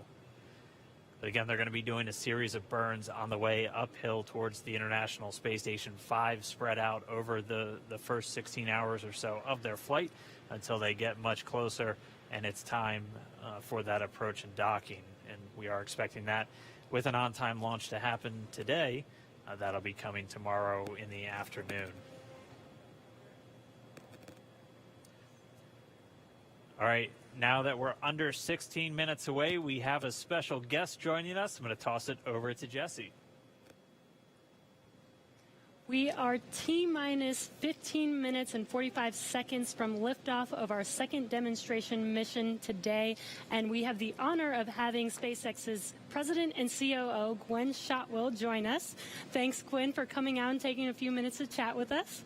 Thanks, Jesse. We know you've been on console. How's the countdown been going so far in there? Countdown is clean today, just like it was Wednesday. We did clear the weather hurdles sooner than we did on Wednesday. And the only thing we're watching right now is downrange weather and lightning at the staging location. Of course. But we will clear that hurdle at T-minus 7 minutes. Awesome. Great. Very exciting. Now I'm going to throw it back to 2012 because you were on console for Dragon when it was first making its way to the space station. How does that experience compare to today? Stage 2 LOX is on the DPUs. So I was nervous then. I stopped getting nervous for launches. Today I'm nervous again. Super nervous. Stomach and throat. Understandable. No, it's a fantastic Fantastic day today. I'm really excited. The team is pulled together. It's such a professional operation. And when I say team, by the way, I mean SpaceX and NASA. These folks have been working incredibly hard and have done a fantastic job. Yes, and we are all so excited. And we know that you have to get back inside of Mission Control, but is there anything that you wanted to say before liftoff to NASA and SpaceX? Well, I want to thank NASA, of course, for their generosity and their help with getting to this place. I want to thank all the SpaceXers who have come together to make this moment in history. And I want to thank Elon for hiring me. We thank Elon for hiring you as well. Thank you so much for joining us. We'll let you get back to Mission Control. And good luck with launch today. Thanks, Jesse. And Godspeed, Bob and Doug. Well, we are so excited. We are just a few minutes away from countdown. So we are going to turn it over to Dan and John for the final minutes in terminal count. Take it away, John. T-minus 13 minutes, 30 seconds, continuing to count down. We're continuing to load fuel onto the first stage. That should finish up in just about 6 minutes. Fuel is completely loaded on the second stage. That's closed out. And we are continuing to load liquid oxygen on both the first and second stage. The liquid oxygen load beginning on the second stage just about 3.5 minutes ago. We are also loading cryogenic helium into the storage vessels on the first and second stage, getting in the last little bits of helium when we keep it cryogenic, cold and liquefied. That gets us, just like we do with liquid oxygen, the maximum amount into the storage volume so that we can get the most performance out of the vehicle. Right now we are in a fairly quiet state on the vehicle. Ground pumps continuing to put the propellant in to first and second stages. Next significant issue callouts that we're going to hear will probably be inside the T-minus 10 minutes when they talk to the crew. We'll listen for that. But at the moment, everything continuing to look good at T-minus 12 minutes and 20 seconds.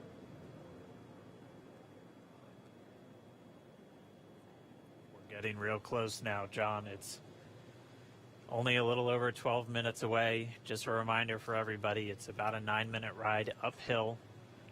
We'll have some dueling boxes going on as that first stage is going to be coming home while the second stage is carrying Bob and Doug into orbit. But obviously, we'll be keeping an eye on our astronauts the whole way uphill.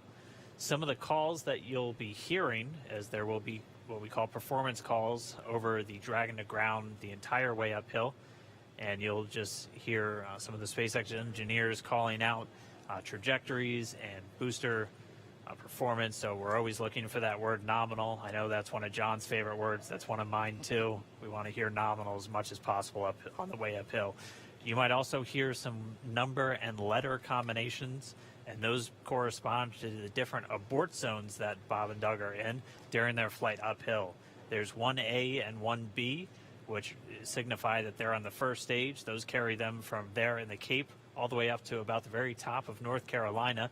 And then we'll have 2A through 2E or 2 Echo, and that will be on the second stage, and that goes from North Carolina all the way up to about the tip of Newfoundland, so in the northern Atlantic. And then there is a zone of the northern Atlantic that we're going to avoid, and so you should hear the call out be something similar to forward to Shannon, and that just refers to Shannon, Ireland, which they'll be going off the coast of Ireland at the later stages of the second stage if they have to abort.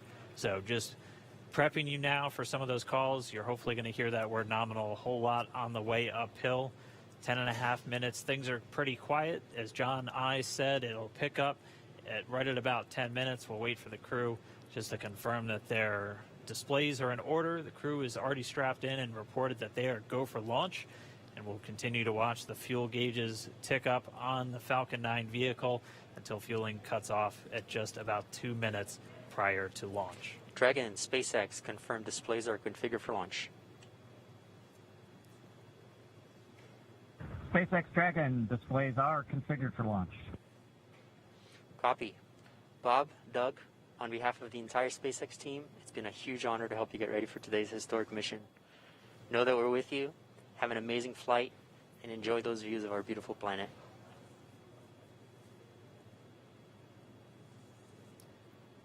Thanks, Jay. It is absolutely our honor to be part of this huge effort to get the United States back in the launch business.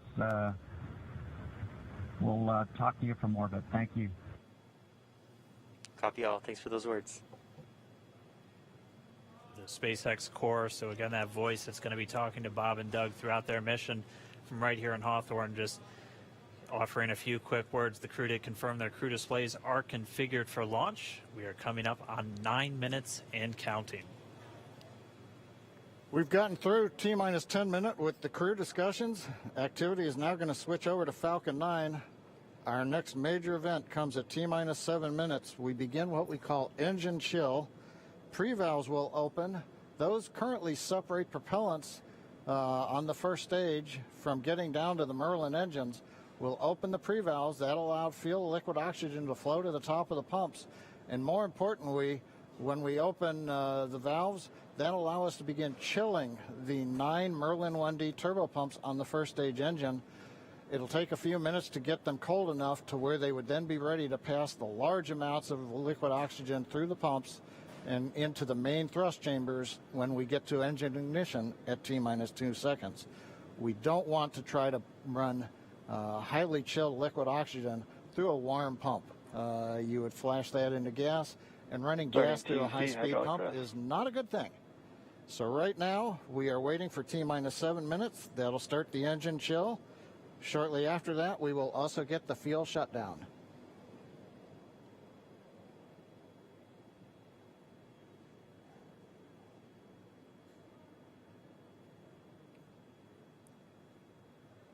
Listening to the SpaceX launch director in the background there. As I mentioned, at T-minus 7 minutes as we start the chill, we will also get into the final topping off of stage 1 fuel, and then the fuel load will complete.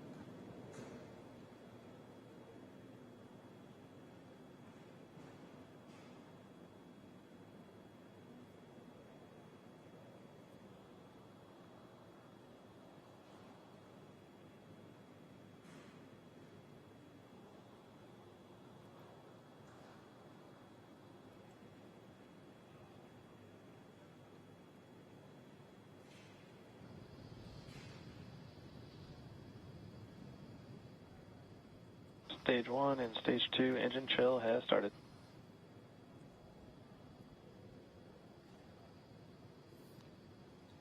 We've heard the call out. Stage 1 engine chill has started. That's gone up to the crew so that they've got situational awareness.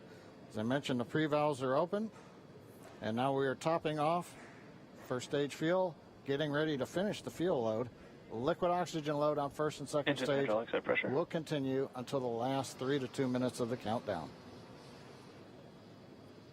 We should hear that call out RP1 load complete coming up in about 6 minutes. Again, RP1 is just that densified kerosene or that rocket fuel that Falcon 9 is going to be used to power Bob and Doug to orbit today.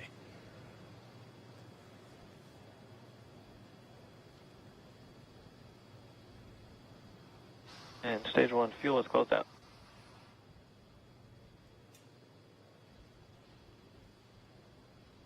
Right on time. That call out indicates that the fuel loading on the first stage is complete. Draining back the lines now, so first stage and second stage fuel are complete. Liquid oxygen loading is continuing on both stages. You can see on the view on the left side of the monitor the condensation, the cold gas wrapped around the stages as the tank skins are chilled by the densified liquid oxygen picking up the humidity from the Florida air. Looks like at this moment we're a little more than 90% full on the oxidizer on the first stage, ticking up towards that 80% mark on the second stage. We'll be counting down all the way till about 2 or 3 minutes, as John and I just said, until everything is loaded in Falcon 9. Heaters closing out. And then we will go for launch. Dragon has transitioned to configure for terminal count. Vehicle tanks pressing for strong back retract.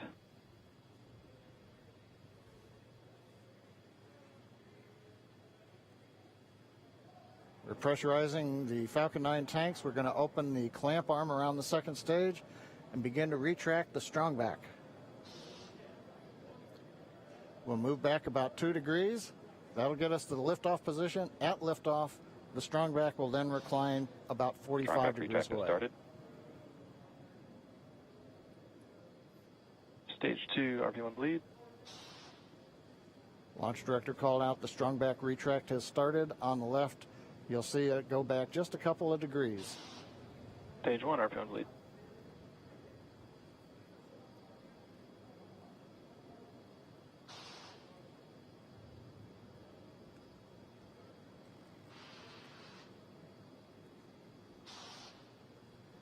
We are just 4 minutes away from liftoff. Again, at this moment, Bob and Doug are really just laser focused on those displays. They have insight directly into Dragon and the Falcon 9. They're able to see where their fuel loading is at, how everything's progressing down with the count. AFTS final setup started.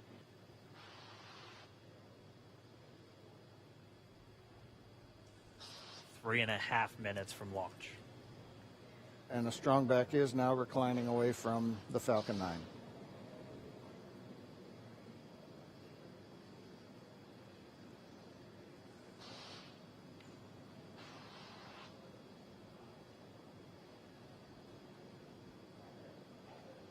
MVAC igniter purges.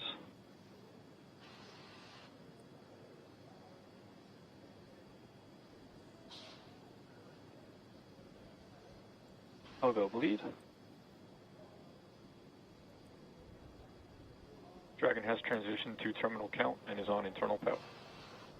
Stage 1, LOX load close out. Okay, we're at T-minus 2 minutes, 42 seconds. Stage 1 LOX load is closed out. Stage 2 will continue to load for about another half a minute or so. Once we get the completion of Stage 2 LOX loading, we have to vent down the line, so you'll see another large white cloud coming off of the strongback. That'll be normal. That'll happen around transitioning to T-minus 1 minute and 40 seconds. We're going on internal power now. Just a few seconds away from the Stage 2 LOX load being complete. It's been almost 9 years since we've been in this position. A lot of work done by thousands of people to get to this point. All our eyes focused on 2 now.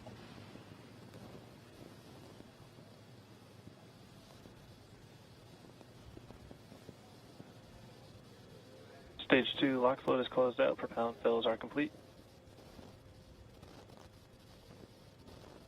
Dragon is in auto idle. Stage 2 LOX load complete.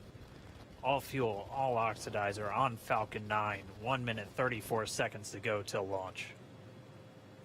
Ground gas closeouts is starting.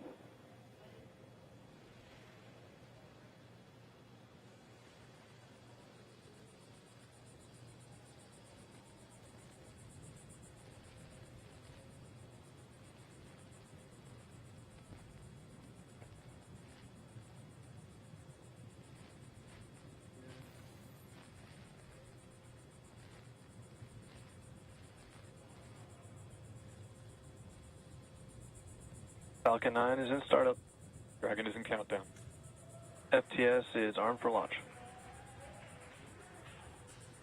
Under a minute now, the FTS, the flight termination system, has been armed.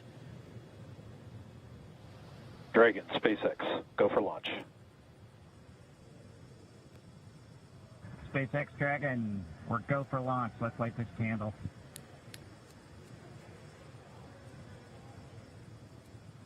T-minus 30 seconds.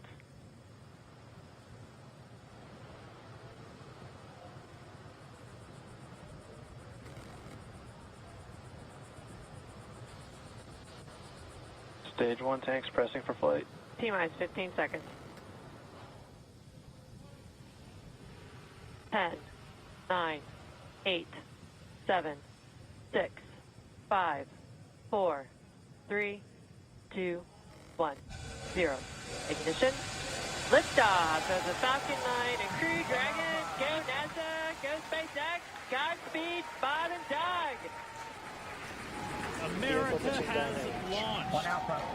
And so rises a new era of American spaceflight, and with it the ambitions of a new generation continuing the dream. 20 seconds into flight, stage 1 propulsion is nominal.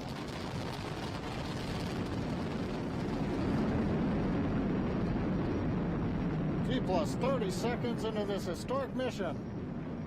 Flying crew on board Dragon and Falcon 9, and look at them go. Falcon power telemetry nominal. M1D throttle down.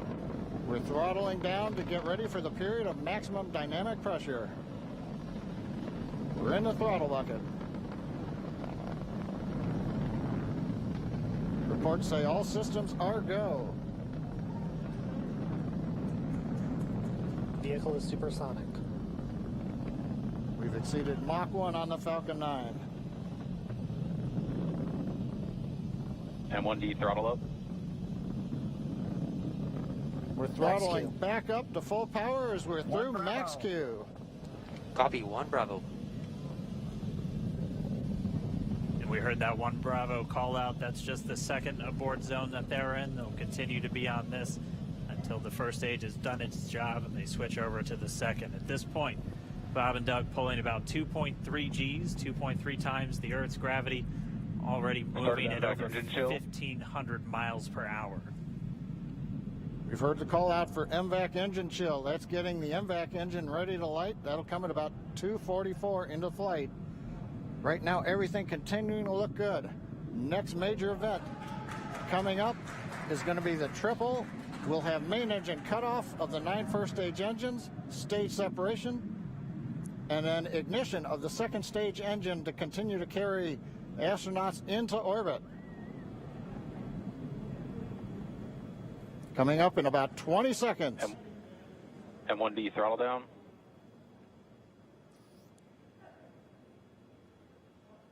We heard we're throttling down the Merlin engines on the first stage.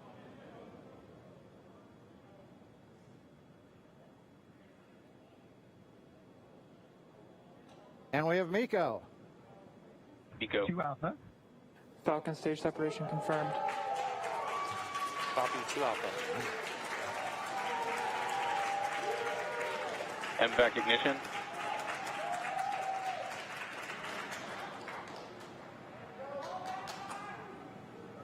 All right, we have stage separation confirmed. The first stage beginning its flight back. The second stage being powered by that single Merlin 1D vacuum engine has ignited and is now carrying Bob and Doug into orbit.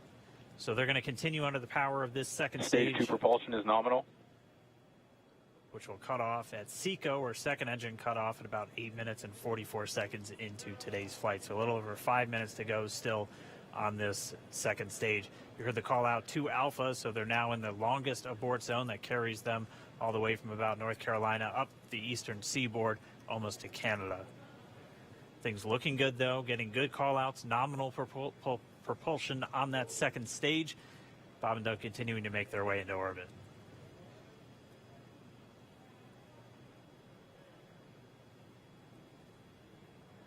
Dragon SpaceX nominal trajectory. Acquisition of signal in Bermuda. SpaceX Dragon nominal trajectory. All right, here in nominal trajectories, the Dragon pointed in the right direction, continuing to make their flight uphill. Heard acquisition of signal Bermuda. That's one of the other ground stations that they're using to get telemetry and data back from this spacecraft. Stage 2 propulsion is still nominal.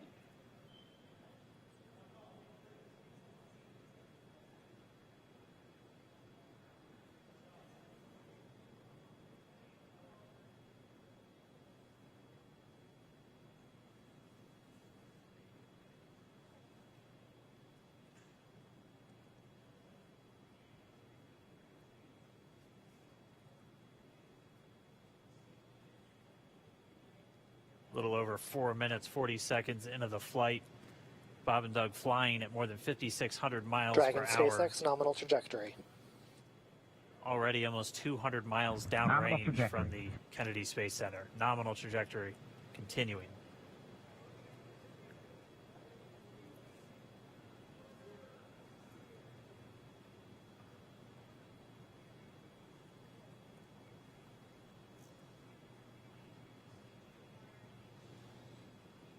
And while they continue uphill, looks like we are getting a view of the first stage as well.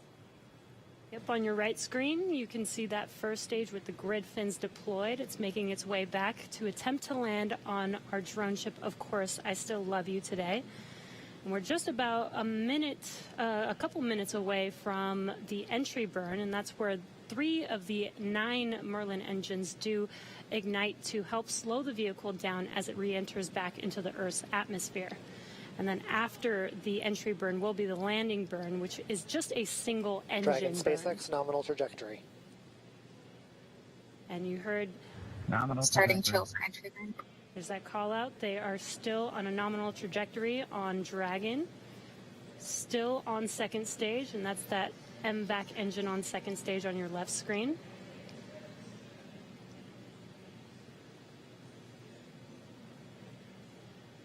Again, on your right screen is that first stage booster coming back towards our drone ship, Of Course, I Still Love You. We're about a minute away from entry burn. Meanwhile, that second stage continuing to power Dragon into orbit. Again, if you're keeping an eye on that timer, that's going to continue to burn until 8 minutes and 44 seconds into flight. So a little over 2 minutes from now, we'll hear the call out SECO.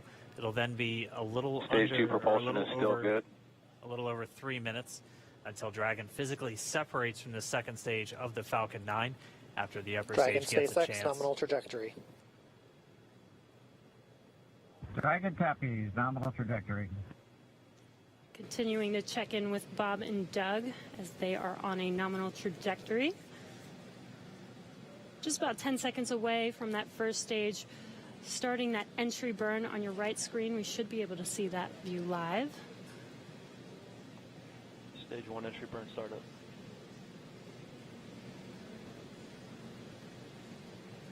And there is that entry burn beginning.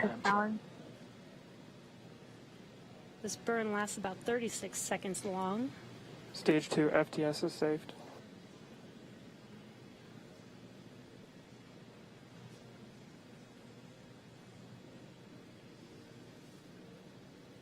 That entry burn continues. We're just about a minute away from SECO. We'll have a number of events all happen in rapid succession. It'll be the second engine cutoff. Stage 1 we'll entry be burn looking for shutdown. that stage 1 landing burn shortly after. Yeah, actually, just within a few seconds of each other. It's such a cool view on your left screen, seeing Bob and Doug on Dragon. Right now you can see the displays that they are seeing right now themselves. Terminal guidance. MVAC throttle step.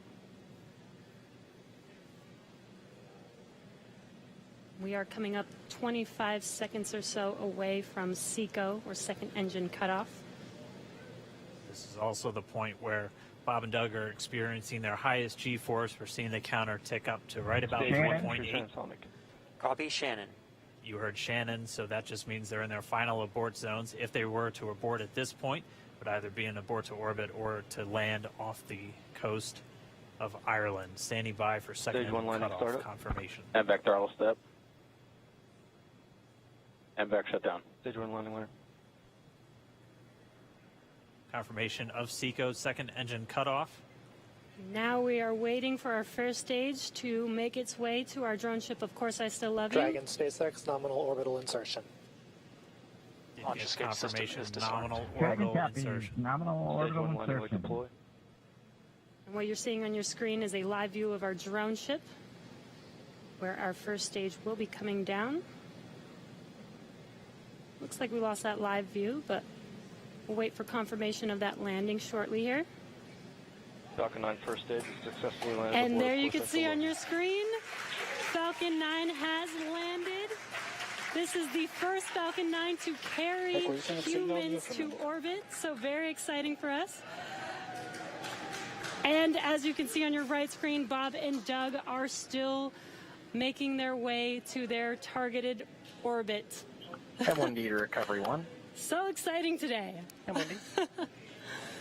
It doesn't stop. It does not stop. All right, we did hear again that call out, good orbital insertion, so that means Falcon 9 and Dragon right now exactly where they're supposed to be.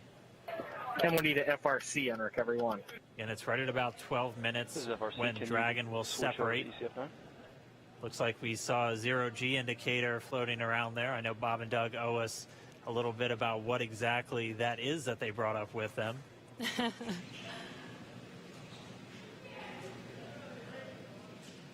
And before separation, before Dragon initiates separation from the second stage, they do make sure to make, they do ensure that the vehicle is not spinning and it is in good condition before we separate. That's right, the upper stage does small attitude maneuver using some cold gas thrusters built into the rocket body itself. Exactly, so we do expect that separation to occur in about a minute from now, but they do wait until they have full confirmation that it is ready to separate. Such cool views. I cannot get over this view that we are seeing right now. Bob and Doug on the right screen, inside of Crew Dragon, out in space. Yeah, already 200 kilometers over planet Earth, or a little over 124 miles, traveling in excess of 2,700 meters. 27,000 meters per second, or about 16,000 miles per hour.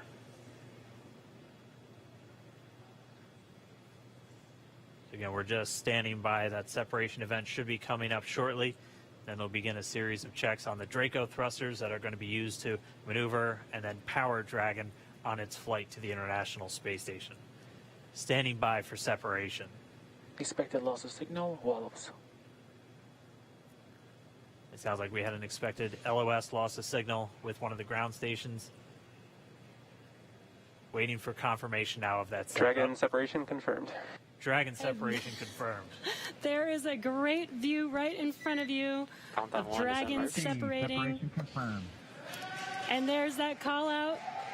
Dragon is now officially making its way to the International Space Station today. Dragon SpaceX with that separation call. We have a few words for you from our Falcon 9 team. Standing by. Dragon, Chief Engineer on Dragon to ground. Bob Doug, on behalf of the entire launch team, thanks for flying with Falcon 9 today. We hope you enjoyed the ride and wish you a great mission. Thanks, Bala. Congratulations to you and the F9 team for the first human ride for Falcon 9, and it was incredible. Appreciate all the hard work, and thanks for the great ride to space. Copy all. Oh, and like, proud of you guys and the rest of the team. Thank you so much for what you've done for us today, putting America back into low Earth orbit from the Florida coast. Copy all. Good luck. Godspeed.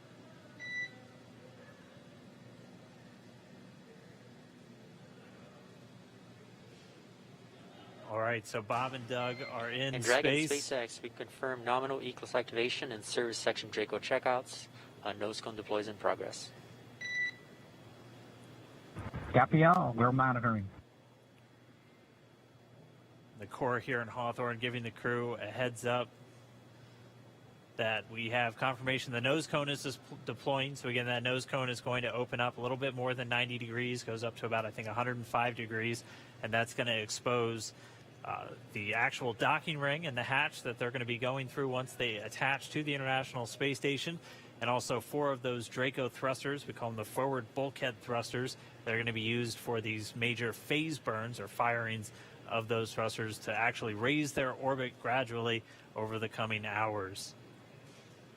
Also heard good activation of the ECLIS, that's the Environmental Control and Life Support System. That's everything controlling their atmosphere, just keeping Dragon a nice, safe, habitable environment where they're going to be living for the next 19 hours until they arrive at the space station. Right, exactly. And Falcon 9's job may be done for today, but the mission is not over. Crew Dragon's job is not done. As you can see, Bob and Doug are still inside Crew Dragon, making their way. It will be a 19-hour trip to the International Space Station before they dock tomorrow morning. And such cool views. I love that we can get these live views here and see and watch what they're doing now that they are in orbit. Yeah, it's incredible to just be looking over their shoulder, to be along for the ride. And we're going to be with them, and we're going to be with all of you the entire way for their journey to the space station. We're going to be covering live throughout. Bob and Doug will obviously have a sleep period where they'll get about 8 hours of sleep a little bit later today before they wake up for all of their final approach.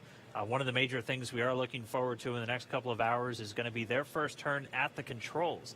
So they're actually going to be using those touchscreen displays to take control and manually pilot Dragon. We'll walk you through what that's going to look like, and assuming we have some good ground station coverage, we'll be able to get views from right inside Dragon, looking over their shoulder as they manipulate the controls at the display. But I mean, we had a smooth ride uphill, both stages of the Falcon 9 doing their job, placing Bob and Doug into orbit. I mean, this is a day, this is a historical day. This is us kicking off that new era of spaceflight that we've all been talking about and longing for since the space shuttle program came to an end in 2011. Yes. And the weather cooperated. Yes. Second time's a charm. Right. All right, so day for the history books. As you can see, we have lost some live signal there, but the mission still continues, and we're going to send it over to KSC to continue broadcasting live with you. Signal Newfoundland. Yeah, Jesse and Dan, we are just in awe over here. When I woke up this morning and looked at the weather forecast, I was like, man, we're going to be back here on Sunday, but we did it. The room cleared out. Everybody was outside watching, and inside the lights were shaking, the cameras were shaking. Lauren came back in with tears in her eyes. This is really amazing.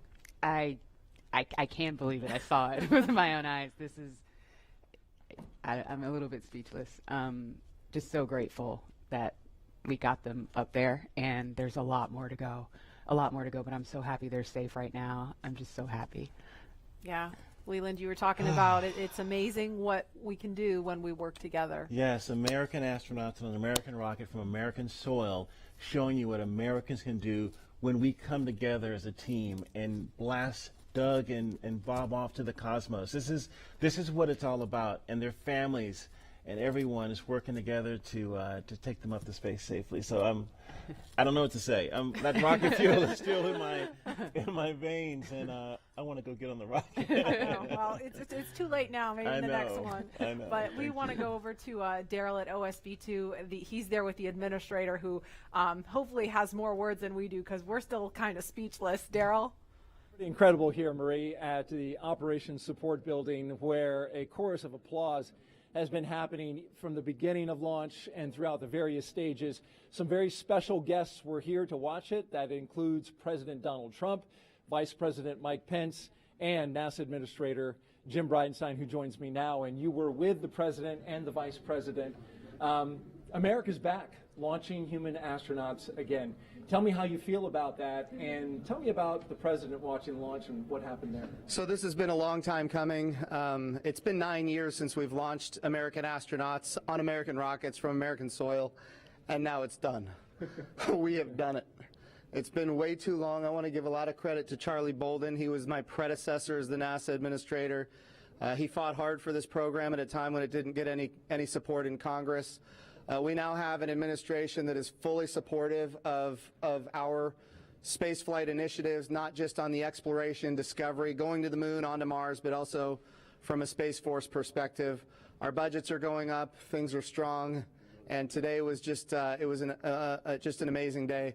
You know, one of the things the President did right out of the gate when he became President is he created what's called the National Space Council. And he put the Vice President as chairman of the National Space Council. And on that National Space Council, you've got the Secretary of Defense and the Secretary of State and the Secretary of Commerce, the Secretary of Transportation, the Secretary of Education, the chairman of the Joint Chiefs, all of these different amazing individuals that deal with space day in and day out. A lot of people don't realize how many parts of the federal government deal with space.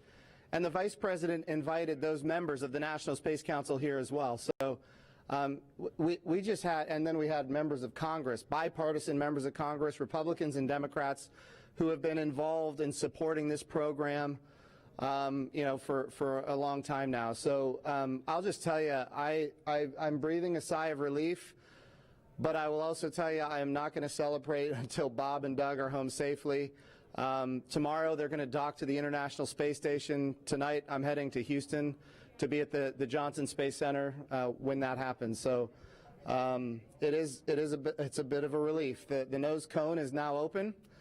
It's now deployed, which means that now we're going to go into some burns. We're going to have some phasing burns. We're going to have some boosting burns, and we're going to get as much as we can in alignment with the International Space Station as early as possible here. But also, I know it's hard, but the big thing that we need to do now is we got to get Bob and Doug, who have now gone through this exercise twice. They need to get some rest. But I can guarantee you there will be no rest for a good amount of time while they're up there in orbit. And they are certainly on their way, and a lot of people joining us for this entire celebration and watching it. We just heard 10 million people watching live as this launch happened, and President Donald Trump becoming the third sitting president to watch a launch live from the Kennedy Space Center. The first. To be clear, I think he's the only sitting president to watch American astronauts launch on a brand new rocket that has never launched before, and that's a big risk. He also said we're going to go to the moon by 2024. That means he's putting himself at risk to say, look, I'm going to be accountable, potentially, I'm going to be accountable to the initiatives that I put forward. And I think we have not had that kind of leadership for space in a very, very long time, and we're so grateful for it. What was it like watching the launch with the president? How did he react? Oh, I'll tell you, it's obviously something that is near and dear to him. He said it a year and a half ago. He put it in the State of the Union speech. He said, we're going to launch American astronauts on American rockets from American soil. And of course, I was like, in my head, I'm thinking, we better get after this. Of course, we've worked overtime to make it happen. We might be a little behind schedule, but we got it done, and we got it done safely. We're knocking on wood, but so far so good. It's looking good. You personally, Jim, as that rocket was lifting off and you felt that rumble? Yeah. What'd you feel? What'd you experience? Well, I was praying. I'm not going to lie to you. I was praying. I was praying for Bob and Doug. I was praying for their families. I was praying for their safe return, even though they're just going. But man, I'll tell you, it was, I've heard that rumble before, but it's a whole different feeling when you've got your own team on that rocket, and they are our team. They are America's team. This is Launch America. This is everything that America has to offer in its purest form. And times are tough right now. There is no doubt. We've got the coronavirus pandemic. We have other challenges as a country. But I hope this moment in time is an opportunity for everybody to reflect on humanity and what we can do when we work together, when we strive, and when we achieve. And if this can inspire a young child to become the next Elon Musk or the next Jeff Bezos or the next Sir Richard Branson, then that's what this is all about. Or the next Jim Bridenstine. Yeah. Well, I wouldn't put me in that category, but. Well, we appreciate your leadership for the space agency at this time, and congratulations on an amazing day in the launch. Thank you. It's been a great ride. All right, very good. Marie, we'll send it back to you in the studio. Doug and Bob are on course to arrive at the International Space Station tomorrow, May 31st at 10:27 a.m. Eastern Time. And we'll be staying on the air for continuous live coverage along the entire ride to the station. So though our coverage here is concluding, we will turn it over to the teams in Hawthorne and Houston to take us through the next phases of the Demo 2 mission, all the way through hatch opening and a welcome ceremony on the space station for Bob and Doug tomorrow. That's right. And as you follow along, we invite you to tune into a post-launch news conference that's happening here at 6:30 this evening Eastern Time on NASA TV. We'll have NASA and SpaceX leaders here to take questions live on this unprecedented achievement in human spaceflight. And in addition to NASA TV, you can follow along always on Twitter at @NASA and nasa.gov for mission updates as it progresses. Here now are highlights from the mission so far. May 30th, 2020. Remember this day. You'll have this memory forever. The day America returned astronauts to orbit from U.S. soil.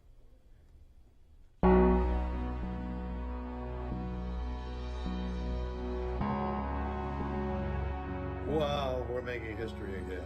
Let's go.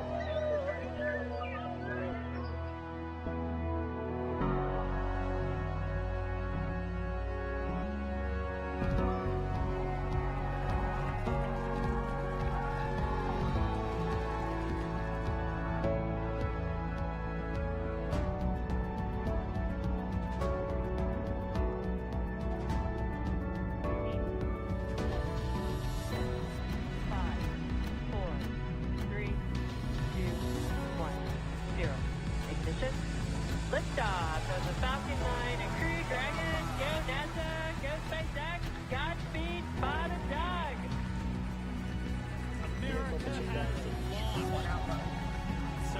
a new era of American spaceflight and with the ambitions of a new generation continuing the dream.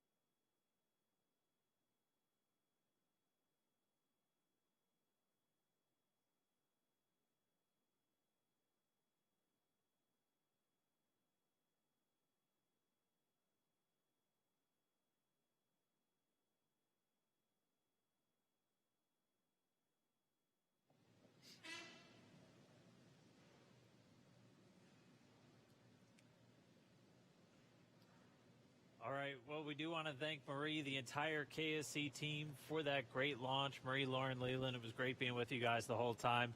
But as we just said, the mission has only now just begun. Right now, Bob and Doug are flying free inside of Dragon after that successful separation from Falcon 9. We've got just under 19 hours until they arrive at the space station. We're going to be here with you the entire trip. Immediately after Dragon separated from Falcon 9, it began what we call activation and rendezvous phase of the mission. During this phase, Dragon is configured for on-orbit operations. The phase begins after separation of Dragon from Falcon 9 and ends with the completion of the final co-elliptic burn. Our initial orbit today is 190 kilometers by 205 kilometers, with those values representing the perigee and apogee of the orbit, or the lowest and highest points over the Earth. That means the orbit isn't a perfect circle, but more like a slight ellipse. Over the next 19 hours, Dragon's going to execute a series of burns which will gradually raise its orbit to align more closely with the station. There are going to be 5 major burns or firing of those Draco thrusters on Dragon that are going to bring it close to station before we begin our final approach maneuvers. The first one is coming up in just a little bit, and it's the phase burn. Right now, teams are doing their go, no go to get ready for that, and it's performed at the first apogee, or the highest point of the initial orbit, and that's going to raise Dragon's perigee to a higher altitude. And after a calculated time, which is based on what our orbital data shows us, the boost burn raises Dragon's orbit until it's just 10 kilometers lower than the space station, followed soon after by the close co-elliptic burn to place Dragon on orbit roughly co-elliptic with the space station. This means Bob and Doug will be about 10 kilometers lower than the station during their entire orbit around the Earth. The fourth maneuver is the transfer burn, where we raise Dragon's apogee, or highest point of its orbit, to just 2.5 kilometers below the station. And we round everything out with a final co-elliptic burn to once again maintain a constant orbit beneath station. It's just 2.5 kilometers below. Then we get into the approach initiation and final stages of Dragon's rendezvous with the space station. This is also where we start what we call joint operations between the Dragon control team here in Hawthorne and the space station flight controllers in Mission Control Houston. The teams transition to those integrated ops roughly 45 minutes prior to approach initiation, which is another burn that really means Dragon's getting close. During the approach, SpaceX flight controllers work in tandem with the NASA team in Houston to activate and test out a number of systems on Dragon, including establishing bidirectional communications with the station using a system known as C2V2, which stands for Common Communications for Visiting Vehicles. They also set up a data stream from Dragon to the station, just giving another path for Dragon telemetry or data about its performance to come down to the ground and giving an additional command capability to astronauts on board the station. They'll also maneuver Dragon to the proper attitude and then initialize the navigation sensors used for that very slow and methodical approach to station. At approximately 5:24 a.m. Pacific time, that's tomorrow morning, Draco thrusters on Dragon will fire for the approach initiation burn when Dragon is about 2.5 kilometers below station and just about 7 kilometers behind it. This will swing Dragon up until it is about 400 meters directly below the station, and this maneuver will also move Dragon inside one of those 2 safety zones around the station that requires a set of go-no-go pulls with the different control teams. The first zone is called the approach ellipsoid, which is an imaginary shape measuring about 4 kilometers by 2 kilometers by 2 kilometers, which is essentially a large 3-dimensional oval. Before Dragon is given permission to move inside the ellipsoid, referred to by the teams as the AE, it is configured to be on what is known as a 24-hour safe trajectory.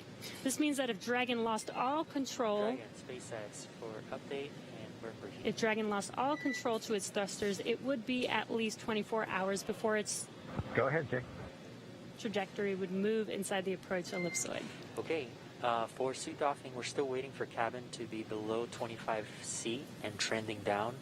It looks like it's on the way there, but not quite. And the second item is during the burn, we may have intermittent comm and due to pointing, and this is expected.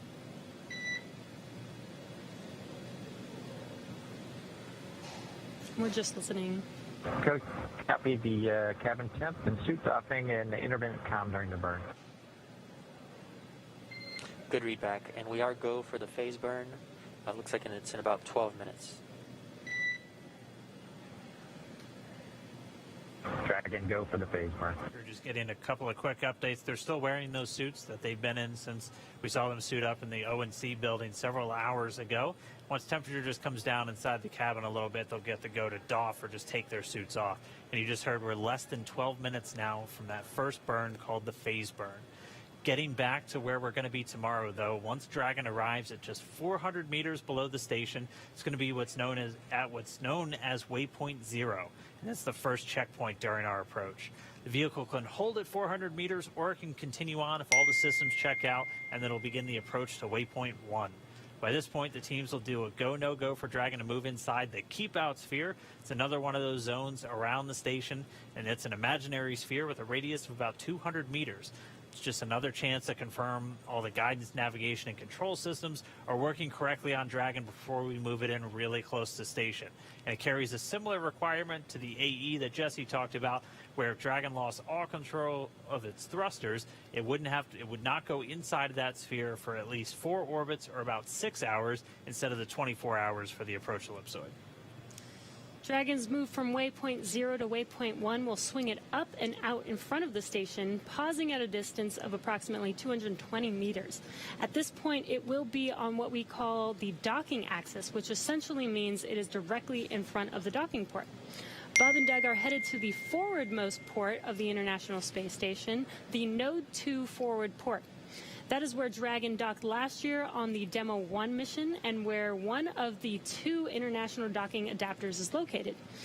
These were installed for new commercial spacecraft flights and any other future spacecraft that also use the international docking standard. before moving into the final waypoint, the crew will execute their second manual flight test, except this time they'll be in what we call the near field. That just means they're close to the station. The crew will actually command a hold when they're 220 meters away from the station and conduct a series of maneuvers. So it'll be Doug and Bob at the controls. First, they'll fly Dragon to the center line of the docking approach, just precisely lining it up with that docking port. Then they'll do a number of translational maneuvers, so using the Draco thrusters on Dragon to move it around the different axes. And then they'll always be checking in with the ground on how much propellant is used. Again, translational is just you're moving back, forward, side to side. When we refer to attitude maneuvers, it's where you're pointing. But once they're complete with that, they'll transition control back over to the Dragon flight computer to resume that automated docking. And once Dragon is only 20 meters away from waypoint 2, that the spacecraft focuses on aligning its docking system with the docking adapter. Dragon will then fly in and make contact with the IDA, giving us what we call a soft capture. The soft capture ring then retracts until sensors indicate it's time for hooks to drive in place to give us a hard capture and firmly secure Dragon to the station. Then it's time for leak checks and hatch opening, which is currently timelined to come about 2 hours following docking. We're going to be here with you the entire way, and again, it's going to be a two-team effort once Dragon gets really close. So why don't we jump over to Gary, International Space Houston. It's got to be exciting seeing that launch and knowing that they're on the way to you. How's the team doing, Gary?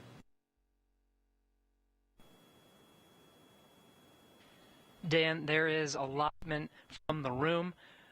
We are closely monitoring Dragon's few burns that are coming up here. You both did a great job of describing some of those. From the International Space Station side of things, we're really in a monitor mode for much of the flight.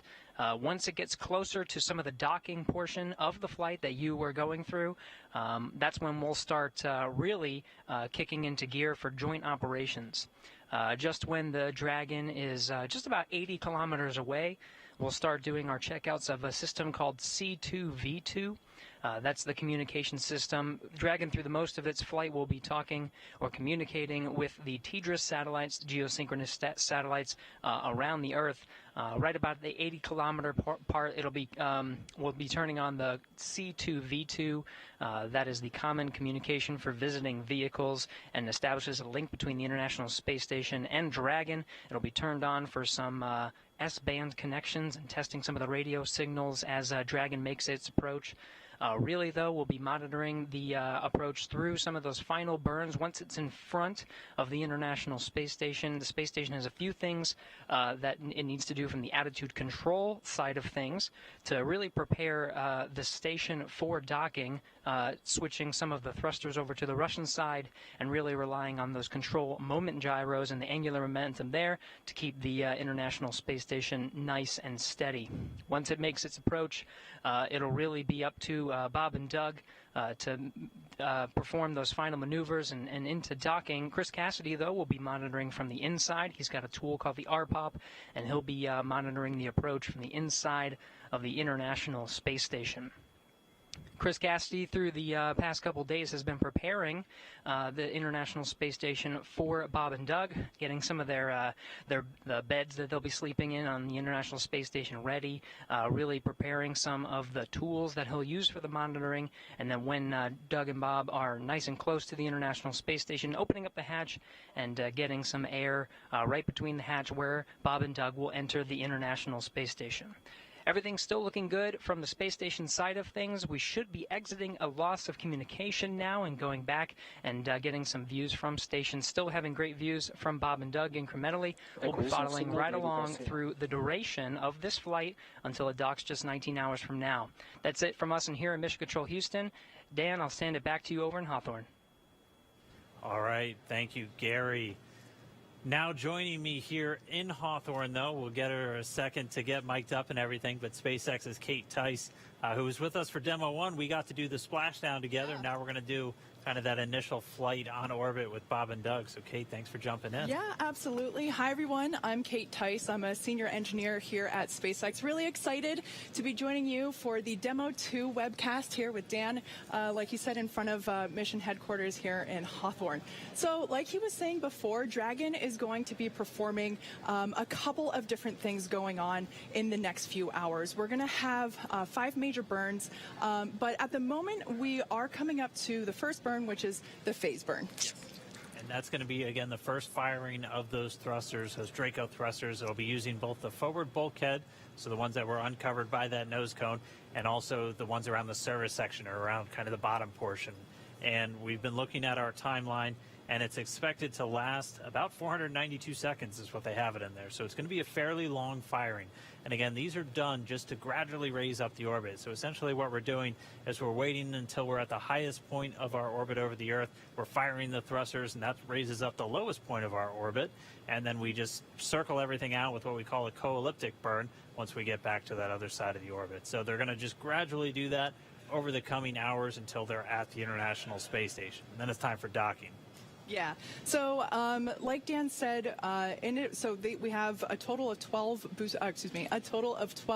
Draco thrusters on board of Dragon. In addition to the 4 bulkhead Draco thrusters, which we'll be using upcoming, there are 12 more Dracos in the service section, which is the area along the lower part of the Dragon capsule.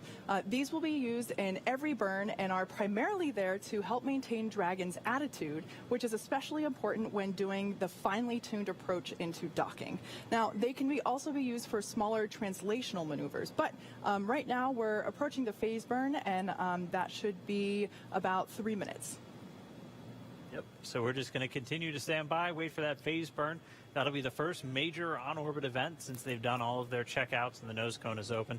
And then we'll be standing by. We should be having the first manual flight test coming up in just about 50 minutes from now, if everything goes well. So that'll be our first chance to watch Bob and Doug actually fly Dragon.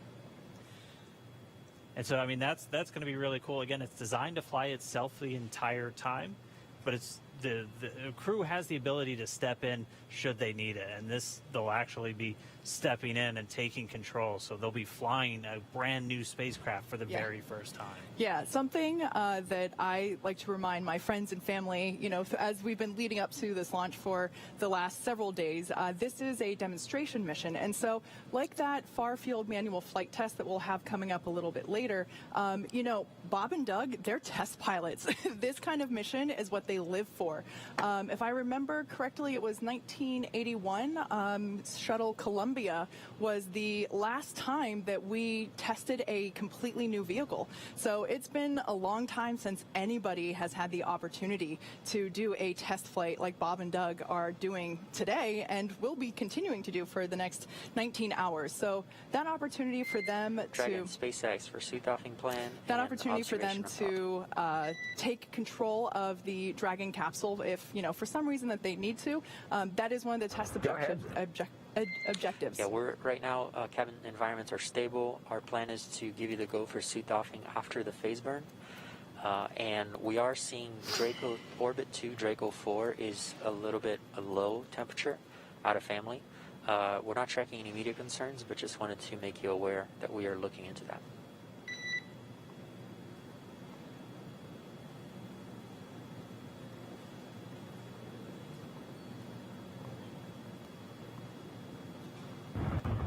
Okay, copy that. SpaceX will plan on suit doffing after the burn, and then the Orbit 2 Drake 4's low temp. Good readback. All right, so the crew is going to stay in their suits until after this phase burn, which we should be hearing start in just about a minute from now.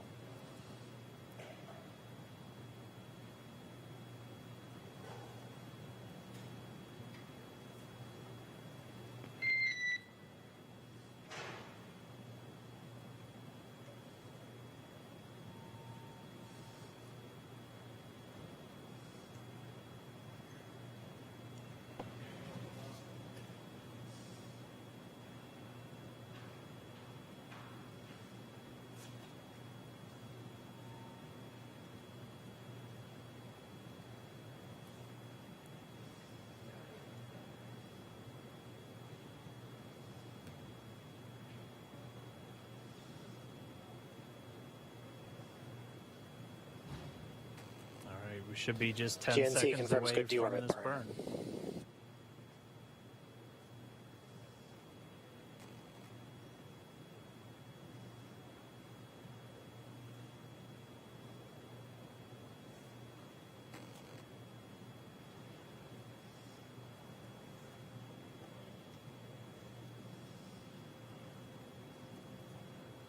And we have confirmation the first burn is in progress. Again, this is the first of the 5 major maneuvers. This one's called the phase burn, using those forward bulkhead thrusters.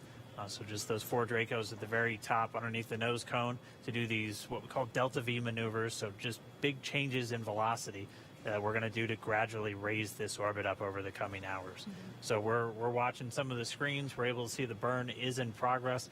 It's expected to last for several minutes. So we'll just keep an ear out, make sure that everything goes well, and then we'll get a report pretty much the same time the crew does on how the burn goes. So we're really just looking for those words, good burn, after it's complete. Like we said, this is the first of 5 major burns that we will be performing over the coming hours. So this is basically the first major step in the free flight of Demo 2. Expected loss of signal, Diego Garcia.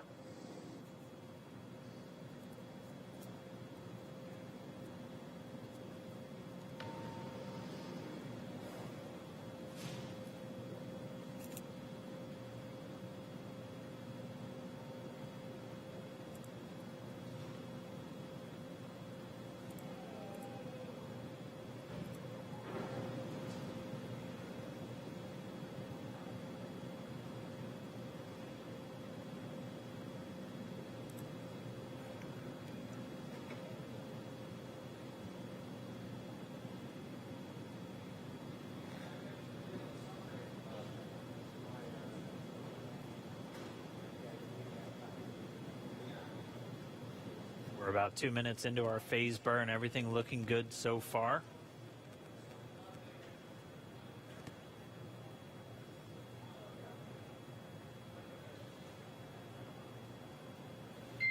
And Dragon SpaceX for awareness, burn is nominal so far.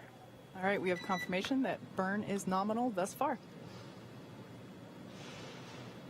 We concur, thank you. Again, Bob and Doug have insight into how this is going the whole way just through those touchscreen control panel that they have right in front of them, those 3 screens. And when we get video inside the cabin back, hopefully as we're doing that manual flight test, you'll be able to get a really good close-up look at how they kind of have their window into Dragon itself.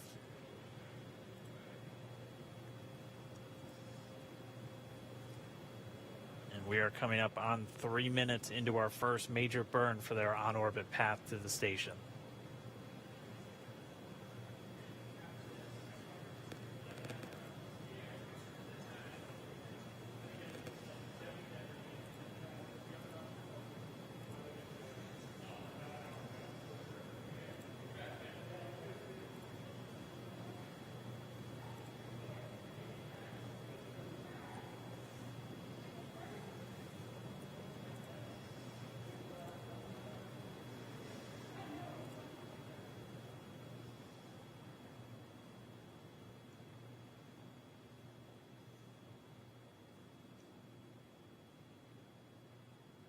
If you're just now joining, we are 3 minutes 45 seconds into the phase burn. This is the first major burn.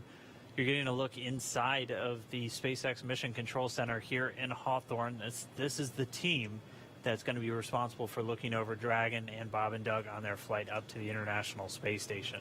We'll have some intermittent video comm with the Dragon spacecraft itself, only when we're over some ground stations and only when we're doing some of these different maneuvers. But right now, we're just continuing to listen in. That first burn's going well. Every single one of these burns is critical to actually making it to the International Space Station. So it seems like a pretty quiet time right now, but I mean, thrusters are firing on the Dragon spacecraft as we speak. They've been doing so for over 4.5 minutes. So we've got a little under 3 minutes to go, I think. Everything's looking good so far. Dan, I remember during the Demo 1 splashdown or deorbit, basically leaving the International Space Station webcast, we were going back and forth saying that it feels like it takes forever to do anything, and it's the same deal going up to the ISS. Everything is super controlled, very precise, and very exact in terms of timing and adjustments. So, like Dan said, this is a critical moment, and definitely one of the first exciting events that we have in Dragon, as it now is free flying. And just to let you know, anytime we have video with the crew during the flight, we'll do our best to bring it to you. So we're just getting a quick check-in on the teams in Mission Control and Hawthorne. I mean, these are the people behind the scenes who have done so much just to get us to this day, taking part in simulations and mission planning with the crew themselves. Mm-hmm. I mean, you're talking countless hours just to really rehearse everything for this flight before we get here, and we're here. Yeah. We had that successful launch, which still haven't come down from. That was incredible, and everything has gone smoothly so far. Good initial orbit. The burn started right on time, and it sounds like it's going well so far. We are just almost 6 minutes into the burn, so should be just about a minute or so left. Like you've heard us say many times on today's webcast, prior to launch and after launch, Bob and Doug have rehearsed every single procedure with the SpaceX team for this mission. So everything that they're doing now and have done all day, despite the unfortunate scrub that we had earlier in the week, was just an extra practice test, which was awesome. But it was nothing new for them. They had rehearsed everything, and same goes with this. All of the procedures that we are running through now, and will continue to run through all through the duration of the mission. Bob and Doug have, they are super familiar with what's going to happen and what they're expected to do. And we should be coming up near the end of the phase burn. Again, this is the first in 5. The next major one's going to be the boost burn. That's going to raise their orbit up to just about 10 kilometers below the station itself. And so they're just going to get closer and closer in these incremental steps. And you'll see in this graphic that when they do these burns, it looks like they're kind of doing a little bit of a loop-de-loop. This graph is in relation to the space station itself. So on one axis, the Y, you have how far below you are, and on the X, how far behind the station you still are. It's not perfectly to scale. Dragon, SpaceX, nominal burn.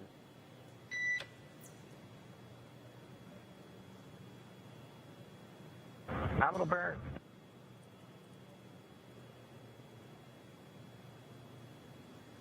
And we just heard the 2 words we were hoping for, nominal burn. So 1 burn out of 5 checked.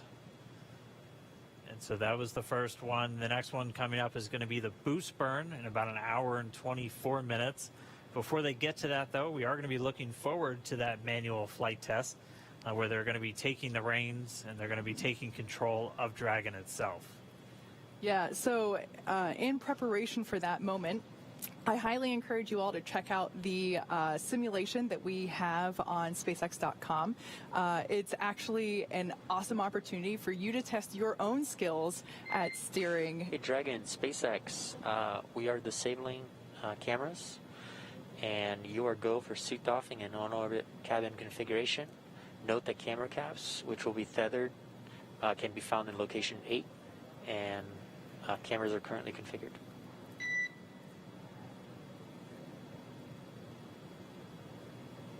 Yeah, so as I was... Okay, Dragon copy, suit doffing in work. We see that the cameras are off, and we can do on-orbit activation. Copy all.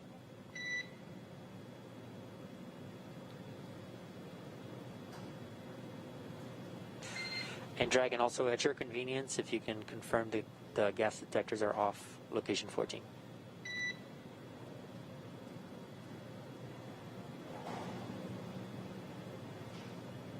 Welcome.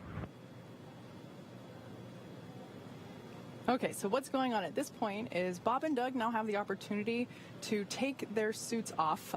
This is referred to as doffing, as donning is actually putting the suits on.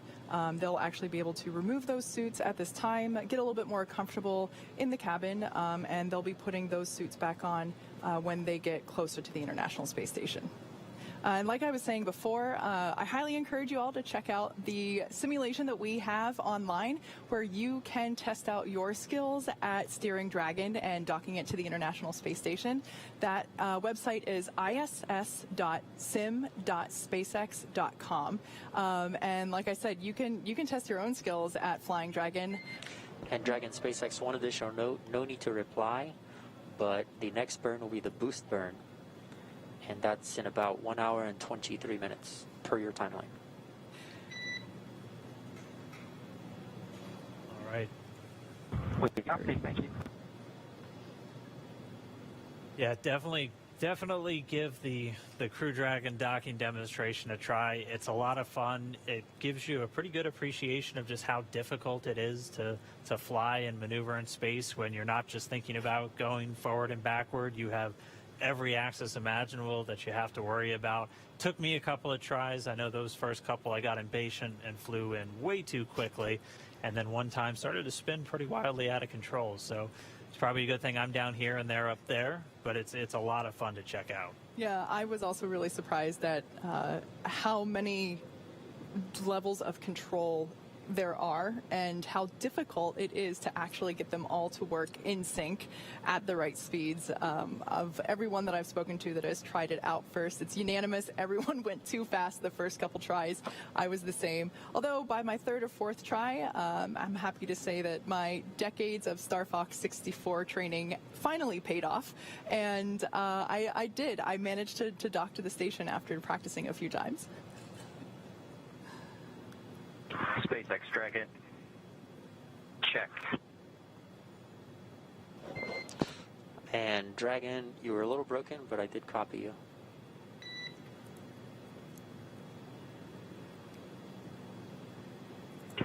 How about this time? How you hear on the cabin mic?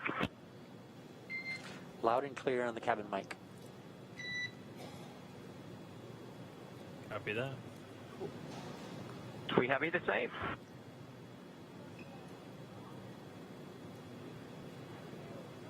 Well, with that first burn nominal and out of the way, the next one coming up in a little over an hour and 20 minutes from now, the next thing we're really going to be looking forward to is this manual free flight. So as we've said quite a bit, Crew Dragon is designed to fly fully autonomous, meaning the spacecraft does all of the navigating and burns to the station all on its own. There are manual override controls, though, on the spacecraft that enables the astronauts to step in, take control should any issues arise. And to test out those controls, Bob and Doug are about to do the first of 2 planned manual maneuvers inside Dragon.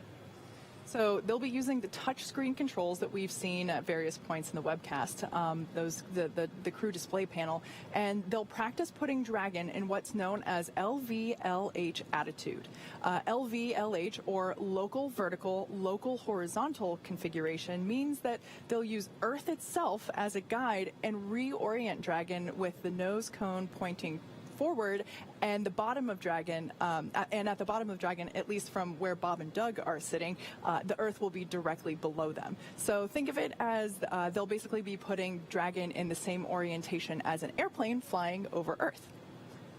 And they'll be taking this manual control, but they'll stop one step before actually sending the command of their attitude adjustments to Dragon's flight computer. So the flight computer itself is still going to continue flying Dragon, and as soon as they're done, they'll hand control back over. The flight computer will reorient Dragon, and it will continue on its way. It's going to fly in a whole bunch of different attitudes on the way up to station. Unlike the space station pretty much only flies in that LVLH. It's pretty much always going the same direction. But that's because it's got very big joints for the solar arrays to rotate around. For Dragon, they'll have to maneuver the trunk to charge the batteries, maneuver to sometimes communicate with the different satellites, depending on which antennas they're using. And so this LVLH will just be a test for this manual flight test. Exactly. And like we said before, there is that simulation online where you can check it out for yourself. Yeah, definitely get a chance to go pilot Dragon. We're going to be seeing that tomorrow morning. It was surreal when we got to see it on Demo 1 with Dragon coming in. We've got some great cameras right on that docking port where Dragon's going to be pointed. It's going to be really exciting to see them come in for that final approach. Dragon SpaceX, no response required, but we are going to be enabling branch 2 of the helium system This is expected to be done on orbit to protect for a scrub.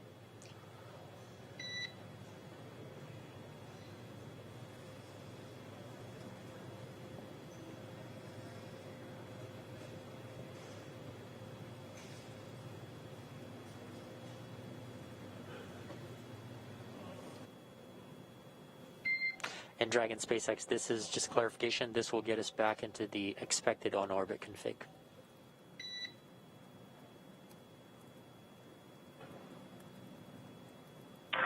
Dragon copies.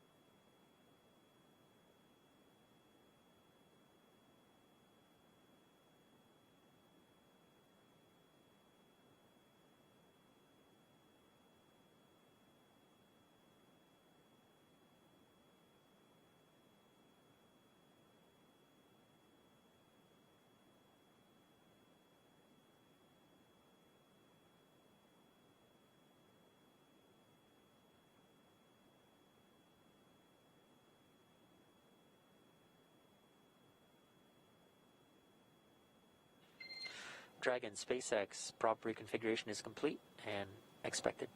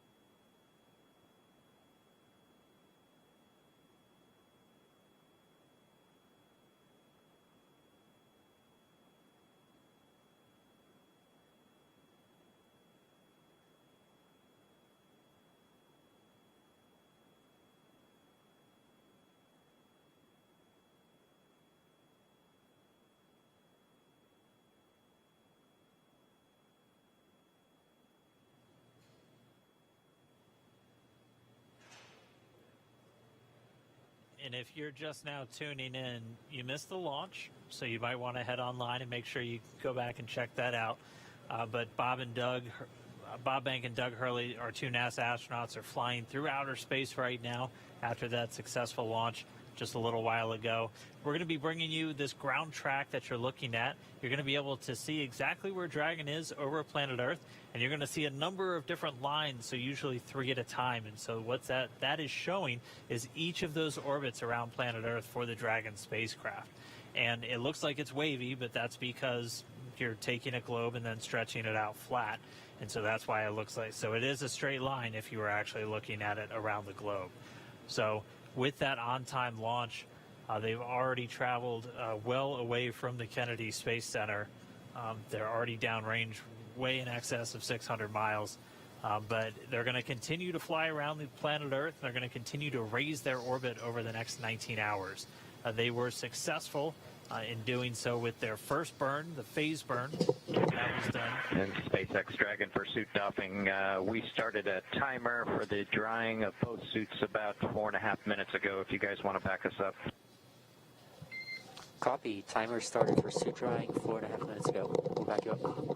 And that was the Demo 2 Commander Doug Hurley talking to the core behind us right here in Mission Control Hawthorne. The crew has doffed or gotten out of their spacesuits that they've been in for several hours now, and they kind of hang it up, almost like hanging up your clothes just to dry, and they're going to continue to they have a timer just to know when they're fine to just pack them away. They're not going to have to put those suits on again until tomorrow when it's time to dock with the space station. Quick, I want to comment there on the view on the right-hand side of your screen. That is, if Bob and Doug were looking out the window, that's basically what they'd be seeing right now. That's a live shot from Dragon, and with planet Earth rotating below it. Yeah, they're going to continue to make their way up over the next couple of hours. We have a number of items coming up for them, though. We are still counting down to that manual flight test. That should be coming up within the next half hour, and that's going to be Bob and Doug actually taking control of the Dragon spacecraft for the very first time. So that's going to be really exciting. Hopefully we'll get some video inside of the cabin. We'll have video inside the cabin anytime that the crew is ready for us to come on board. And anytime we have connection through ground stations, through SpaceX's worldwide network of ground stations to communicate with the spacecraft. Yeah, and just real quick, I want to correct myself now that I can see the image a little better. That's actually a live shot from the International Space Station. I thought it looked like a radiator. Yeah, for a second I thought it was the Dragon trunk there. But nope, that is the ISS, so that's where Bob and Doug are heading. And like we have been saying so far, this is just the beginning of what is a 19-hour journey for them. So they've got a lot of stuff coming up. Like we've been saying, there are 5 main burns. We've completed the first of those 5 main burns, and they will be going to sleep in a while. Well, they'll eat first, and then they'll get to sleep. And that sleep portion of the mission is actually really important because we need them to be really well rested and comfortable whenever they start doing the approach phases to the International Space Station. So they get scheduled 8 hours, if I remember correctly. Yep. And I mean, you can see whenever we had the views inside of Dragon earlier, you can see that SpaceX Dragon 4.300 is complete. Copy. 4.300 complete. So again, that's Bob and Doug just getting the cabin configured. They're out of their suits, getting a little bit more comfortable, and then hopefully we'll be getting to that manual flight test in just a little while. Yeah, they'll have about 8 hours of sleep scheduled. I don't know how you can go to sleep on a day like today, but I also don't know how they were as calm and collected as they were. So again, you're dealing with some special people when you're flying somebody into space. For sure. And as we saw from our views inside the cabin earlier, they will be sitting in a sitting position while they're sleeping, whereas on the International Space Station, they have a flat bed, if you will, that they get strapped in. So the sleeping situation that they have for their ride on Dragon is definitely a little different than what they'll have on their longer stay on the International Space Station.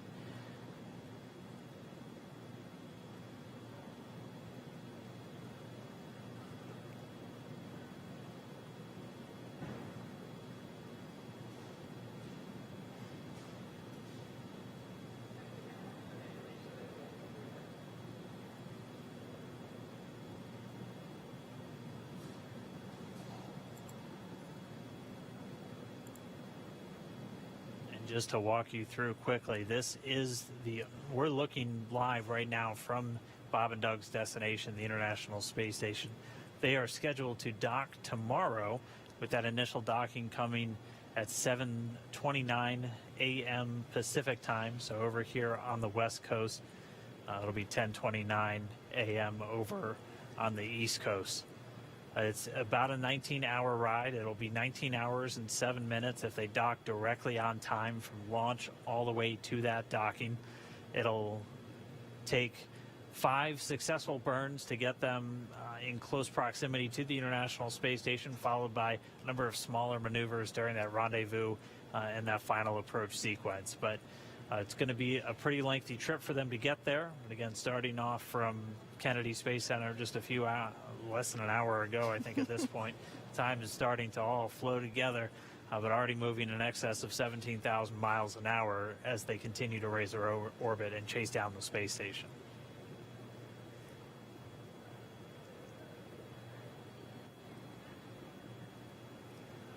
And once they get there, they're going to be joining the Expedition 63 crew already in progress. There's NASA astronaut Chris Cassidy's the current commander. He's on the right there of that photo. And then he was joined right now by 2 Russian cosmonauts, Anatoly Ivanishin and Ivan Wagner. They've been on board since they launched from the Baikonur Cosmodrome just several weeks ago. Right now, only a 3-person crew on board. That's one of the major reasons we wanted to get this commercial crew capability online, because we're no longer flying 4 Soyuz spacecraft a year. We're only doing 2 a year, and so we need these commercial spacecraft, Dragon now in orbit, and eventually the Boeing Starliner to begin carrying larger crews up to orbit. So they're going to be joining them. Chris Cassidy, the current commander of the space station, is going to welcome Doug and Bob on board. They'll be residing inside what we call the USOS segment. It's kind of the half of the station. Dragon SpaceX for suit drawing, low priority.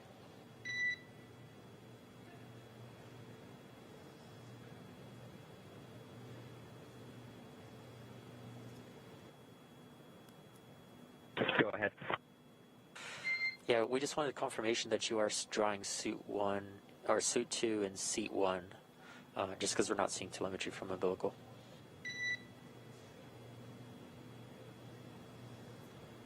Yeah, that's affirmative.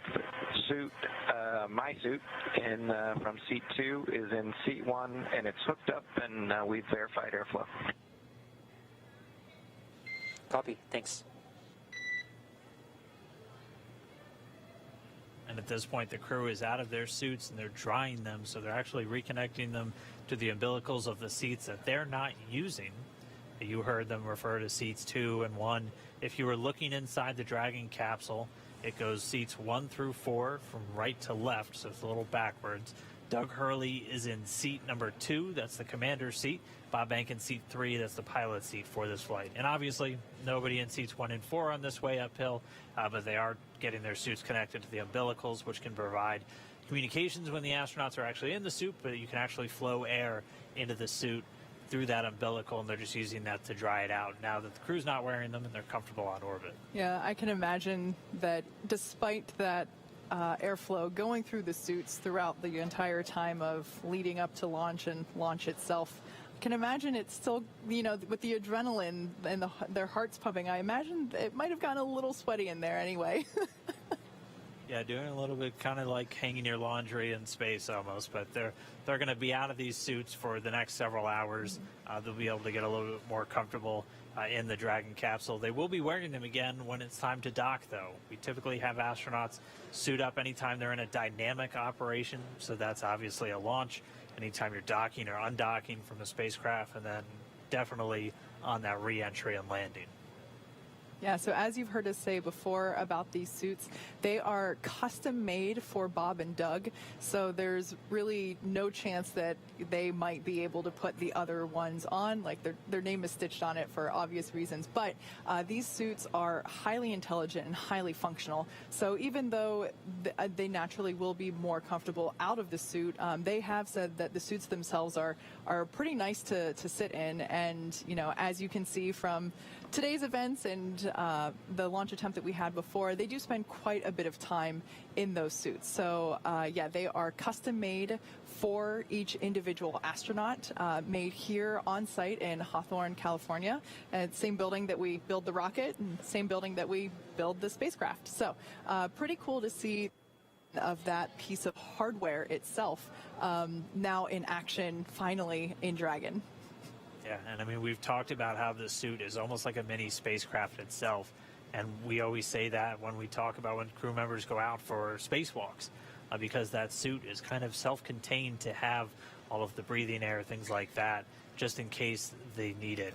Specifically for these flight suits on Dragon, they're going to be most needed if you have a depressurization, so just a loss of cabin pressure inside of Dragon. They're able to be in their suits. They can get pressurized nitrox or even pure oxygen if they are depressurized, and their suit will be at a lower pressure, because if you put the suit up all the way to 14 psi, it'd be kind of what we look at when you talk about wearing the large EMU, the great big white suit that we wear for spacewalks. Pressurizing that all the way up to atmospheric pressure would be you in a giant balloon where you probably wouldn't be able to move your arms very easily. So when you're in a suit and it's pressurized, you're typically at a much lower PSI. I'm not sure what the SpaceX suits are at, but our EMUs are at about 4, and then you have to up the oxygen content in what you're breathing just to make sure you're still getting enough. So they'll be able to flow pure oxygen into those suits if required. Yeah, so just as a quick update, in case if you are just joining us, we have obviously lifted off.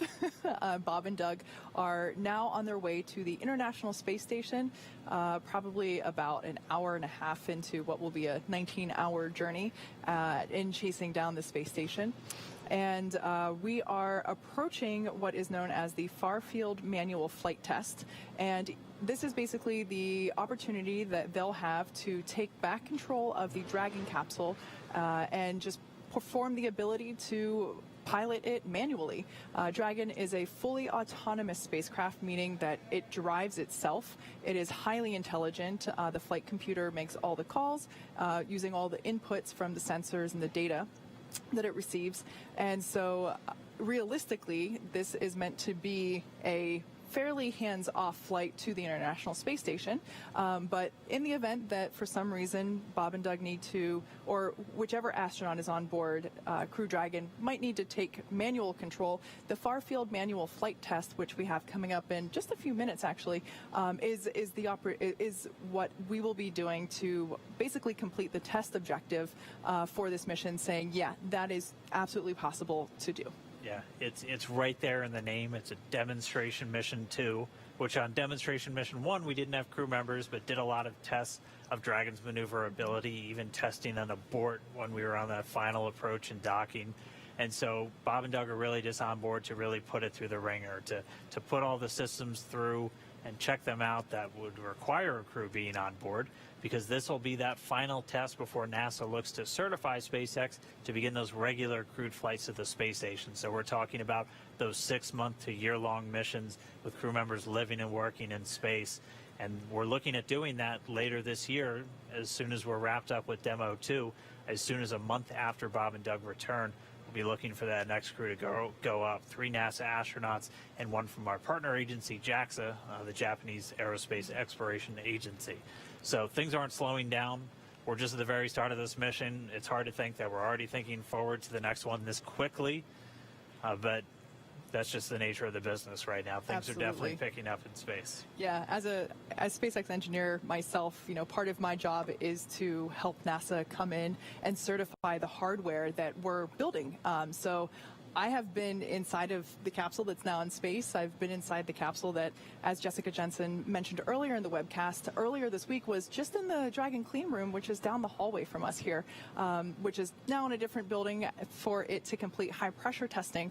But as someone that has spent the last 5 years working for this mission that we're executing today, it is so surreal to now be performing the parts of testing, of demonstrating with the astronauts. I still remember hearing the comms check on Wednesday of, just pre-flight, making sure that all different the key players in the mission were able to communicate back and forth, as well as to Bob and Doug. And I just got chills whenever I heard that tone of them communicating back and forth to mission control.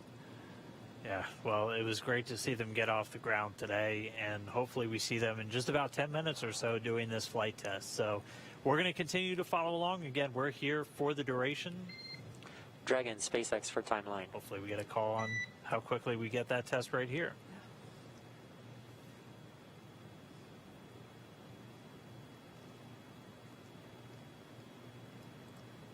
Go ahead. Okay, just for awareness, we have the manual flight demonstration here in about 10 minutes. As soon as that is complete, you have your go to step into your meal 3, and just to be aware that the boost burn is at 2142, so those 3 events are going to be pretty close in succession.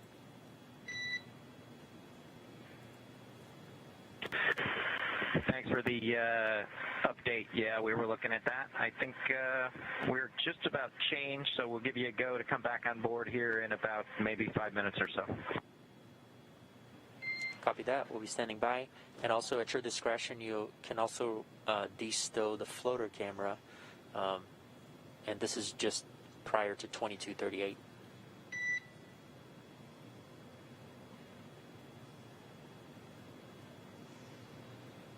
All right, so there you heard it. Copy that. Should be joining Bob and Doug back inside the Dragon capsule in about 5 minutes or so, and then we should be seeing that manual flight test in a little less than 10 minutes from now. The International Space Station right now is flying. Let's get a quick look at the ground track. It's flying over the Pacific Ocean just to the southwest of Mexico, about to swing out over the central part of the United States. At the time of launch, though, it was right over North Carolina and actually passed right over the Cape minutes before flight. And we were able to get a couple of images down from the current Expedition 63 commander, Chris Cassidy. This picture is of that pad, 39A, at the Kennedy Space Center with Bob and Doug still on the launch pad, the rocket still there, taken 2 minutes before the launch. That is and incredible. He was able to send a couple of them down. So eagle eye for Chris Cassidy to snap these. We literally just got these down, so we wanted to share them with everybody. But the space station was flying directly over at the time of launch. We're almost at an hour and a half since launch, and it's already almost gone around the entire planet. Again, it's about to cross over the United States in the next couple of minutes. So that's what they're chasing down, and that's where you can kind of start to appreciate why this might take so long. When something is moving that quickly around planet Earth, it's not as easy as just kind of getting your car and going a couple miles. It takes a lot of energy, which means a lot of fuel, which can mean a lot of time to catch up to another spacecraft already in orbit. Absolutely. And the fact that it is in orbit, the International Space Station in orbit around Earth, is really critical to understand there, because in reality, Bob and Doug are only going 250 miles up. So that's basically the distance from Los Angeles to San Francisco. So when you think about, even though it does take them a long time to catch up to the International Space Station, it's because it's going so fast, and they have to go around planet Earth a number of times in order to chase it down. But in reality, they are not. They are above Earth only about 250 miles, which I believe is a pretty relatable distance for everyone in terms of understanding just how far up they go. All right, well, we are just about 6 minutes away from the start of that manual flight test. We'll hang out for a couple of minutes. Hopefully we see inside the capsule again shortly, and then we'll be joining Bob and Doug as they take the reins of Dragon for the very first time. Yeah, and that timer for the suit drying, we should be getting confirmation of that.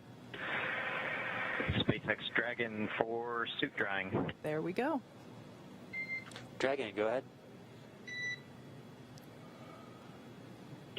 Jay, our timer shows about 23 minutes for suit drying, and we're holding in 5 Bravo decimal 7 if you're happy with us shutting off the suit fan. Yeah, we concur on the timer, and we are go for you to shut off the suit fan.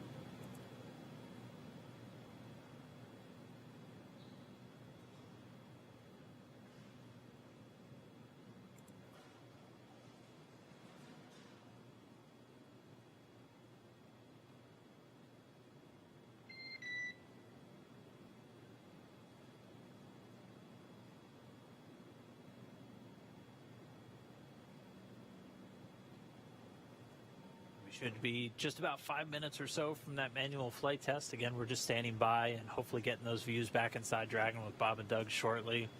If you are just now joining us, we did launch successfully 3:22 p.m. Eastern Time. So it was a flawless ride uphill. We got them right into their initial orbit. We've already done the first of our 5 major burns to get to the International Space Station, that phase burn being done successfully on time. We're standing by for the manual flight test coming up in the next couple of minutes. SpaceX Dragon, you guys are welcome back on board anytime. Copy all. Yeah, we'll be setting up for the manual piloting demo shortly. Okay, so that was Bob and Doug giving the okay for us to turn the cameras back on inside of Crew Dragon. And I did hear in one of the previous commands earlier that... and Jay, just a quick tag up, the detectors are all confirmed off OFF. Copy, confirmed off. I did hear earlier that they got the okay to unstow the floater cams. So maybe if we're lucky, we might get a little bit of a hello from Bob and Doug. Fingers crossed.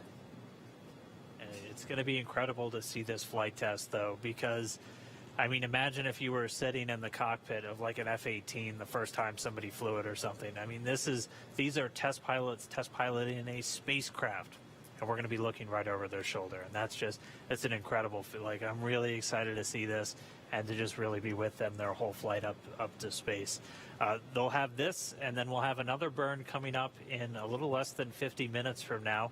That'll be the second one. Will be a boost burn to really raise up that orbit as they begin to chase down the International Space Station.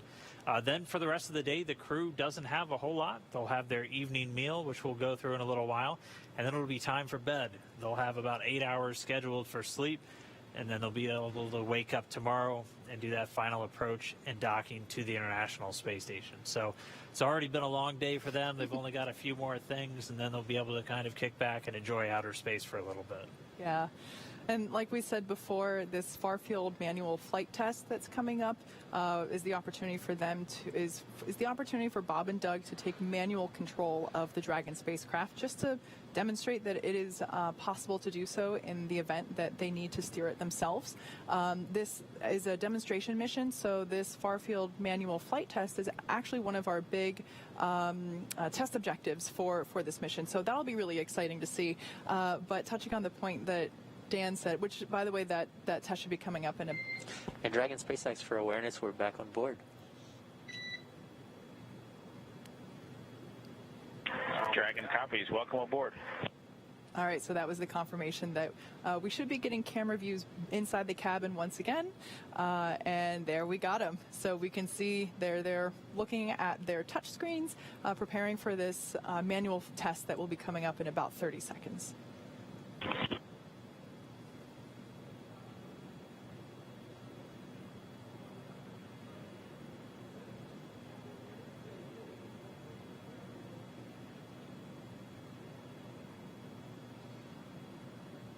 What a sight. I love that we can see right over their shoulders. We can see the screens. Yeah, it's just incredible. If you keep your eye on the displays, the one on the far left will look very familiar to you if you've done that automated, or not, if you've done the manual docking demo that we were talking about a little bit earlier on the SpaceX website. Doug Hurley's going to be at the physical controls, so he's going to be the one flying today. Dragon SpaceX, if you are ready, we're going to command far field pointing. Here we go.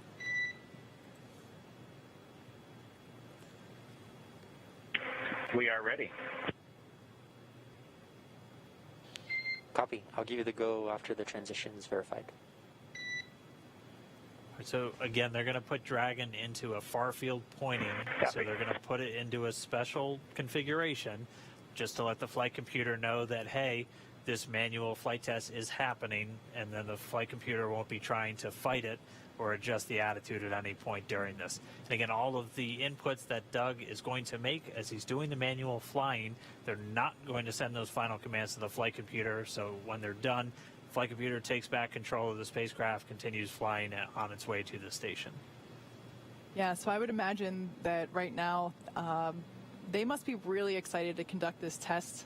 Bob and Doug are test pilots. This is what they live for. And for them to have the opportunity to test out a completely new vehicle, this upcoming test is certainly something that I'm sure they've been looking forward to. So we're just going to continue to stand by. We'll get this test started. We'll be hopefully over their shoulder the whole time, and we'll bring you the results after it's concluded.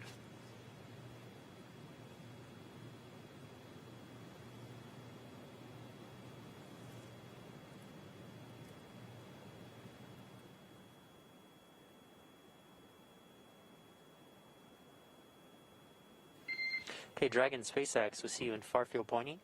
You are go to perform manual piloting test per 4.042, far field manual piloting.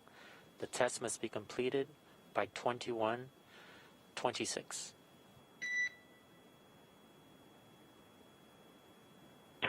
Okay, we copy. We've got to go for 4.042. We'll put that in work and understand the test needs to be completed by 21:26 Zulu. Good read back.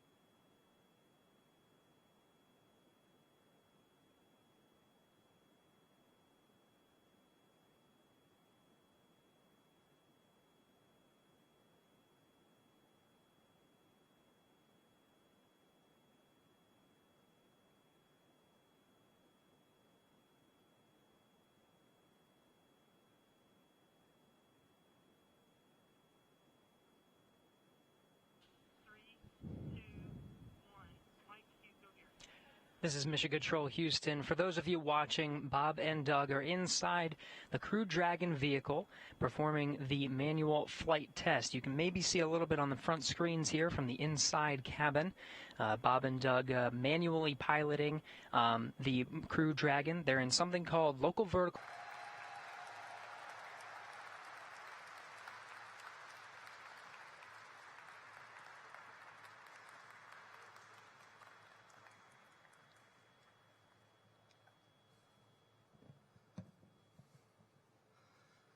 Go NASA. Go SpaceX. Go America.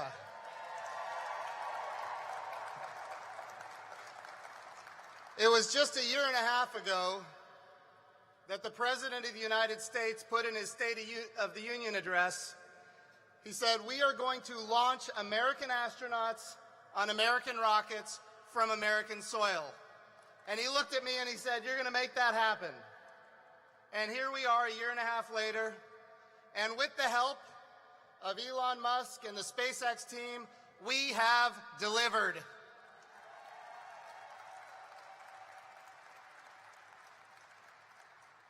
But of course, the President's agenda is just beginning. There is so much more. He turned around and he recreated a moon program. And he said, we're going to go to the moon for a purpose because we as a nation are going to get to Mars. And I will tell you, this area, this little agency we call NASA is excited about it. I want to tell you a quick story. My job is to introduce the Vice President of the United States, and I'm going to do that in just 1 second, but I have to take a moment. It was about 9 years ago,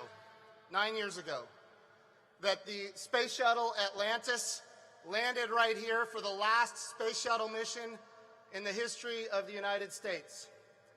And the next day, 2,000 pink slips went out.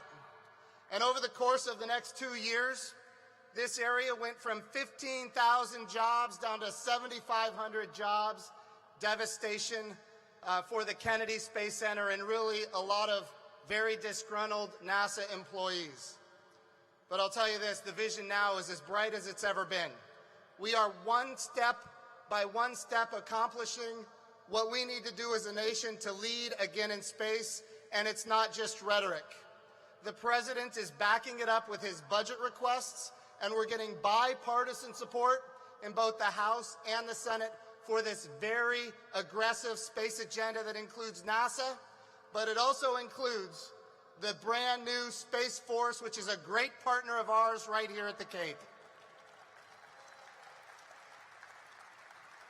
So now I have the great honor of introducing a person who was put in a role by the President of the United States, and this role had been gone for 25 years. The role was chairman of the National Space Council. President Trump said, we're going to make space a priority, and here's how serious I am about that priority.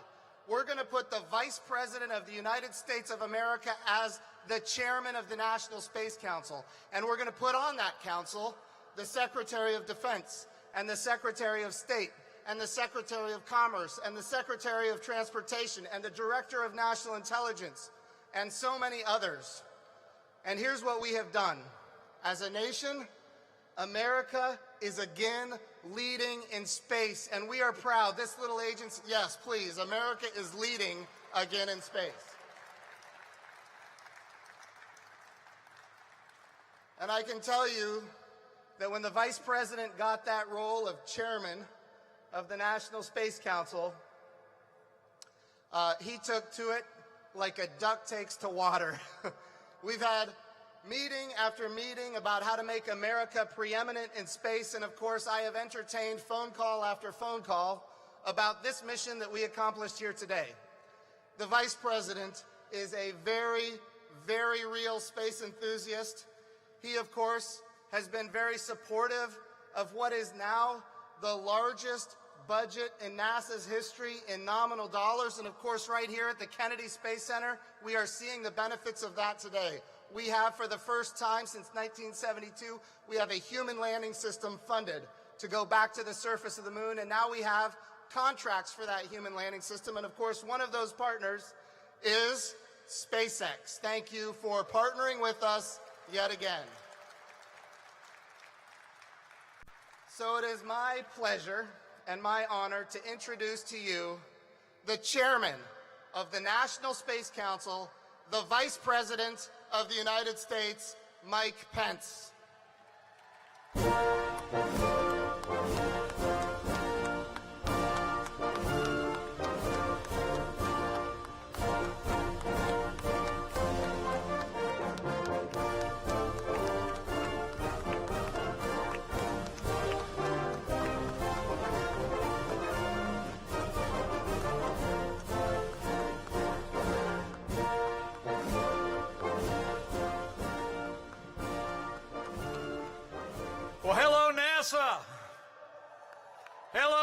SpaceX.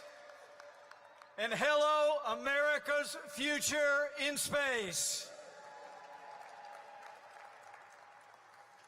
To the Governor, to Leader McCarthy, the members of the House and Senate, members of the Cabinet and the Joint Chiefs, to Jim Bridenstine, and the incredible men and women of NASA and SpaceX, it is an honor and a joy for me to be here with the President of the United States at Kennedy Space Center on the day we made history. On the day American astronauts returned to space on an American rocket from American soil for the first time in nearly 10 years. You did it.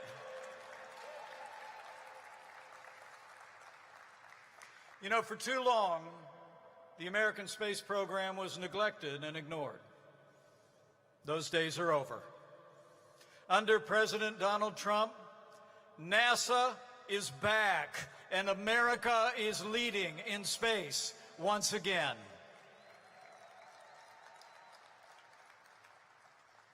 You know, it's been more than 50 years since our nation first set out to leave this planet and land American astronauts on the moon.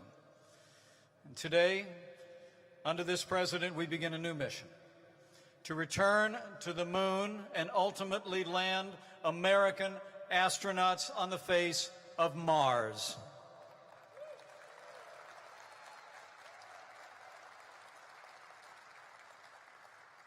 You know, when the Apollo rockets leaped into the skies in the 1960s,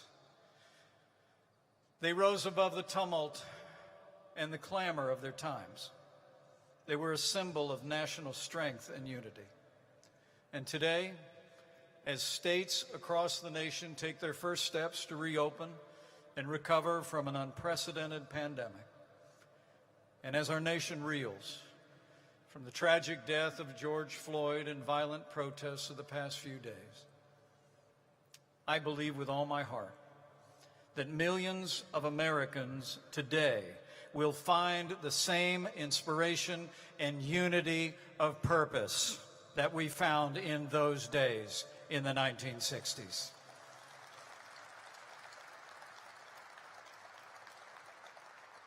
In America, every life matters, and there's no tolerance for racism or violence in the streets of this country. And as the President has made clear, we will honor the memory of George Floyd. Justice will be served. We will have law and order in our streets, and we will heal our land. And as the people of this country did so long ago, we will prove again that even in the most challenging times, Americans rise above. We always move forward. We overcome every obstacle. We reach new heights, and we reach them together.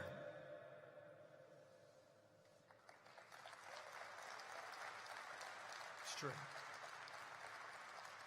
And in that spirit, today we begin a new era of human space exploration. And the credit goes to dedicated men and women all across this country, to the ingenuity and the hard work of the entire NASA team. America is proud of the men and women of NASA.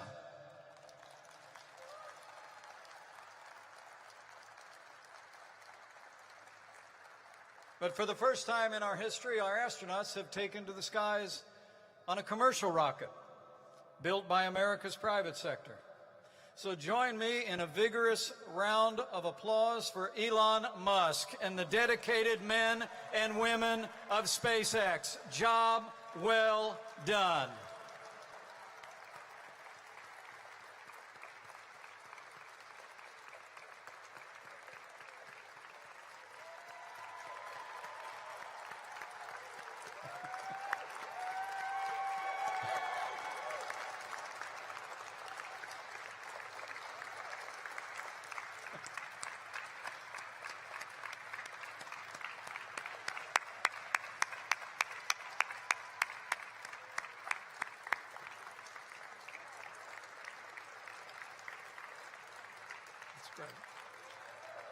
Well deserved.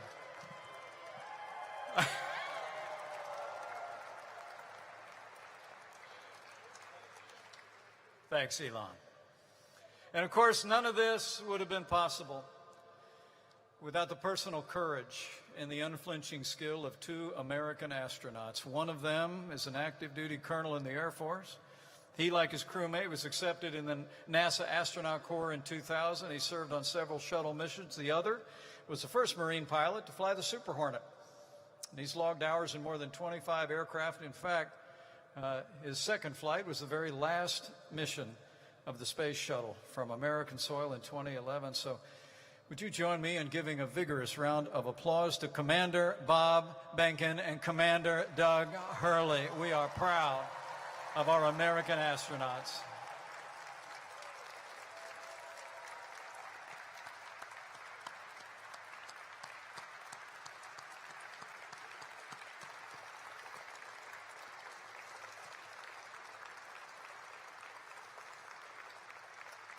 Because of their courage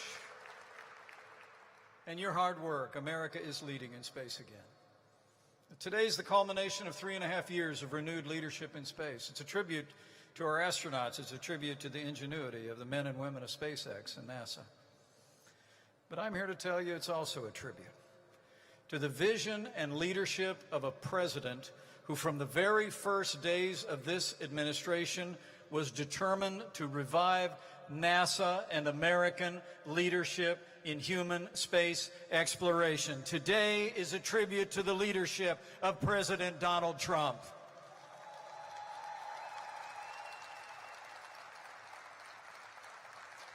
As the President said in his inaugural address, we stand at the birth of a new millennium, ready to unlock the mysteries of space. And that's exactly what we're doing.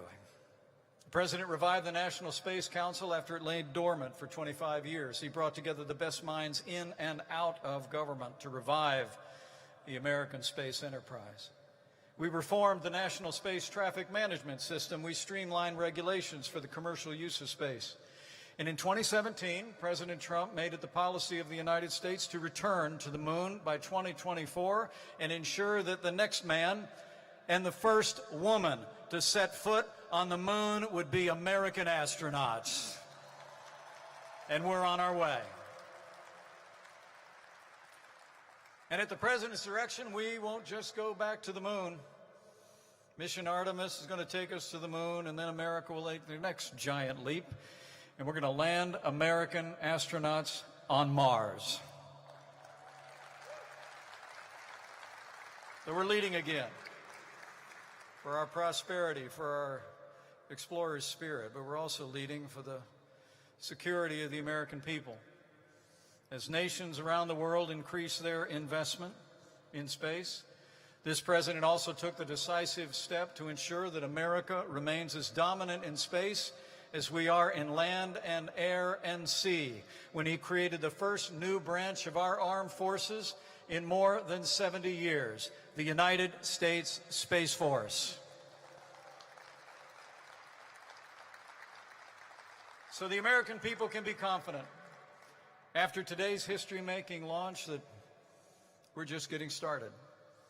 And under this president's leadership, with the courage of our astronauts, the ingenuity of NASA and private partners like SpaceX, the support of the American people, and God's grace, we'll never stop pushing to reach new heights, to go farther and faster and higher than ever before. We will inspire the world as America leads humanity into the vast expanse of space for generations to come. And now it's my high honor and distinct privilege to introduce to you the man whose vision and relentless leadership brought us to this historic day, the 45th President of the United States of America, President Donald Trump. And I'm proud to be an American, where at least I know I'm free. And I won't forget the men who died, who gave that right to me. And I gladly stand up next to you and defend her still today. 'Cause there ain't no doubt I love this land. God bless the USA.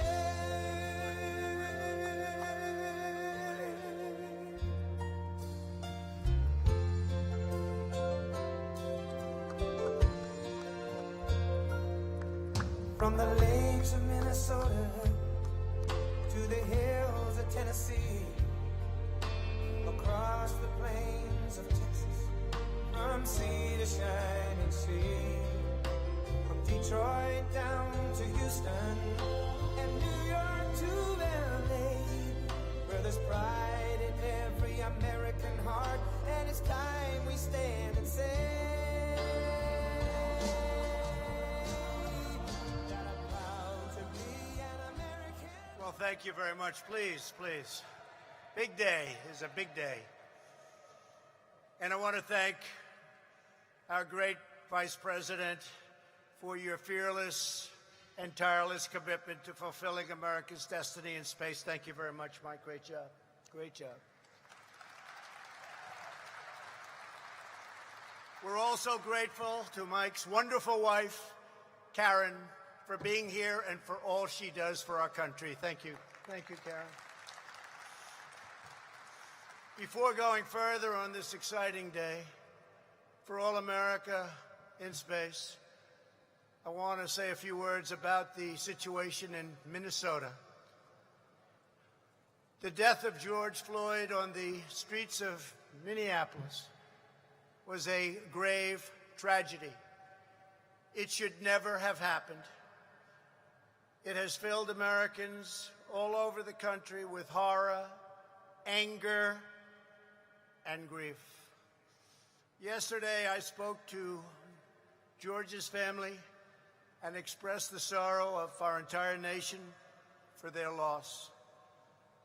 I stand before you as a friend and ally to every American seeking justice and peace, and I stand before you in firm opposition to anyone exploiting this tragedy to loot, rob, attack, and menace.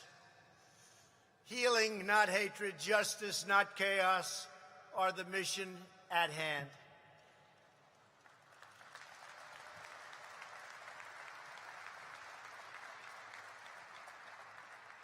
The police officers involved in this incident have been fired from their jobs. One officer has already been arrested and charged with murder. State and federal authorities are carrying out an investigation to see what further charges may be warranted, including against, sadly, the other three. In addition, my administration has opened a civil rights investigation, and I have asked the Attorney General and the Justice Department to expedite it. I understand the pain that people are feeling. We support the right of peaceful protesters, and we hear their pleas. But what we are now seeing on the streets of our cities has nothing to do with justice or with peace. The memory of George Floyd is being dishonored by rioters, looters, and anarchists. The violence and vandalism is being led by Antifa and other radical left-wing groups who are terrorizing the innocent, destroying jobs, hurting businesses, and burning down buildings.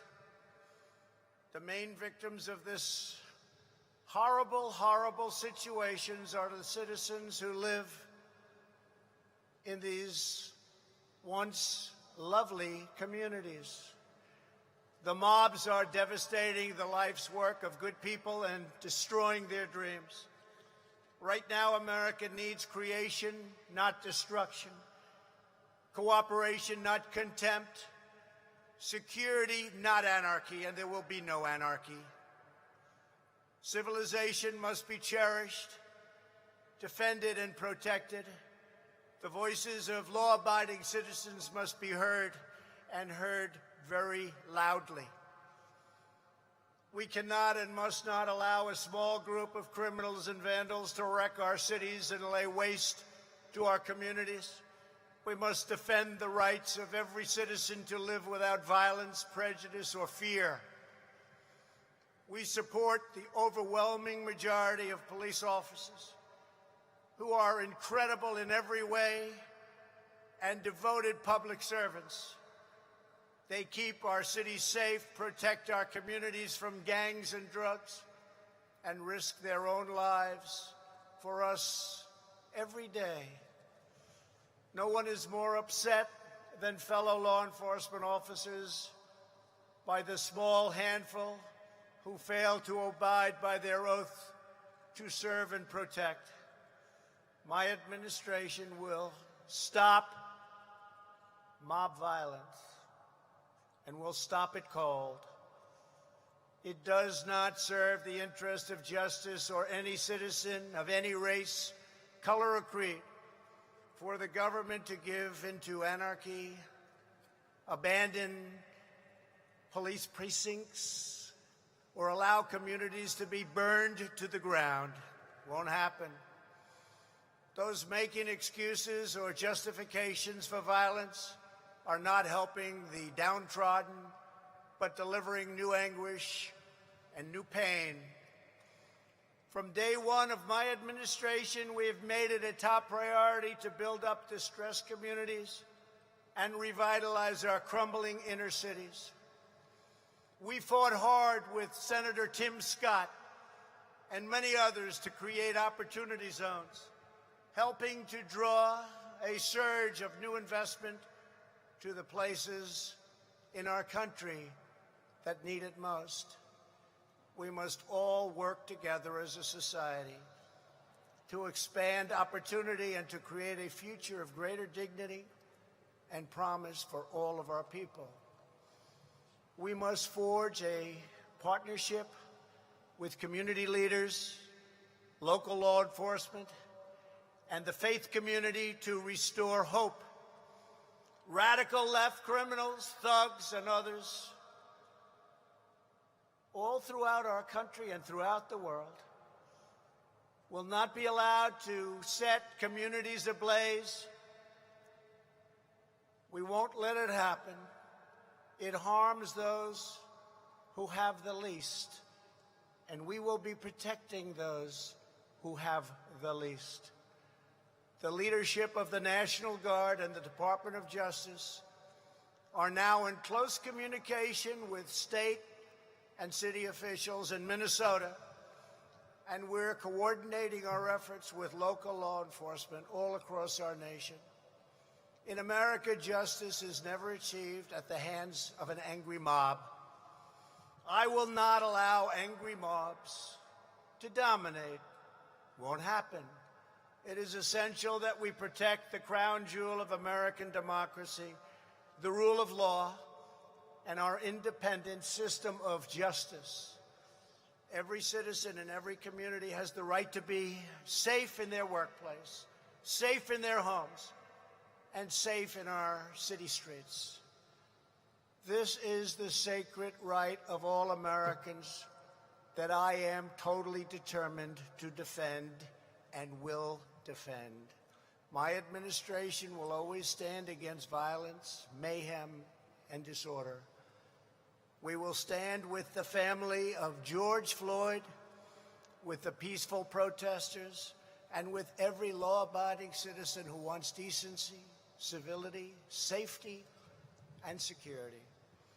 We are working toward a more just society, but that means building up, not tearing down, joining hands, not hurling fists, standing in solidarity, not surrendering to hostility.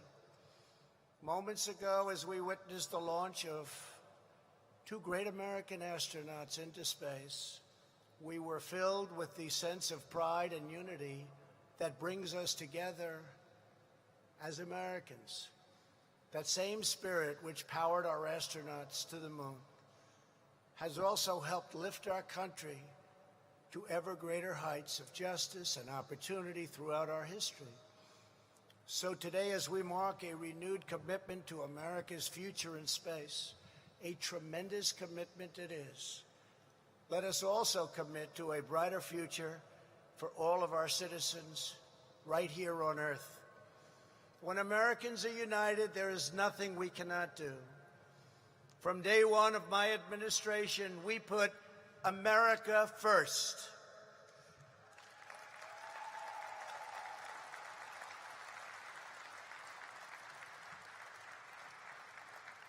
This afternoon, I am delighted to be with you at Cape Canaveral in this storied home of American daring, aspiration, and drive. This is the first big space message in 50 years. Think of that. And it is an honor to be delivering it. Today, as we gather in this special place to celebrate not only the launch of a new spacecraft, but also our nation's bold and triumphant return to the stars, it's a special day. Moments ago, the world bore witness to the flight of the first new manned U.S. spacecraft in nearly 40 years since the space shuttle launched in 1981, a long time ago. I am thrilled to announce that the SpaceX Dragon capsule has successfully reached low Earth orbit and that our astronauts are safe and sound.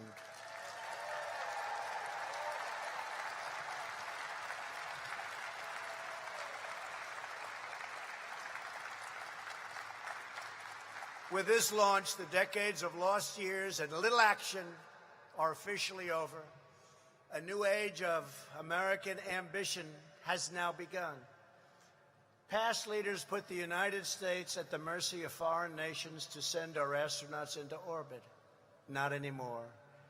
Today, we once again proudly launch American astronauts on American rockets, the best in the world, from right here on American soil.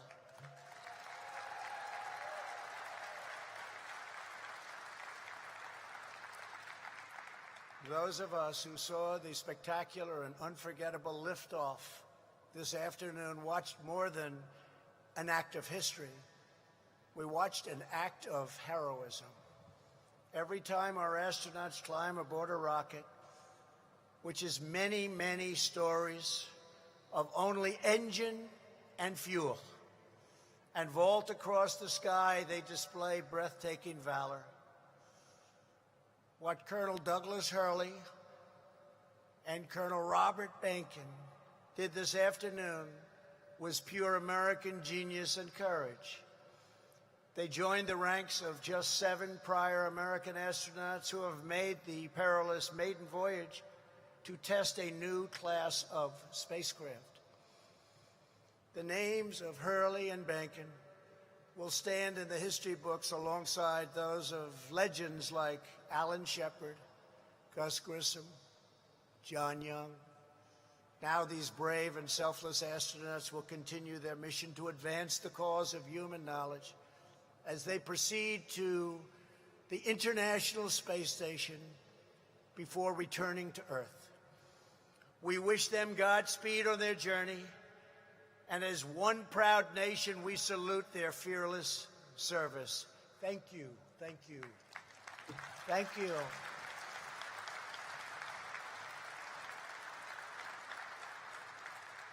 I also want to send our nation's gratitude to the wives of these valiant astronauts, both of whom are astronauts themselves, Karen Nyberg and Megan MacArthur. We join them in praying for our heroes' safe return. As you know, this spring our nation has endured the pain and hardship of a global pandemic as we usher in a new era of manned spacecraft. We are reminded that America is always in the process of transcending great challenges. Our nation is blessed with limitless reserves of talent, tenacity, and resolve. The same spirit of American determination that sends our people into space will conquer this disease on Earth. Should have never happened. Nothing, not even gravity itself, can hold Americans down or keep America back. We are grateful to NASA Administrator Jim Bridenstine and Director of Kennedy Space Center, Bob Cabana, for welcoming us this evening. Very special. Thank you very much. Thank you. Thank you. Thank you. Great job. Great job. Come a long way in 3.5 years, Jim, haven't we? Huh? A long way. To the incredible men and women of NASA from here at Kennedy Space Center to the Johnson Space Center in Texas, we love you too. To NASA Plum Brook Station in Sandusky, Ohio, thank you all for working so hard to make this day a reality. We have many other great days almost ready to happen. Also with us are many members of my cabinet, including our great new DNI, John Ratcliffe. Thank you, John. Thank you. We have a great friend of mine, special man, ran a great campaign, Governor of Florida, Ron DeSantis. Thank you, Ron. Thank you, Ron. Your senators, Rick Scott and Marco Rubio. Thank you very much. Thank you. Thank you. Thank you. Leader Kevin McCarthy. Kevin, thank you very much. Great job you do, Kevin. And Representatives Matt Gaetz, John Rutherford, Michael Waltz, Bill Posey, Gus Bilirakis, Daniel Webster, Brian Mast, Elise Stefanik, Bill Flores, Brian Babin, Rodney Davis, Roger Marshall, and Stephen Palazzo. Thank you very much. Thank you. What a great group of people. They're warriors. They're really warriors. They helped so much get this done and so many other things. With us also is our Air Force Chief of Staff, General David Goldfein. General, thank you very much.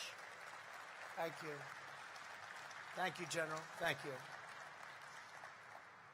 And Chief of Space Operations, the first ever named, and now a member of the Joint Chiefs of Staff, because we created the United States Space Force. General Jay Raymond, thank you very much, Jay. Thank you, Jay. And senior members also of our great United States military. It's never been stronger than it is right now. Also, Attorney General of Florida, Ashley Moody, and Chief Financial Officer of Florida, Jimmy Petronas, and many other distinguished guests. Thank you very much for being here. We appreciate it. I especially want to congratulate someone who truly embodies the American ethos of big thinking and risk-taking. After achieving success as an internet entrepreneur, he could have spent his fortune doing anything, including yachting, lots of things. He could do lots of things. But in 2002, he began pouring tens of millions of dollars of his own money into research and development for a new rocket. He's a little different than a lot of other people. He liked rockets. He assembled a crew of some of the greatest minds and talent in American aerospace. In the years since, SpaceX has become the first private company to develop and successfully launch its own rocket into orbit, the first to launch and recover its own capsule. And of course, moments ago, SpaceX became the first private company to put humans into orbit around the Earth. Elon Musk, congratulations. Congratulations, Elon.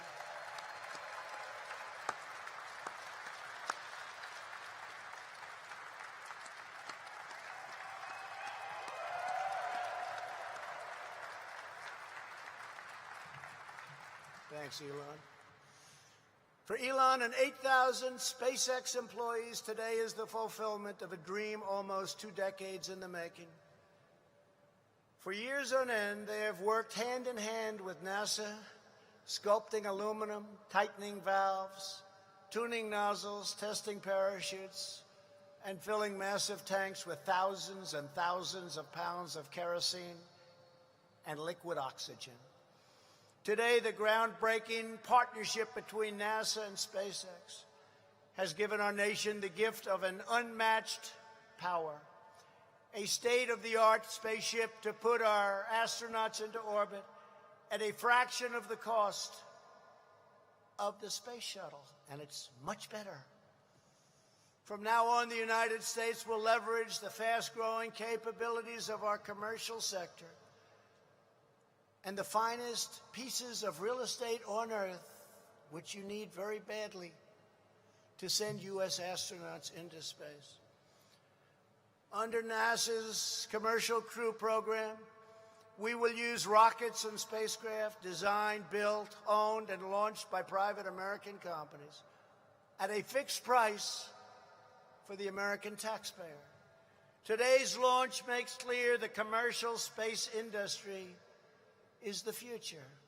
The modern world was built by risk takers and renegades, fierce competitors, skilled craftsmen, captains of industry who pursued opportunities no one else saw and envisioned what no one else could ever think of seeing. The United States will harness the unrivaled creativity and speed of our private sector to stride even further into the unknown. This launch also marks an exciting turning point for NASA. This agency will now focus its unmatched expertise like nobody's ever seen, and power and integrity to do what NASA does better than anyone else, and it's not even close. Embark on the most difficult, most daring, most audacious missions in the history of humankind. When I first came into office 3.5 years ago, NASA had lost its way, and the excitement, energy, and ambition, as almost everybody in this room knows, was gone. There was grass growing through the cracks of your concrete runways. Not a pretty sight, not a pretty sight at all. The last administration presided over the closing of the space shuttle and almost all of the giant facility that keeps so many people working, so many brilliant minds going. People were crying. They were devastated. But now it's the greatest of its kind anywhere in the world, and will get greater and greater with years to come. I promise you that.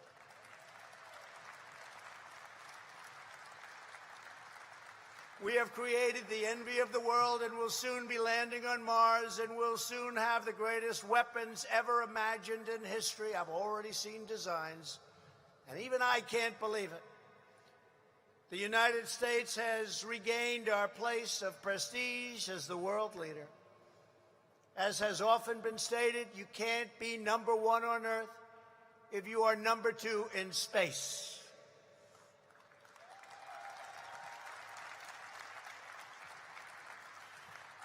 And we are not going to be number two anywhere.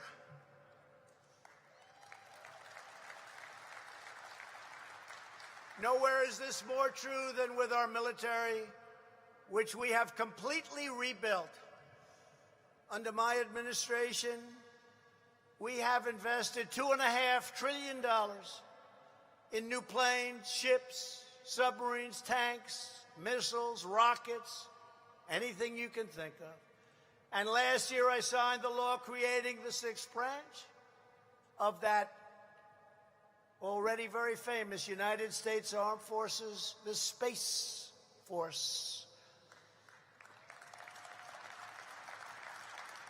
For every citizen who has eagerly waited for America to reignite those engines of will, confidence, and imagination that put a man on the moon, I stand before you to say, you need wait no longer. Through NASA's Artemis program, the United States is preparing for a crewed mission to Mars. Earlier this week, I saw the Orion capsules being worked on in this building. As part of the Artemis Moon to Mars program, those capsules will soon return Americans to lunar orbit for the first time in over 50 years, half a century. By 2024, our astronauts will return to the lunar surface to establish a permanent presence and the launching pad to Mars.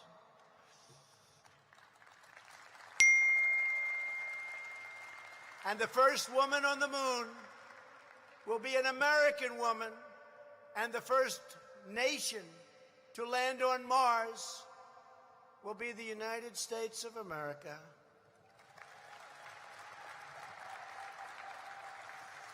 Since I signed the order to establish these goals shortly after taking office, we have made rapid gains. A new 22,000-pound capsule is already built. The next generation of spacesuits are already made. Colossal rockets are now being tested, and the contracts for 3 separate lunar landers have been awarded and signed, and they are magnificent. In the years ahead, America will go bigger, bolder, further, faster, and America will go first. America will always be first.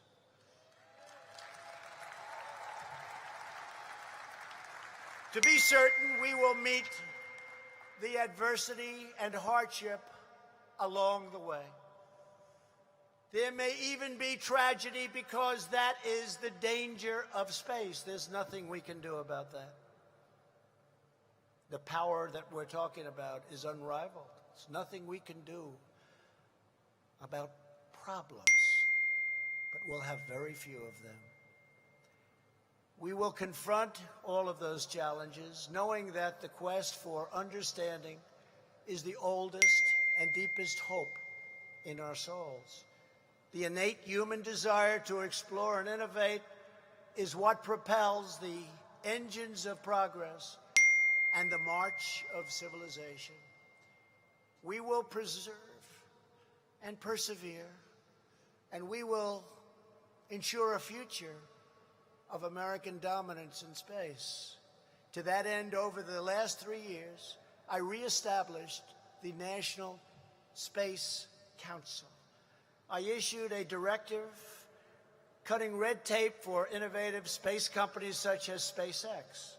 We created the world's first comprehensive space traffic management system. Last month, I signed an executive order establishing U.S. policy for the recovery and use of space resources and minerals. Administrator Bridenstine announced the Artemis Accords to govern the future of space exploration and development. Together, we will assert America's rightful heritage as the greatest spacefaring nation on the planet, and already it's not even close. In the half a century since the United States stopped sending astronauts to deep into space, 1972, no other country has ever done it. The reasons are simple: cost, technological complexity, and tremendous danger. For instance, I was told that the rocket you just witnessed had to be launched within 1 second, or it would be impossible for it to hit its target. And I was here 2 days ago, and I said to Jim, it's okay, why don't you wait 5 or 10 minutes? And he said, sir, we only have a window of 1 second. And I walked out of here shaking my head. Is that true, Jim? Yes, it's true. Space travel is not a feat of engineering alone. It's also a moral endeavor, a measure of a nation's vision, its willpower, its place in the world. Exploration is a test of our values and of our faith. America is a nation defined by its commitment to discovery, to solve mysteries, to chart the unknown, to press the limits, to achieve the fullest expression of life's potential, and to ensure that America is the nation that always leads the way, and especially in space. This evening, I am more confident than ever before that America stands poised to thrive in this grand undertaking. It's incredible. We are a nation of pioneers. We are the people who crossed the ocean, carved out a foothold on a vast continent, settled a great wilderness, and then set our eyes upon the stars. This is our history and this is our destiny. Now, like our ancestors before us, we are venturing out to explore a new, magnificent frontier. It's called space. Our most daring feats, our most epic journeys, our biggest adventures, and our finest days are just beginning. America's proudest moments are still ahead. We are on the verge of our most exciting years, and next year may be the most exciting of all. You just watch. So today, as our brave American astronauts shake the earth and blaze a trail of fire and steel into the heavens, we proclaim for all to hear that we have not yet tested the full strength of the American character, and the world has not yet seen the full glory of the American spirit. For our country, for our children, and for humanity's march into the stars, the best is yet to come.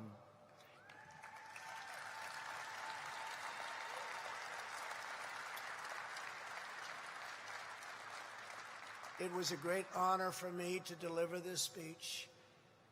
God bless our brave astronauts now soaring through the heavens. God bless the men and women of NASA. And God bless America. Thank you very much. Thank you.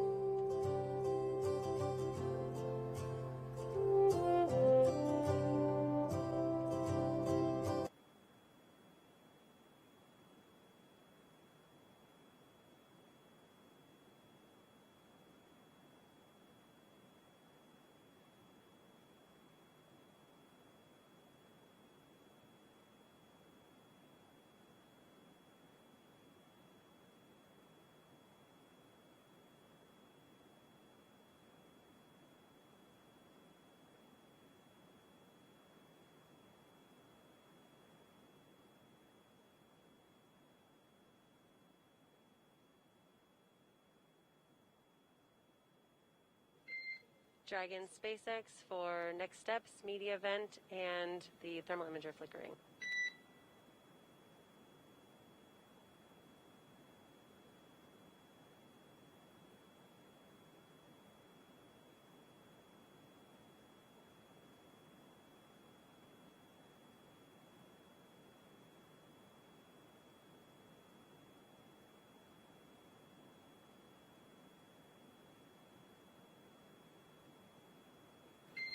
Dragon SpaceX for next steps.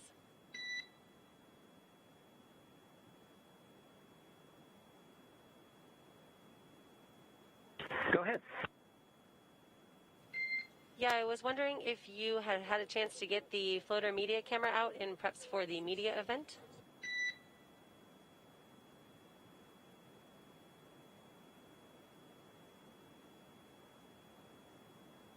No, we haven't yet, but we can certainly put that on work if you guys want us to.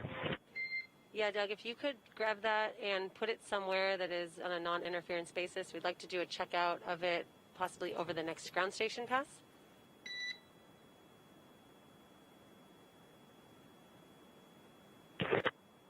Okay, Bob's going to go grab it right this second. Okay, that sounds great. The next pass is in less than 5 minutes, so that would be perfect.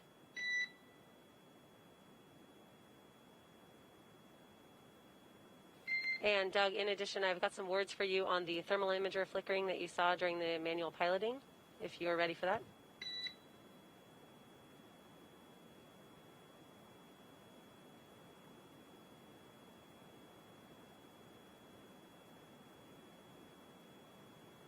Yeah, go ahead. Yeah, per Nav Andrew, this is a nominal feature of the camera, and the camera is doing a self-correction, and meaning that the camera has not yet reached thermal equilibrium.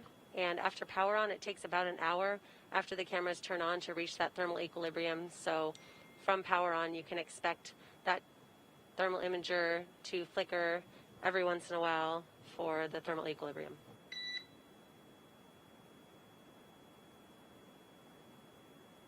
Okay, that all sounds good. And Doug, when you're ready, the media event PDF, I'd like to talk to you about which steps you want to complete on the media event timeline.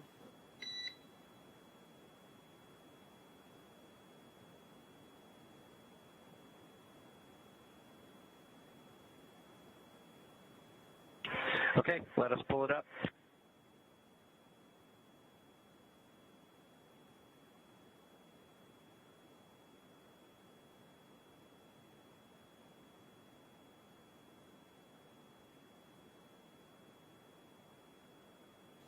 And Doug, just want to make sure this is on a non-interference Okay, basis. Laura, we've got it pulled up.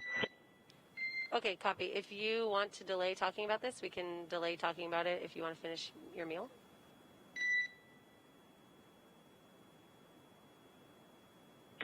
Yeah, give us a couple minutes and we'll call you back. That sounds great. Thanks.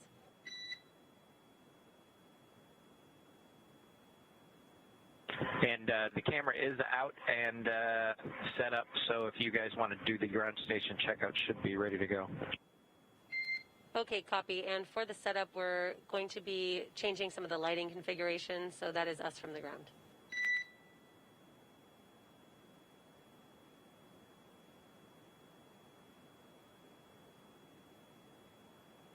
Copy.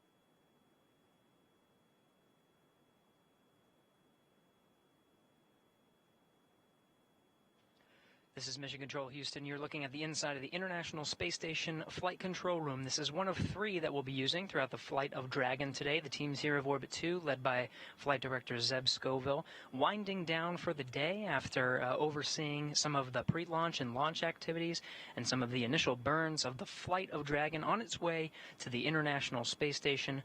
We'll be conducting a handover here shortly with the teams over in the blue Flight Control Room. That's one of the 3 that we'll be using. The other one's the white Flight Control Room. It'll be Flight Director Rebecca Wingfield over there leading the teams on some of the overnight shift while Bob and Doug are asleep. Chris Cassidy aboard the International Space Station, already entering his sleep period, getting a full night's rest before waking up and starting to prep the International Space Station for the arrival of Bob and Doug. A lot of that work already completed from some of the pre-work done, even for the first launch attempt on May 27th, checking out some of the monitoring tools and the communications hardware that needs to be used and checked out prior to the launch of Bob and Doug. A lot of that work done today, Saturday. The main task of Chris Cassidy was cleaning the space station, and of course, he's got the rooms prepped for Bob and Doug upon their arrival. We're now entering into a media event. We'll be able to see some views from inside the Dragon. Bob and Doug aboard the Dragon vehicle just finishing up their meal. They're shifting a little bit from what Chris Cassidy has experienced in terms of their sleep schedule aboard the International Space Station, but they'll be all synced up when they arrive at just about 9:30 a.m. Central Time tomorrow. Again, teams here winding down. Flight Director Zeb Scoville's Orbit 2 team will be handing over shortly to Rebecca Wingfield over in the blue Flight Control Room. Until then, we'll toss it back over to Hawthorne to take us through the media event coming up here shortly.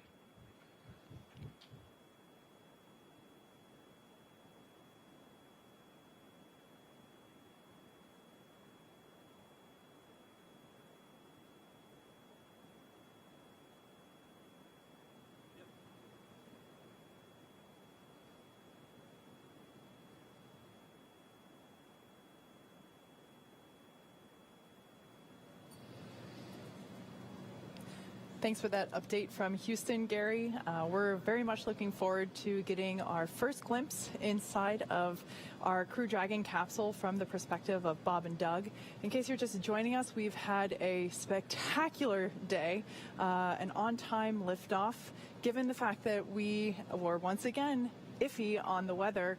Just seeing the blue sky come out in force upon liftoff was quite a sight. And just real quick, I'll check the clock here. Yeah, we've just passed the T+.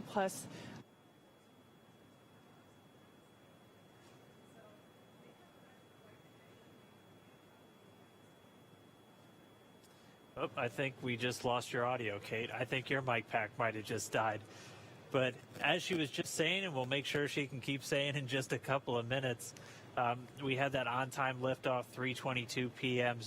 Eastern Time from Pad 39A, the Falcon 9 rocket delivering Bob and Doug to their initial orbit. We haven't been tracking any issues with Dragon since they arrived in outer space. We've already completed 2 of our burns so far, 2 of 5 that are going to be responsible for getting us to the International Space Station. We did that phase burn just a few hours ago, that wrapping up at 1:16 p.m. over here on the West Coast. And then Bob and Doug also did the manual flight test, so at the controls of Dragon for the very first time, and they were able to complete that test objective successfully, putting it into a special orientation known as LVLH, or local vertical, local horizontal, literally just using the Earth itself as a guide to position themselves as they were flying. Also able to do that boost burn successfully. That wrapped up just about 20 minutes ago. It was another 2.5-minute firing of those Draco thrusters, the second of 5 burns to get us to the International Space Station. Right now, though, at this moment, the crew is still on board Dragon, and they're at the latter part of their day. It's been a pretty long day for Bob and Doug so far, but at this moment, they are just wrapping up their meal. It's the first meal by a crew on board Crew Dragon, and we'll see if they let us in on what they were eating when we get inside with them in the cabin in just a little while. The next major milestone coming up is going to be the close co-elliptic burn. And so this is just to a little bit more circularize our orbit. So we're going to be a constant 10 kilometers lower than the International Space Station. That's coming up in just under 21 minutes from now. And then assuming that that burn gets done successfully, we'll be 3 of 5 in the bag and well on our way to the International Space Station. And then we should get a chance to check in with Bob and Doug on board. And just really, really pleased with the mission progress thus far. Like we've said before, launch today, you know, that is not where it ended. Obviously, Bob and Doug are en route to the International Space Station, but even once they, you know, hop on board the space station, it's still not done, right? We got to get them back home. So just as a reminder, this, while it will be a very long initial day of the mission, it certainly is not the conclusion. So just something to keep in mind. We will be staying live here with you on air, bringing you updates throughout Bob and Doug's journey to the International Space Station over the next, let's see, we're probably got another 15 hours left at this point, 15 and a half hours or so. And so, yeah, really exciting day. Even still, the energy in the building here at SpaceX headquarters is very much electric, you know, given the success of the day thus far. But mission control here is right next to me, to my left. We just had a shift change among the Dragon operators, and we're still going strong. I know Gary walked us through. They're also doing a shift change over at Mission Control Houston. But, I mean, you have teams working around the clock there in Houston and around the clock now for this flight uphill for Dragon. Just some of the voices that you're going to be hearing throughout the launch. Jay Aranja was the core, so essentially the Capcom here in Hawthorne that was talking to Bob and Doug. He's since handed over to Laura Crabtree, who's now on console there, right behind us in the Mission Control Center here in Hawthorne. Going to be talking Bob and Doug through the last couple of hours of their day before they get ready to go to sleep. Again, they have about 8 hours timelined for them, and then they'll wake up tomorrow morning, and by that point we'll be wrapping up those fifth and final burn before we get into what we call the approach initiation. So really, the really close maneuvers in towards station. By that point, they'll only be a few kilometers below and about 7 kilometers behind, and then they'll execute a burn that's going to bring them in really close to the space station. And by that point, we'll also be getting some views from the station, which we're always going to be looking forward to. Yeah, absolutely.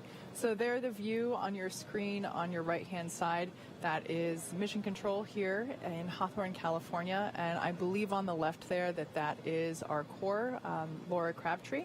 And like Dan just mentioned, she would be the person that is communicating back and forth with Bob and Doug, walking them and confirming procedure, walking them on upcoming events and confirming procedure points. And yeah, so it has been a wonderful day. And getting back to the next event that we have coming up in exactly 20 minutes or thereabout, exactly almost. About 17 and a half. 17 and a half minutes, yeah. We're going to get to the close coelliptic burn, or close burn. And like we've said before, that will place Dragon on an orbit roughly coelliptic with the space station. Now, as a reminder, there are 16 different thrusters available for Dragon to use for these on-orbit maneuvers.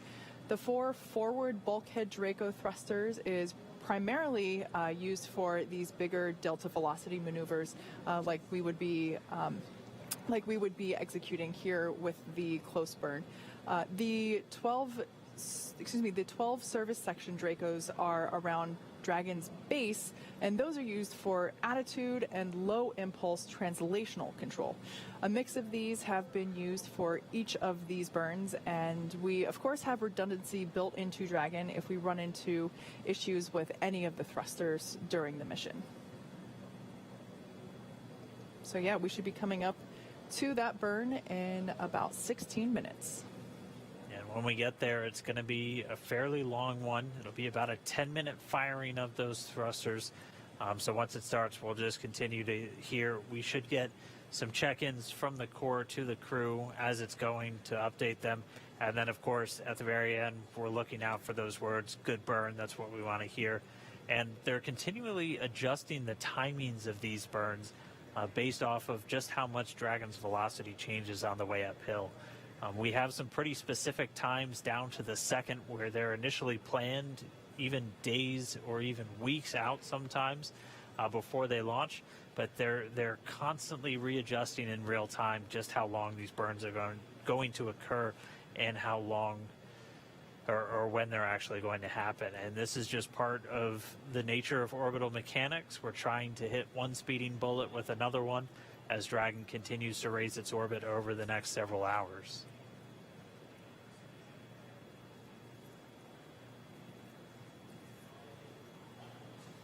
Dragon SpaceX for close burn.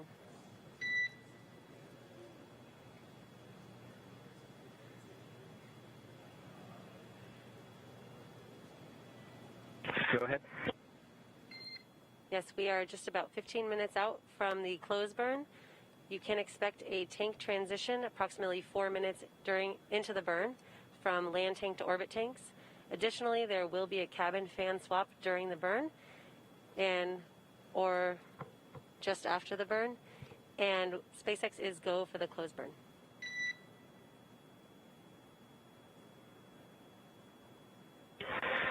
Go for the close burn, and we copy the tank swap and cabin fan.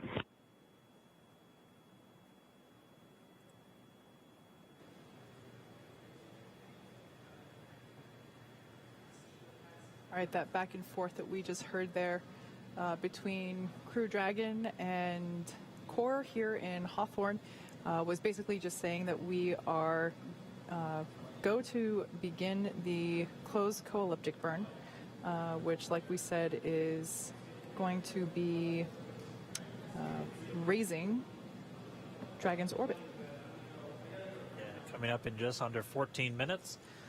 The crew, you'll hear them get a lot of details in these calls, and for this crew in particular, we know that they've asked for every little tidbit about Dragon to be on their displays or radioed up to them. And literally what they were being told is just some of the different tanks that are feeding these Draco thrusters they're going to be transitioning between, and they told them they're going to have a cabin fan changeover. That's something that would be pretty audible, as just like on board the space station inside Crew Dragon, there's a lot of kind of ambient noise for these crew members, so they're able to hear things like the cabin fan, which is constantly just moving the atmosphere inside because you don't have natural convection in microgravity, so hot air doesn't rise unless so you have to actively be moving that atmosphere the entire time.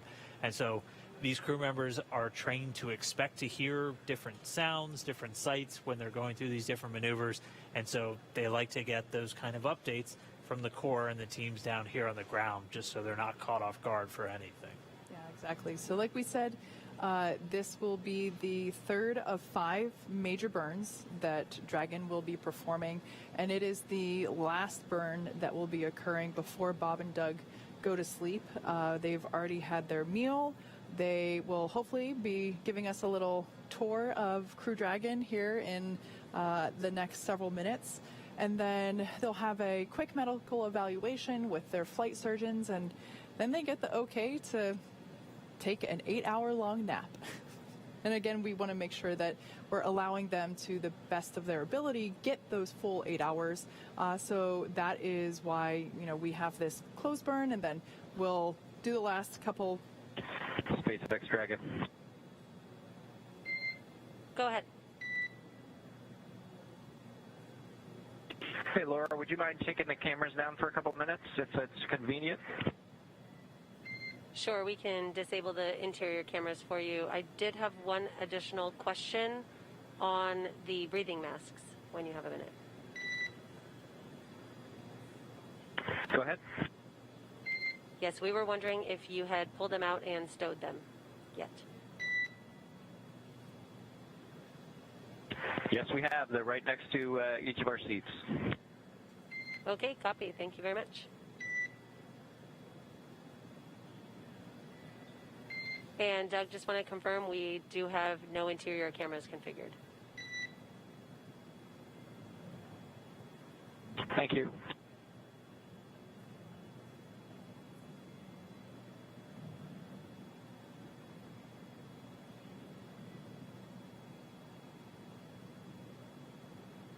We are just under 11 minutes now from that next burn.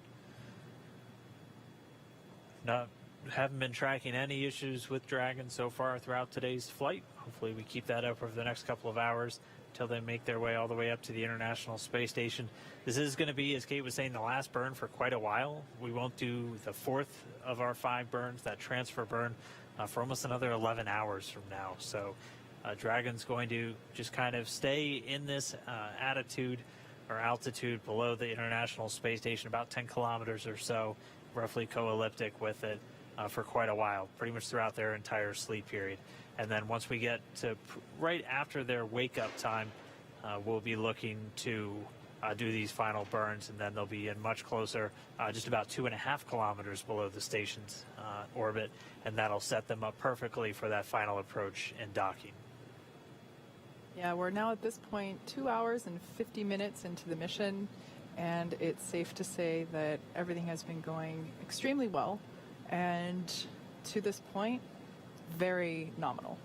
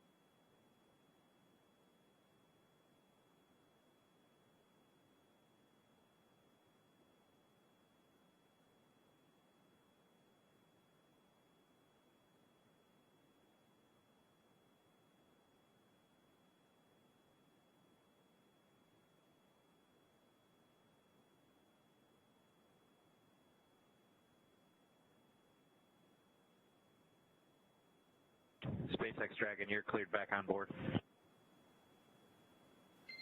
Copy all. Thanks a lot.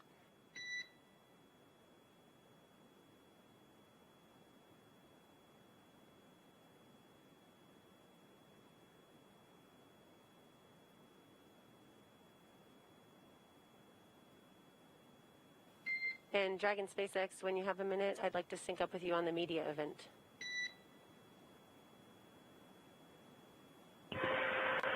We are available. Let's talk about it. Okay, so if you have the PDF open, I've got a couple of sections of talking points. I was thinking that you could get through a couple of those sections if you have a preference. We are open to what you'd like to do.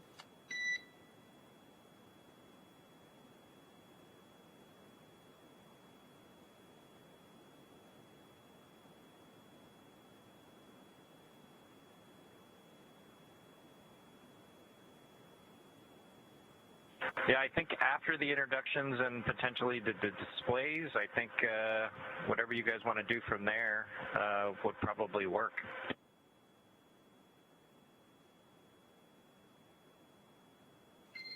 Yeah, Doug, if you want to show some good views out the windows, that might be really cool for everyone.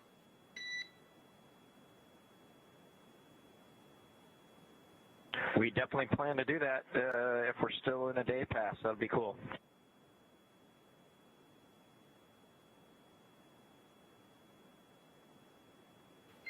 We should have some good views for you during that ground pass. Excellent.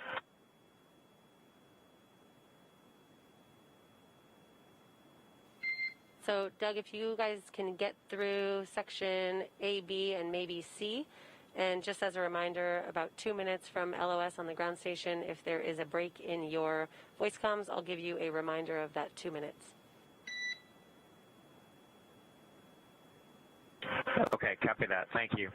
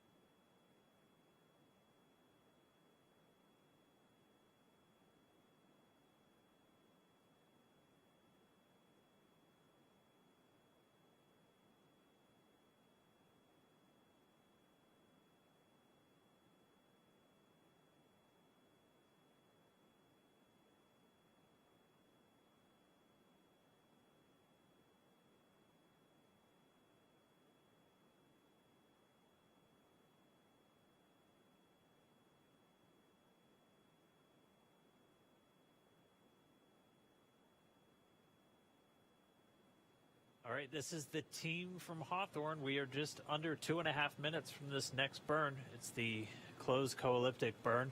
This will be the third out of the 5 that we're looking to do on our flight up to the International Space Station. We've done 2 of them successfully so far, and this will be the third. This is going to raise the apogee, or the highest point of our orbit, to about 10 kilometers below the International Space Station. Or actually, we already did that with the boost burn. This is going to circularize our orbit, so we're at a constant 10 kilometers below the International Space Station. And so this will be a pretty long burn. It will be just under 10 minutes. And so we'll check it out. We'll hear when the burn initiates, and we'll get some updates from the teams and the crew on board. Bob Behnken and Doug Hurley should get some calls based on how the burn is going. And then, of course, at the very end, we want to be looking out for those words, nominal burn or good burn.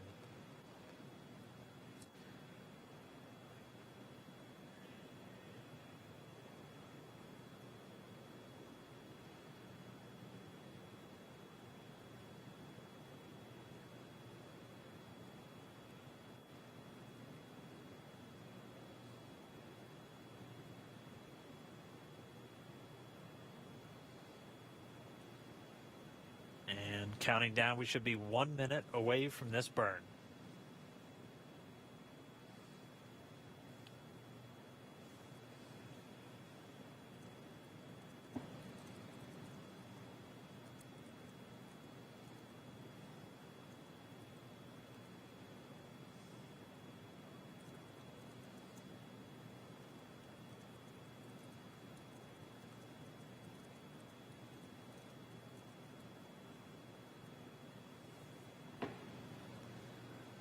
"30 seconds to the burn."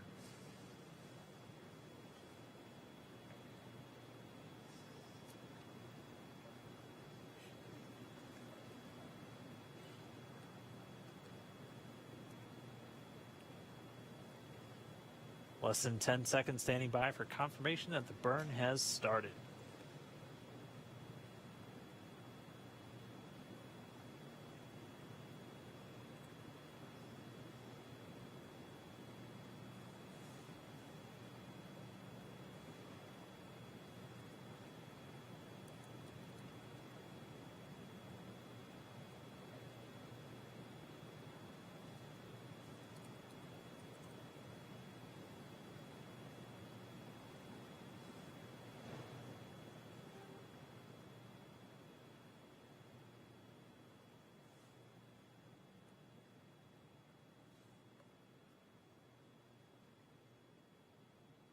And so we're seeing data this burn has begun.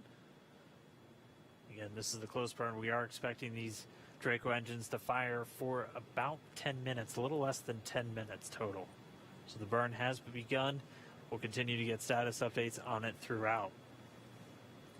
Yeah, so right now, Dragon is firing the 4 forward bulkhead Draco thrusters. And like I mentioned before, we use these primarily to help Dragon in the delta velocity maneuvers that, require bigger changes. There are a total of 16 Dracos on Dragon. The other 12, so we got the 4 that are firing right now.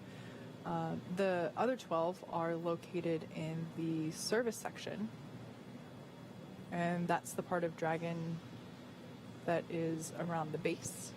And those are used for attitude and low impulse translational control. And right now we're coming up on 2 minutes since the start of the burn. Again, we're expecting just under 10 minutes. If you're watching on NASA TV or on the NASA public channel, we do have our post-launch news conference coming up in just about 5 minutes. So we'll have a number of personnel from down there at the Kennedy Space Center.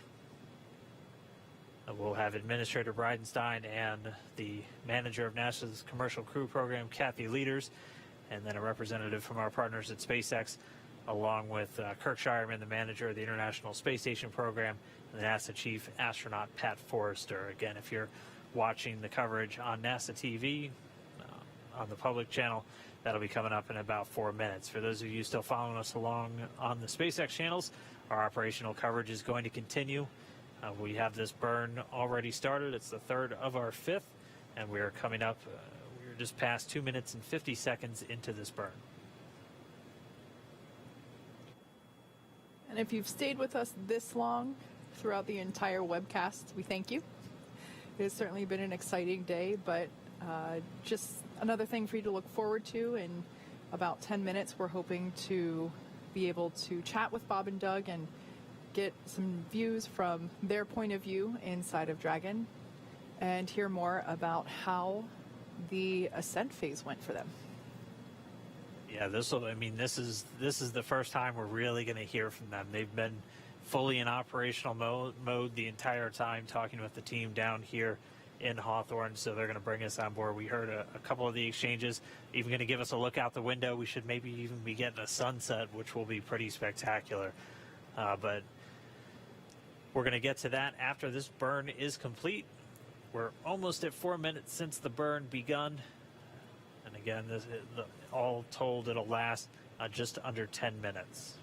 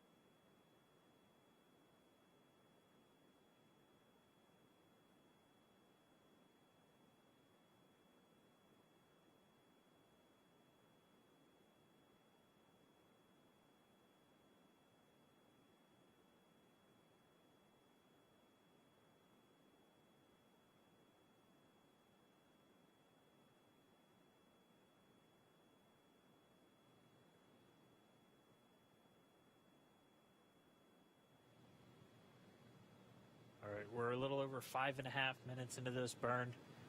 Again, right now we're doing the close co-elliptic burn. So the highest point of Dragon's orbit at this point brings it about 10 kilometers lower than the International Space Station's altitude.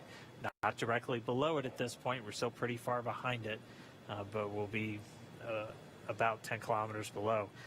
This burn is just to raise the lowest part of Dragon's orbit, the perigee, up until we'll be on what's called a co-elliptic orbit. So our orbit is at a lower altitude, but it maintains pretty much the exact same lower altitude as the International Space Station. So we'll be on an elliptical orbit, so not a perfect circle, but we'll be at a steady 10 kilometers lower than the space station itself. And this will be the third of those 5 burns. This will be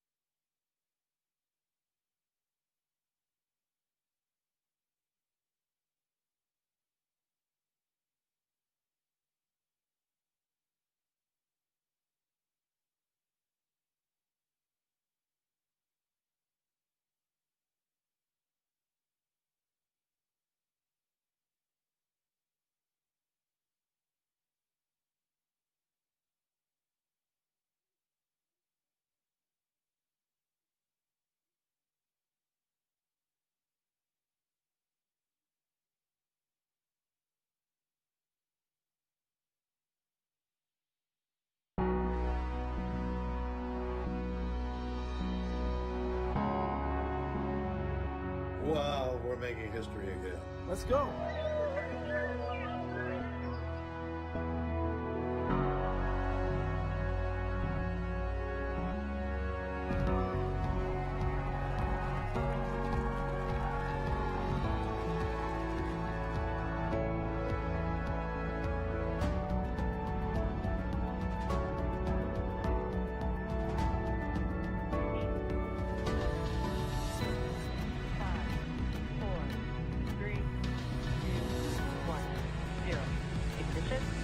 Liftoff of the Falcon 9 and Crew Dragon. Go NASA, go SpaceX, Godspeed, Bob and Doug. America has launched. So rises a new era of American spaceflight and witness the ambitions of a new generation continuing to dream.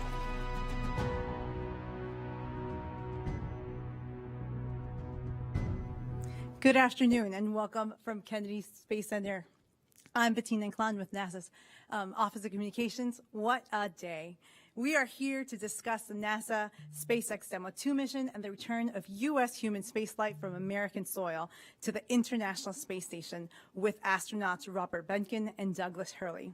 The Crew Dragon spacecraft and the Falcon 9 rocket lifted today from Launch Complex 39A at NASA's Kennedy Space Center at 3:22 p.m.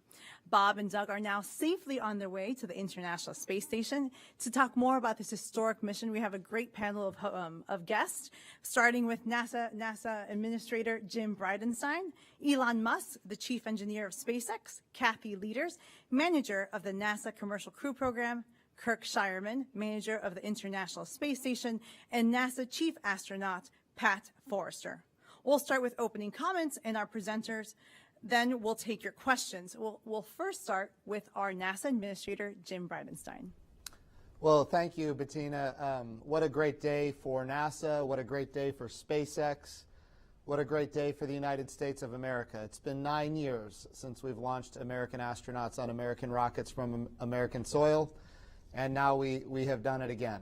I want to be clear, the mission is not yet over. This is a test flight. And so we are at the beginning, but so far everything has performed very, very well, and we are excited about the fact that Bob and Doug, our American heroes, are safely in orbit and on the way to the International Space Station. So I just want to say congratulations to the NASA team. Congratulations to Kathy Leaders, who's been on the NASA side leading our commercial crew program all along, and you and your team have done an absolutely marvelous job, and of course Elon Musk and your team at SpaceX. This launch represents the best of everything that America has to offer, but it also represents continuity of purpose. I think to Charlie Bolden, my predecessor as the NASA administrator, who got this program off the ground when there wasn't a lot of political support, and now there is a lot of political support, but it's because we have had success after success. And so this is an important milestone for the nation, and I am so honored and grateful to have really this brief moment in my life to be at the head of this agency. So what an amazing group of people that made all of this happen. Thank you. Thank you, Administrator. Next, Elon Musk. Oh, I'd like to just acknowledge the incredible work of the people at SpaceX and NASA and everyone in creating this technology, and in what has culminated in this incredible launch today of getting astronauts back to orbit after almost a decade. I think this is something that should really get people, right on the heart of anyone who has any spirit of exploration. And the United States is a distillation of the human spirit of exploration. And I think this is something that's particularly important in the United States, but appeals to everyone throughout the world who has within them the spirit of exploration. So, I'm really quite overcome with emotion this day. It's kind of hard to talk, frankly. It's been 18 years working towards this goal, so it's hard to believe that it's happened. We haven't quite yet docked at the space station, and of course we need to bring them back safely, and we need to repeat these missions. and have this be a regular occurrence. So it's a lot of work to do, but it's just incredible. I think this is something that everyone, this is a craft made by humans, for humans. This is like something that I think humanity should be excited about and proud of occurring on this day. Thank you, Elon. Well, next, Kathy Leaders. Well, I wasn't really expecting this today. I'm going to tell you, we woke up this morning. I think Jim actually called me this morning and said, "What do you think? What do you think? Are we going to fly today? What do you think?" Yeah. Well, it was at the 6:05 wake up phone call, but I think you ever slept. but I think I'm, Jim said it. I mean, I think I was really proud of the team. The team sat there this morning. We looked at the weather. It didn't look great, but we looked at the different options that were out there, and we realized how important it was for us to kind of step through this carefully and weigh the readiness of the hardware, and then, not have launch fever, but to very carefully assess the situation and be able to clear the gates and the milestones along the way. And the NASA and SpaceX team did a fabulous job with that. And I'm very grateful for the weather clearing 1 hour before we were getting ready to launch. I mean, all weather constraints were cleared on a day that we weren't really sure how it was going to work out. For both our abort track and our launch area, which we have very, very tough weather constraints. But like both Jim and Elon have said, this is a test flight. Bob and Doug are already up there accomplishing a lot of the goals of our test mission. They got to do their far field demos. They got to feel, what it's like to be able to use the touch screens when you're in zero G. They got to be able to, check out all the different parts of the system and liberate their zero G indicator, which I think you guys all have and probably have on order right now. And they have a lot more things. They're going to get to try to sleep. I'm not sure how they're going to do that, but they're going to get to try to sleep. And then tomorrow morning we'll be approaching space station, and it'll be some of the most important demonstrations that they'll be able to work and on about how do we safely dock to the International Space Station. So I am so grateful and proud of our NASA and SpaceX team.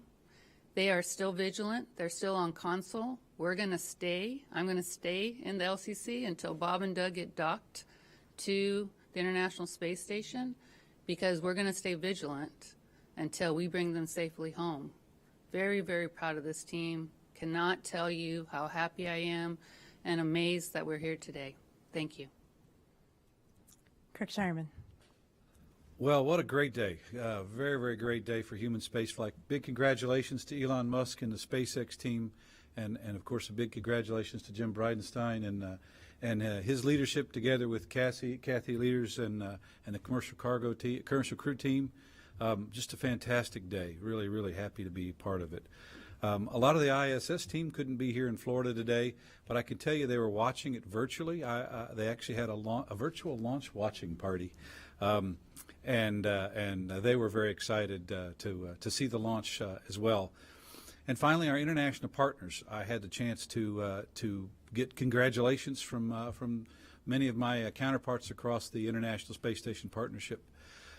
They have been a big part of Commercial Crew and the SpaceX efforts along the way. Today they were watching. I can tell you they're all very excited about having their crew members fly in the very, very near future on the Dragon and come up to International Space Station.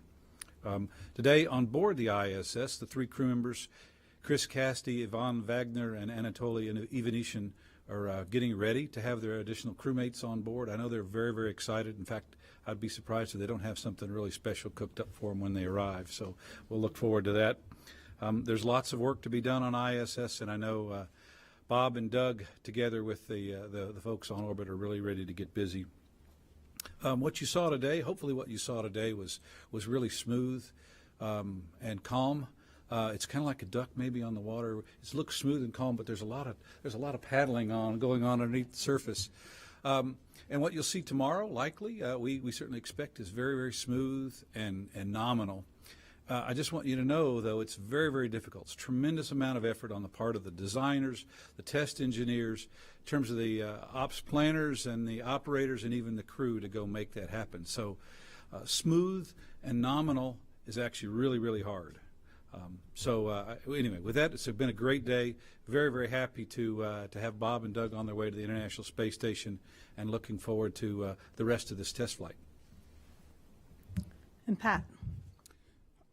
I tell you, I am very happy to be sitting here in a post-launch press conference, and that's not something you'll hear me say very often. Probably not as happy as Bob and Doug are right now, but I'm pretty happy. And no doubt I have a group of astronauts jumping up and down back in Houston that are pretty happy too, because we promised them some flight assignments, and those are sure to come once we got Bob and Doug up. And so I just wanted to just say thanks to the team for being able to do that, to give these opportunities to our other crew members. I want you to know that I've been living with Bob and Doug in our astronaut crew quarters here over the last week plus, and I have never seen a crew so calm and focused leading up to a launch as these two were. Now, no doubt that has to do with their experience. It has to do with the training. But I really think it's a demonstration of the trust that they have both in the NASA team and the SpaceX team to get them safely to orbit. Astronauts sometimes are referred to as heroes, and no doubt Bob and Doug demonstrated that today. But this is the first time I've ever been in the flight control room as the chief astronaut while we were trying to launch a crew. And I'll tell you, accepting risk on behalf of others is a big responsibility. And I was amazed at what was going on in the loops. As Kirk said, there was a lot of paddling underneath. And I want everyone to know that we were surrounded by heroes on the ground that got us where we were today. With that, I think I'll say thanks again for getting our crew safely to orbit. We'll look forward to seeing them dock to the International Space Station tomorrow. Thank you. So today we have media joining us remotely. So they'll be on the phone and watching on NASA television like everybody else. So to ensure as many people as possible to ask their questions, we're asking our reporters to ask one question to make sure that all of their colleagues has an opportunity to participate in this press conference. Please state your name, affiliation, and whom you're directing your question to. Our first question comes from Miriam Kramer. Hi, thank you so much. Miriam Kramer with Axios.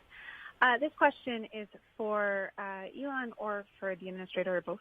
I was just wondering, so this launch has often been referred to as a moment of hope for the nation, but it's also happening against the backdrop of protests and demonstrations around the country today. I wonder what you want to say to those people out there protesting. Is this launch for them too? Thanks. I'll be happy to field it. Look, this launch is for all of America, and we have had moments in time in American history where we've had challenges as a nation. We think back to the 1960s. We think about the Vietnam War and the protests. We think about, in the 1960s, the civil rights abuses and the civil rights protests. We think about the height of the Cold War. And yet we had this moment in time, July 20th, 1969, when all of America stopped, literally just stopped, because we had American astronauts walking on the surface of the moon. And then we repeated that 5 more times. The challenge is the Apollo program eventually ended. But I think what is great about NASA is that we bring people together. Everybody loves exploration. And it's not just political divides, it's also international divides, and it's unifying. And I would hope, I think it happened today as a matter of fact. All of America stopped. I've seen some of the numbers. The amount of viewership on what we accomplished today was off the charts. And so I am hoping that people can see this as something that is bright and hopeful, and that people know that tomorrow is a new day and a better day, and we're always going to strive to do better. Thank you. Our next question comes from Jackie Waddles of CNN. Thanks so much for doing this. I was curious, this question is for Elon, if you had heard from President Trump yet and what he might have told you and what you might have said to him about this. Thanks so much. Well, I've not spoken one-on-one with him. I just essentially heard the press conference along with everybody else. So we've not exchanged any direct comments. We had a few moments in the firing room there after the launch, and I'll tell you that the president is excited. Of course, he congratulated Elon and the SpaceX team, and I thought it was a good moment. Yes, it was with a group of people, but yeah. Oh, sure, yeah, sure.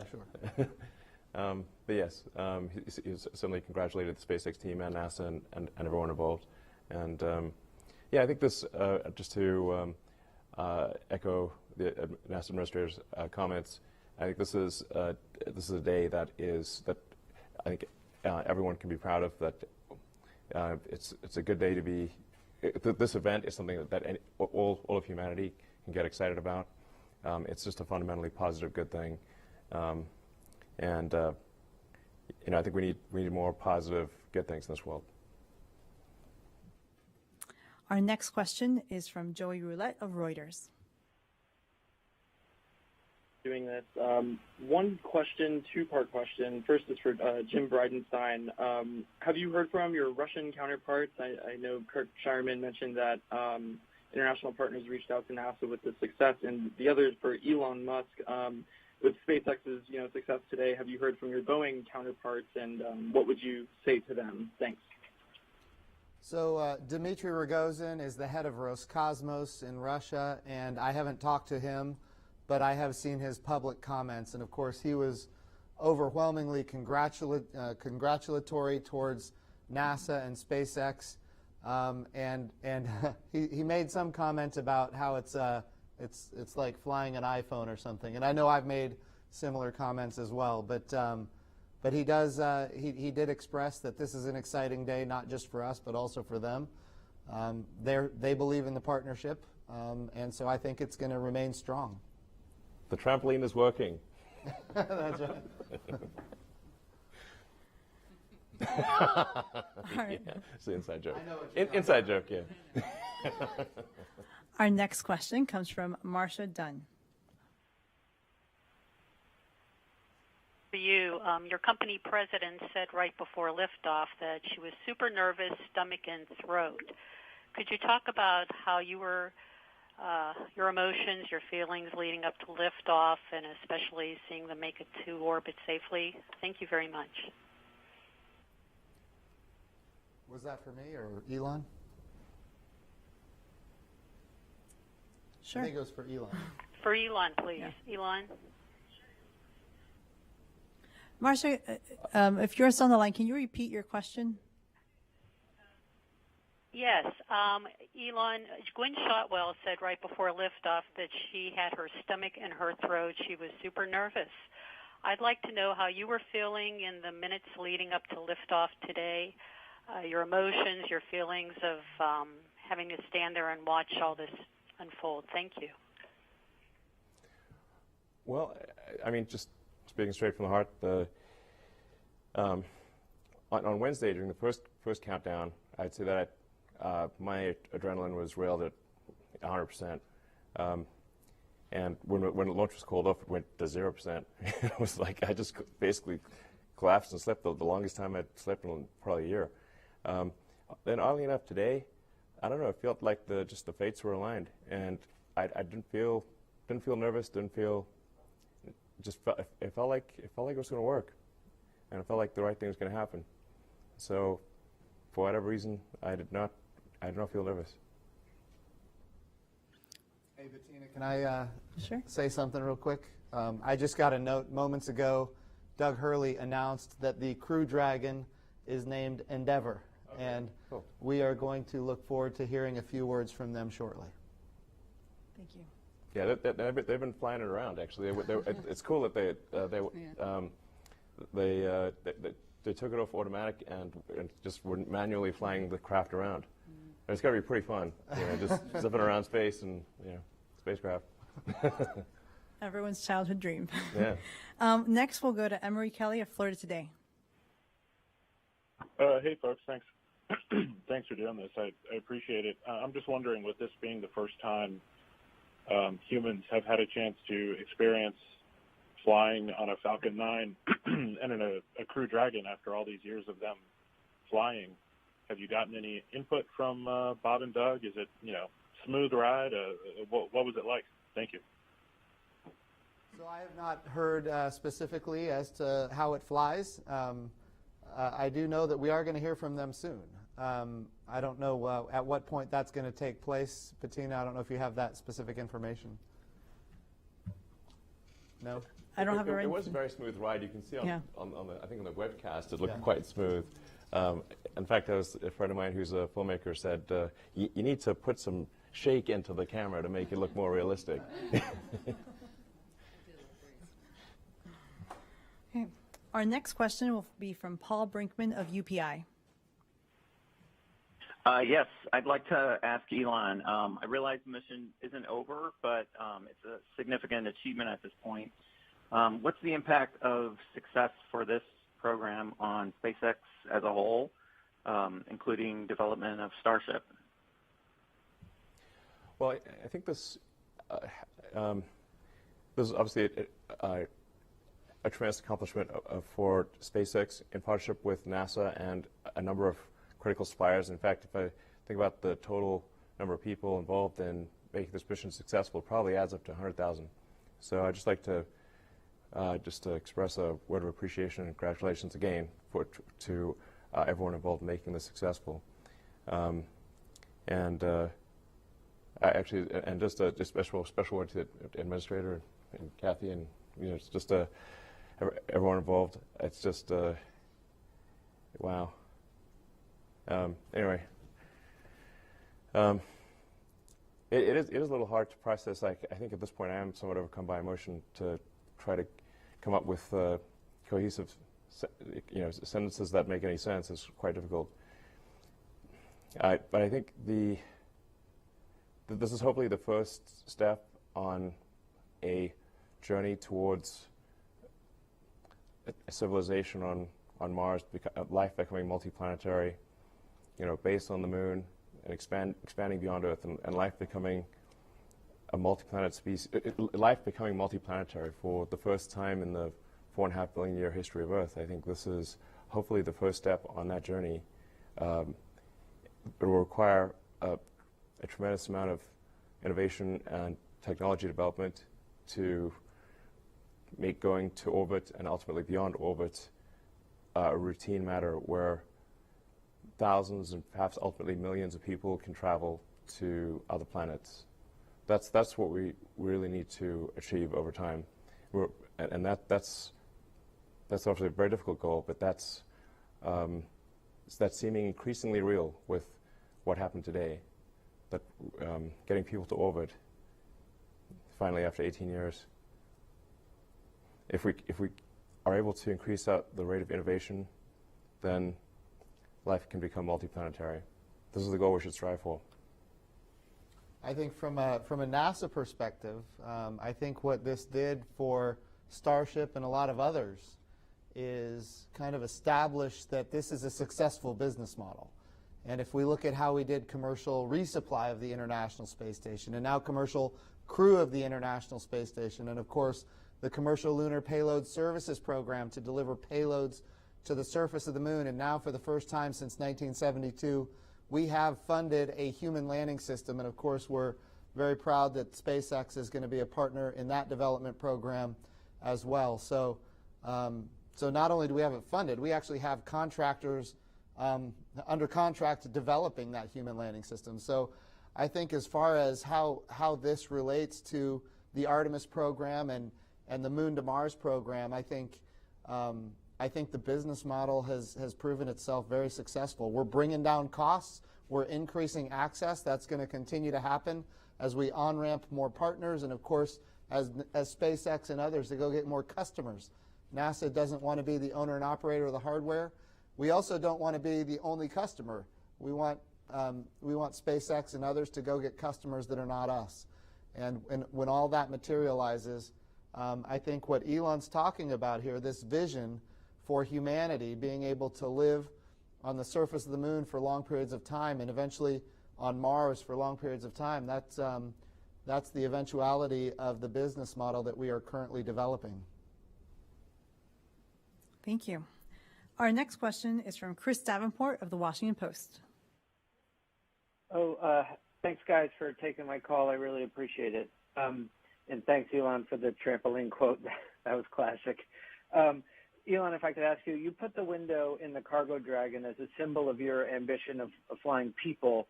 I wonder if you can talk a little bit about how, over these very long years, you kept your team focused on human spaceflight as the ultimate goal, even though, obviously, they've been working on so many other things along the way. Thanks, and congrats.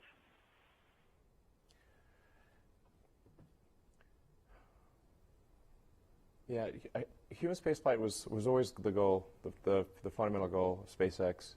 Well, like I said, to create the technologies or help create the technologies necessary to make life sustainably multiplanetary.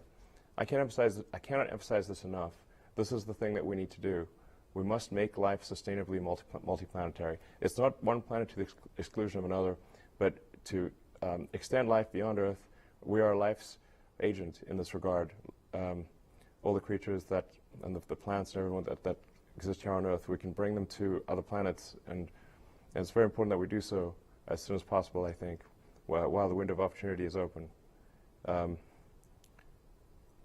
I call upon the public to support this goal and to think about this goal and think about how important it is and how fundamental it is to the future. We've got to get it done. The launching satellites is nice, of course, and it keeps we've got to bring in more money than we spend. This is important, but it's ultimately all about life beyond Earth. We'll go to our next question. It's Eric Berger of Ars Technica. Good afternoon. That was a hell of a thing to watch. Question for Jim today. It's been a little more than 8 months since you tweeted about SpaceX and it was time to deliver. Just wondering if you would say that they have delivered or not, and maybe do you have a message for other contractors for NASA? Yeah, no, I leave it to you to bring this up. We're celebrating here a little bit. I want to be careful we're not celebrating too much until Bob and Doug get home safely. But no, that's right. There was a time 8 months ago, as you mentioned, where we were having challenges with parachutes. We had a Crew Dragon that had a static fire test that ultimately resulted in its catastrophic loss. And if you would have told me then that we would be right here today, I don't know that I would have believed it. And yes, I sent a tweet and asked Elon to deliver. And I'll tell you the same thing. I told the president, I told the vice president, and of course I've said it in a number of interviews. Since that day, Elon Musk and SpaceX have delivered on everything NASA has asked them to deliver on, and at a speed that we never would have guessed. My engineering team was saying that this is not going to be able to be achieved in this amount of time. The amount of parachute tests that we had to get done and how long it takes to get those parachute tests done. Look, we got all the parachute tests done.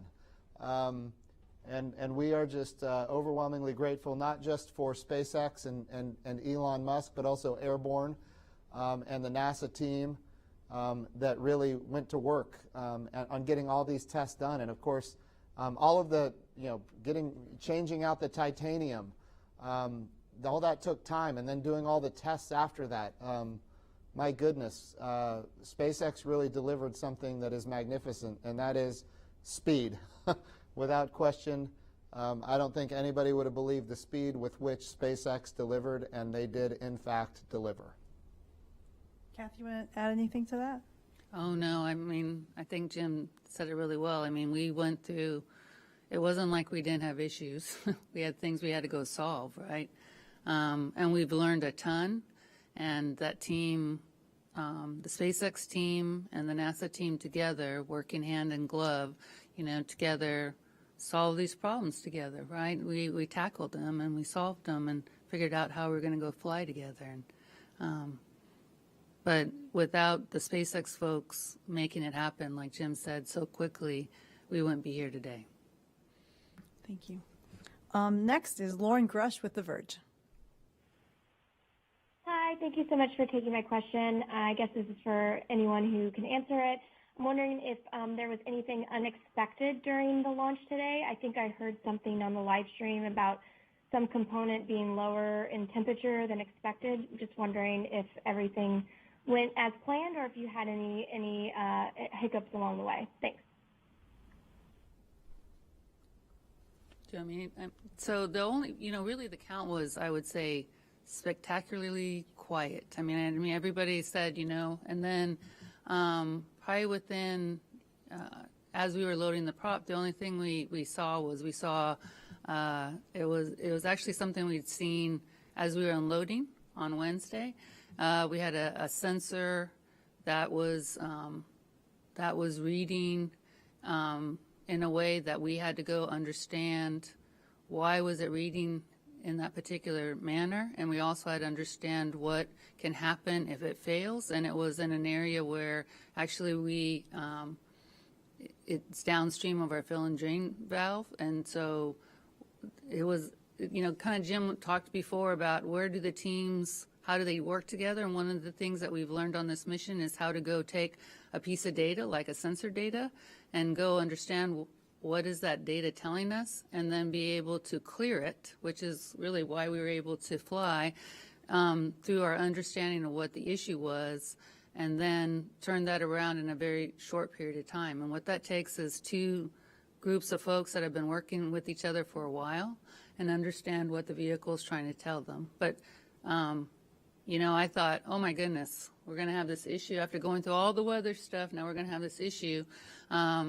And I was very impressed with how the joint teams together looked at the sensor, understood it, understood the phenomena, and then cleared it and continued on the count. Next, we'll go to Irene Klotz of Aviation Week. Thanks, Bettina. Congratulations, everybody. That was super impressive to see. My question, I think, is for Kathy and maybe for Elon. What has to happen from this point on for you all to feel confident that a August 30th or early September launch of the first post-certification mission can happen? Thanks. Well, I'm very proud of the SpaceX team for another reason. We had really wanted our Crew 1 vehicle to get into prop checkouts, which is really where the spacecraft's assembled, and we're kind of in one of the final acceptance testing modes. And last night I got an email that said Crew 1 vehicle is in prop checkouts. They're going through. So, and making sure that the propulsion systems leak tight and operating in a critical manner. So I tell you, that's the first thing. The vehicle's got to be ready. The other things that we've got to do is make sure, one, we dock our Demo 2 vehicle, because like we said, this is a test flight, and make sure that we're taking all that learning that we're going to have from the docking and rolling it into our readiness for Crew 1.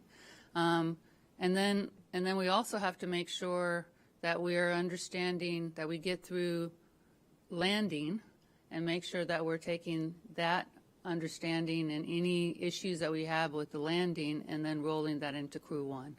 So our team's getting the vehicle ready, and we're also watching this demonstration mission and making sure that our learning out of this test flight is then rolled into how we're going to be flying Crew 1.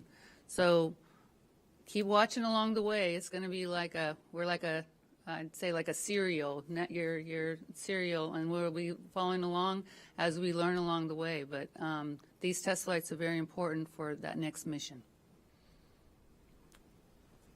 Next question comes from Jeff Faust.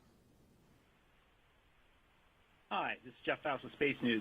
Are there any issues you're particularly watching on the Crew Dragon as it approaches the space station? Anything that you'll be particularly keeping your fingers across over the remaining hours up through docking?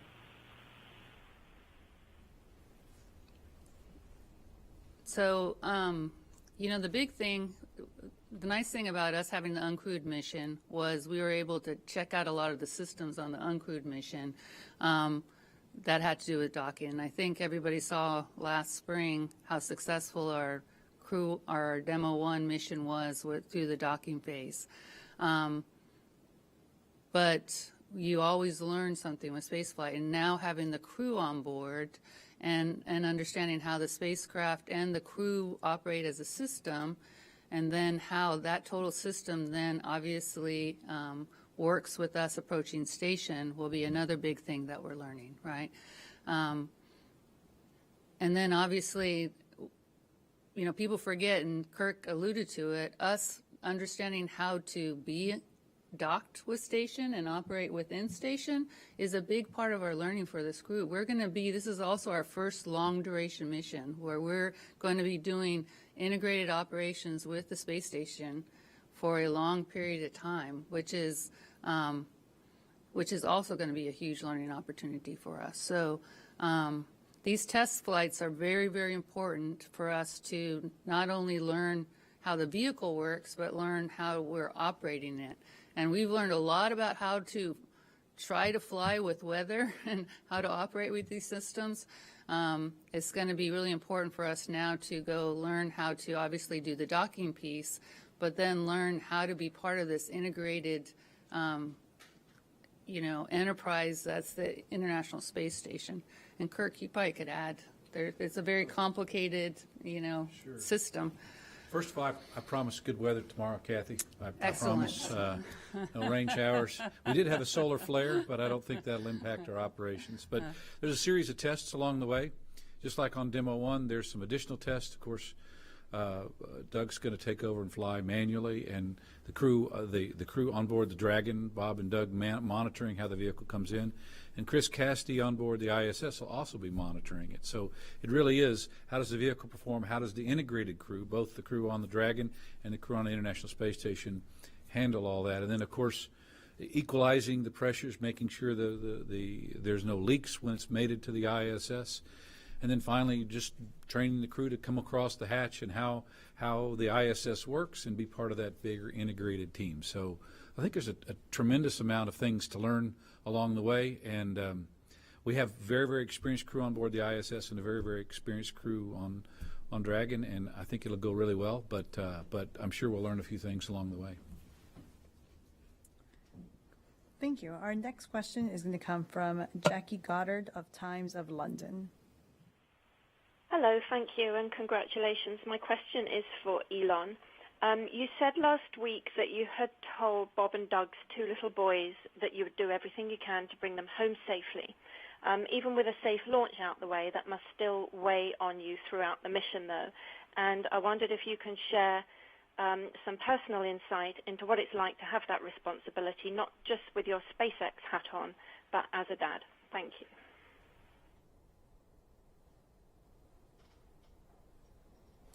Well, it really hit home, when you meet somebody's kids and the vehicle that they're responsible for,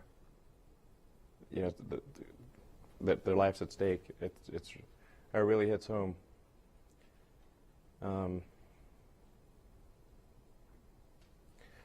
So, there's still.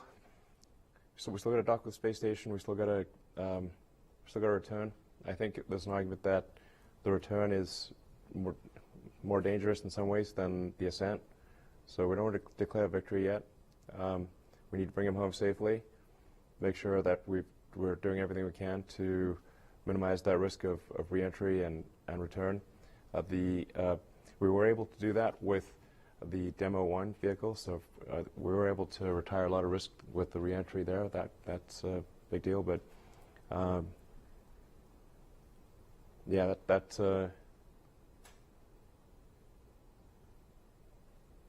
anyway. get choked up here. So it's really this. Yeah, I don't know. I'm getting choked up. Sorry, I'm not sure I can answer the question any more than that. Except, yeah, going to do everything we can to make sure he gets home safely. Our next question comes from Marina Corinne.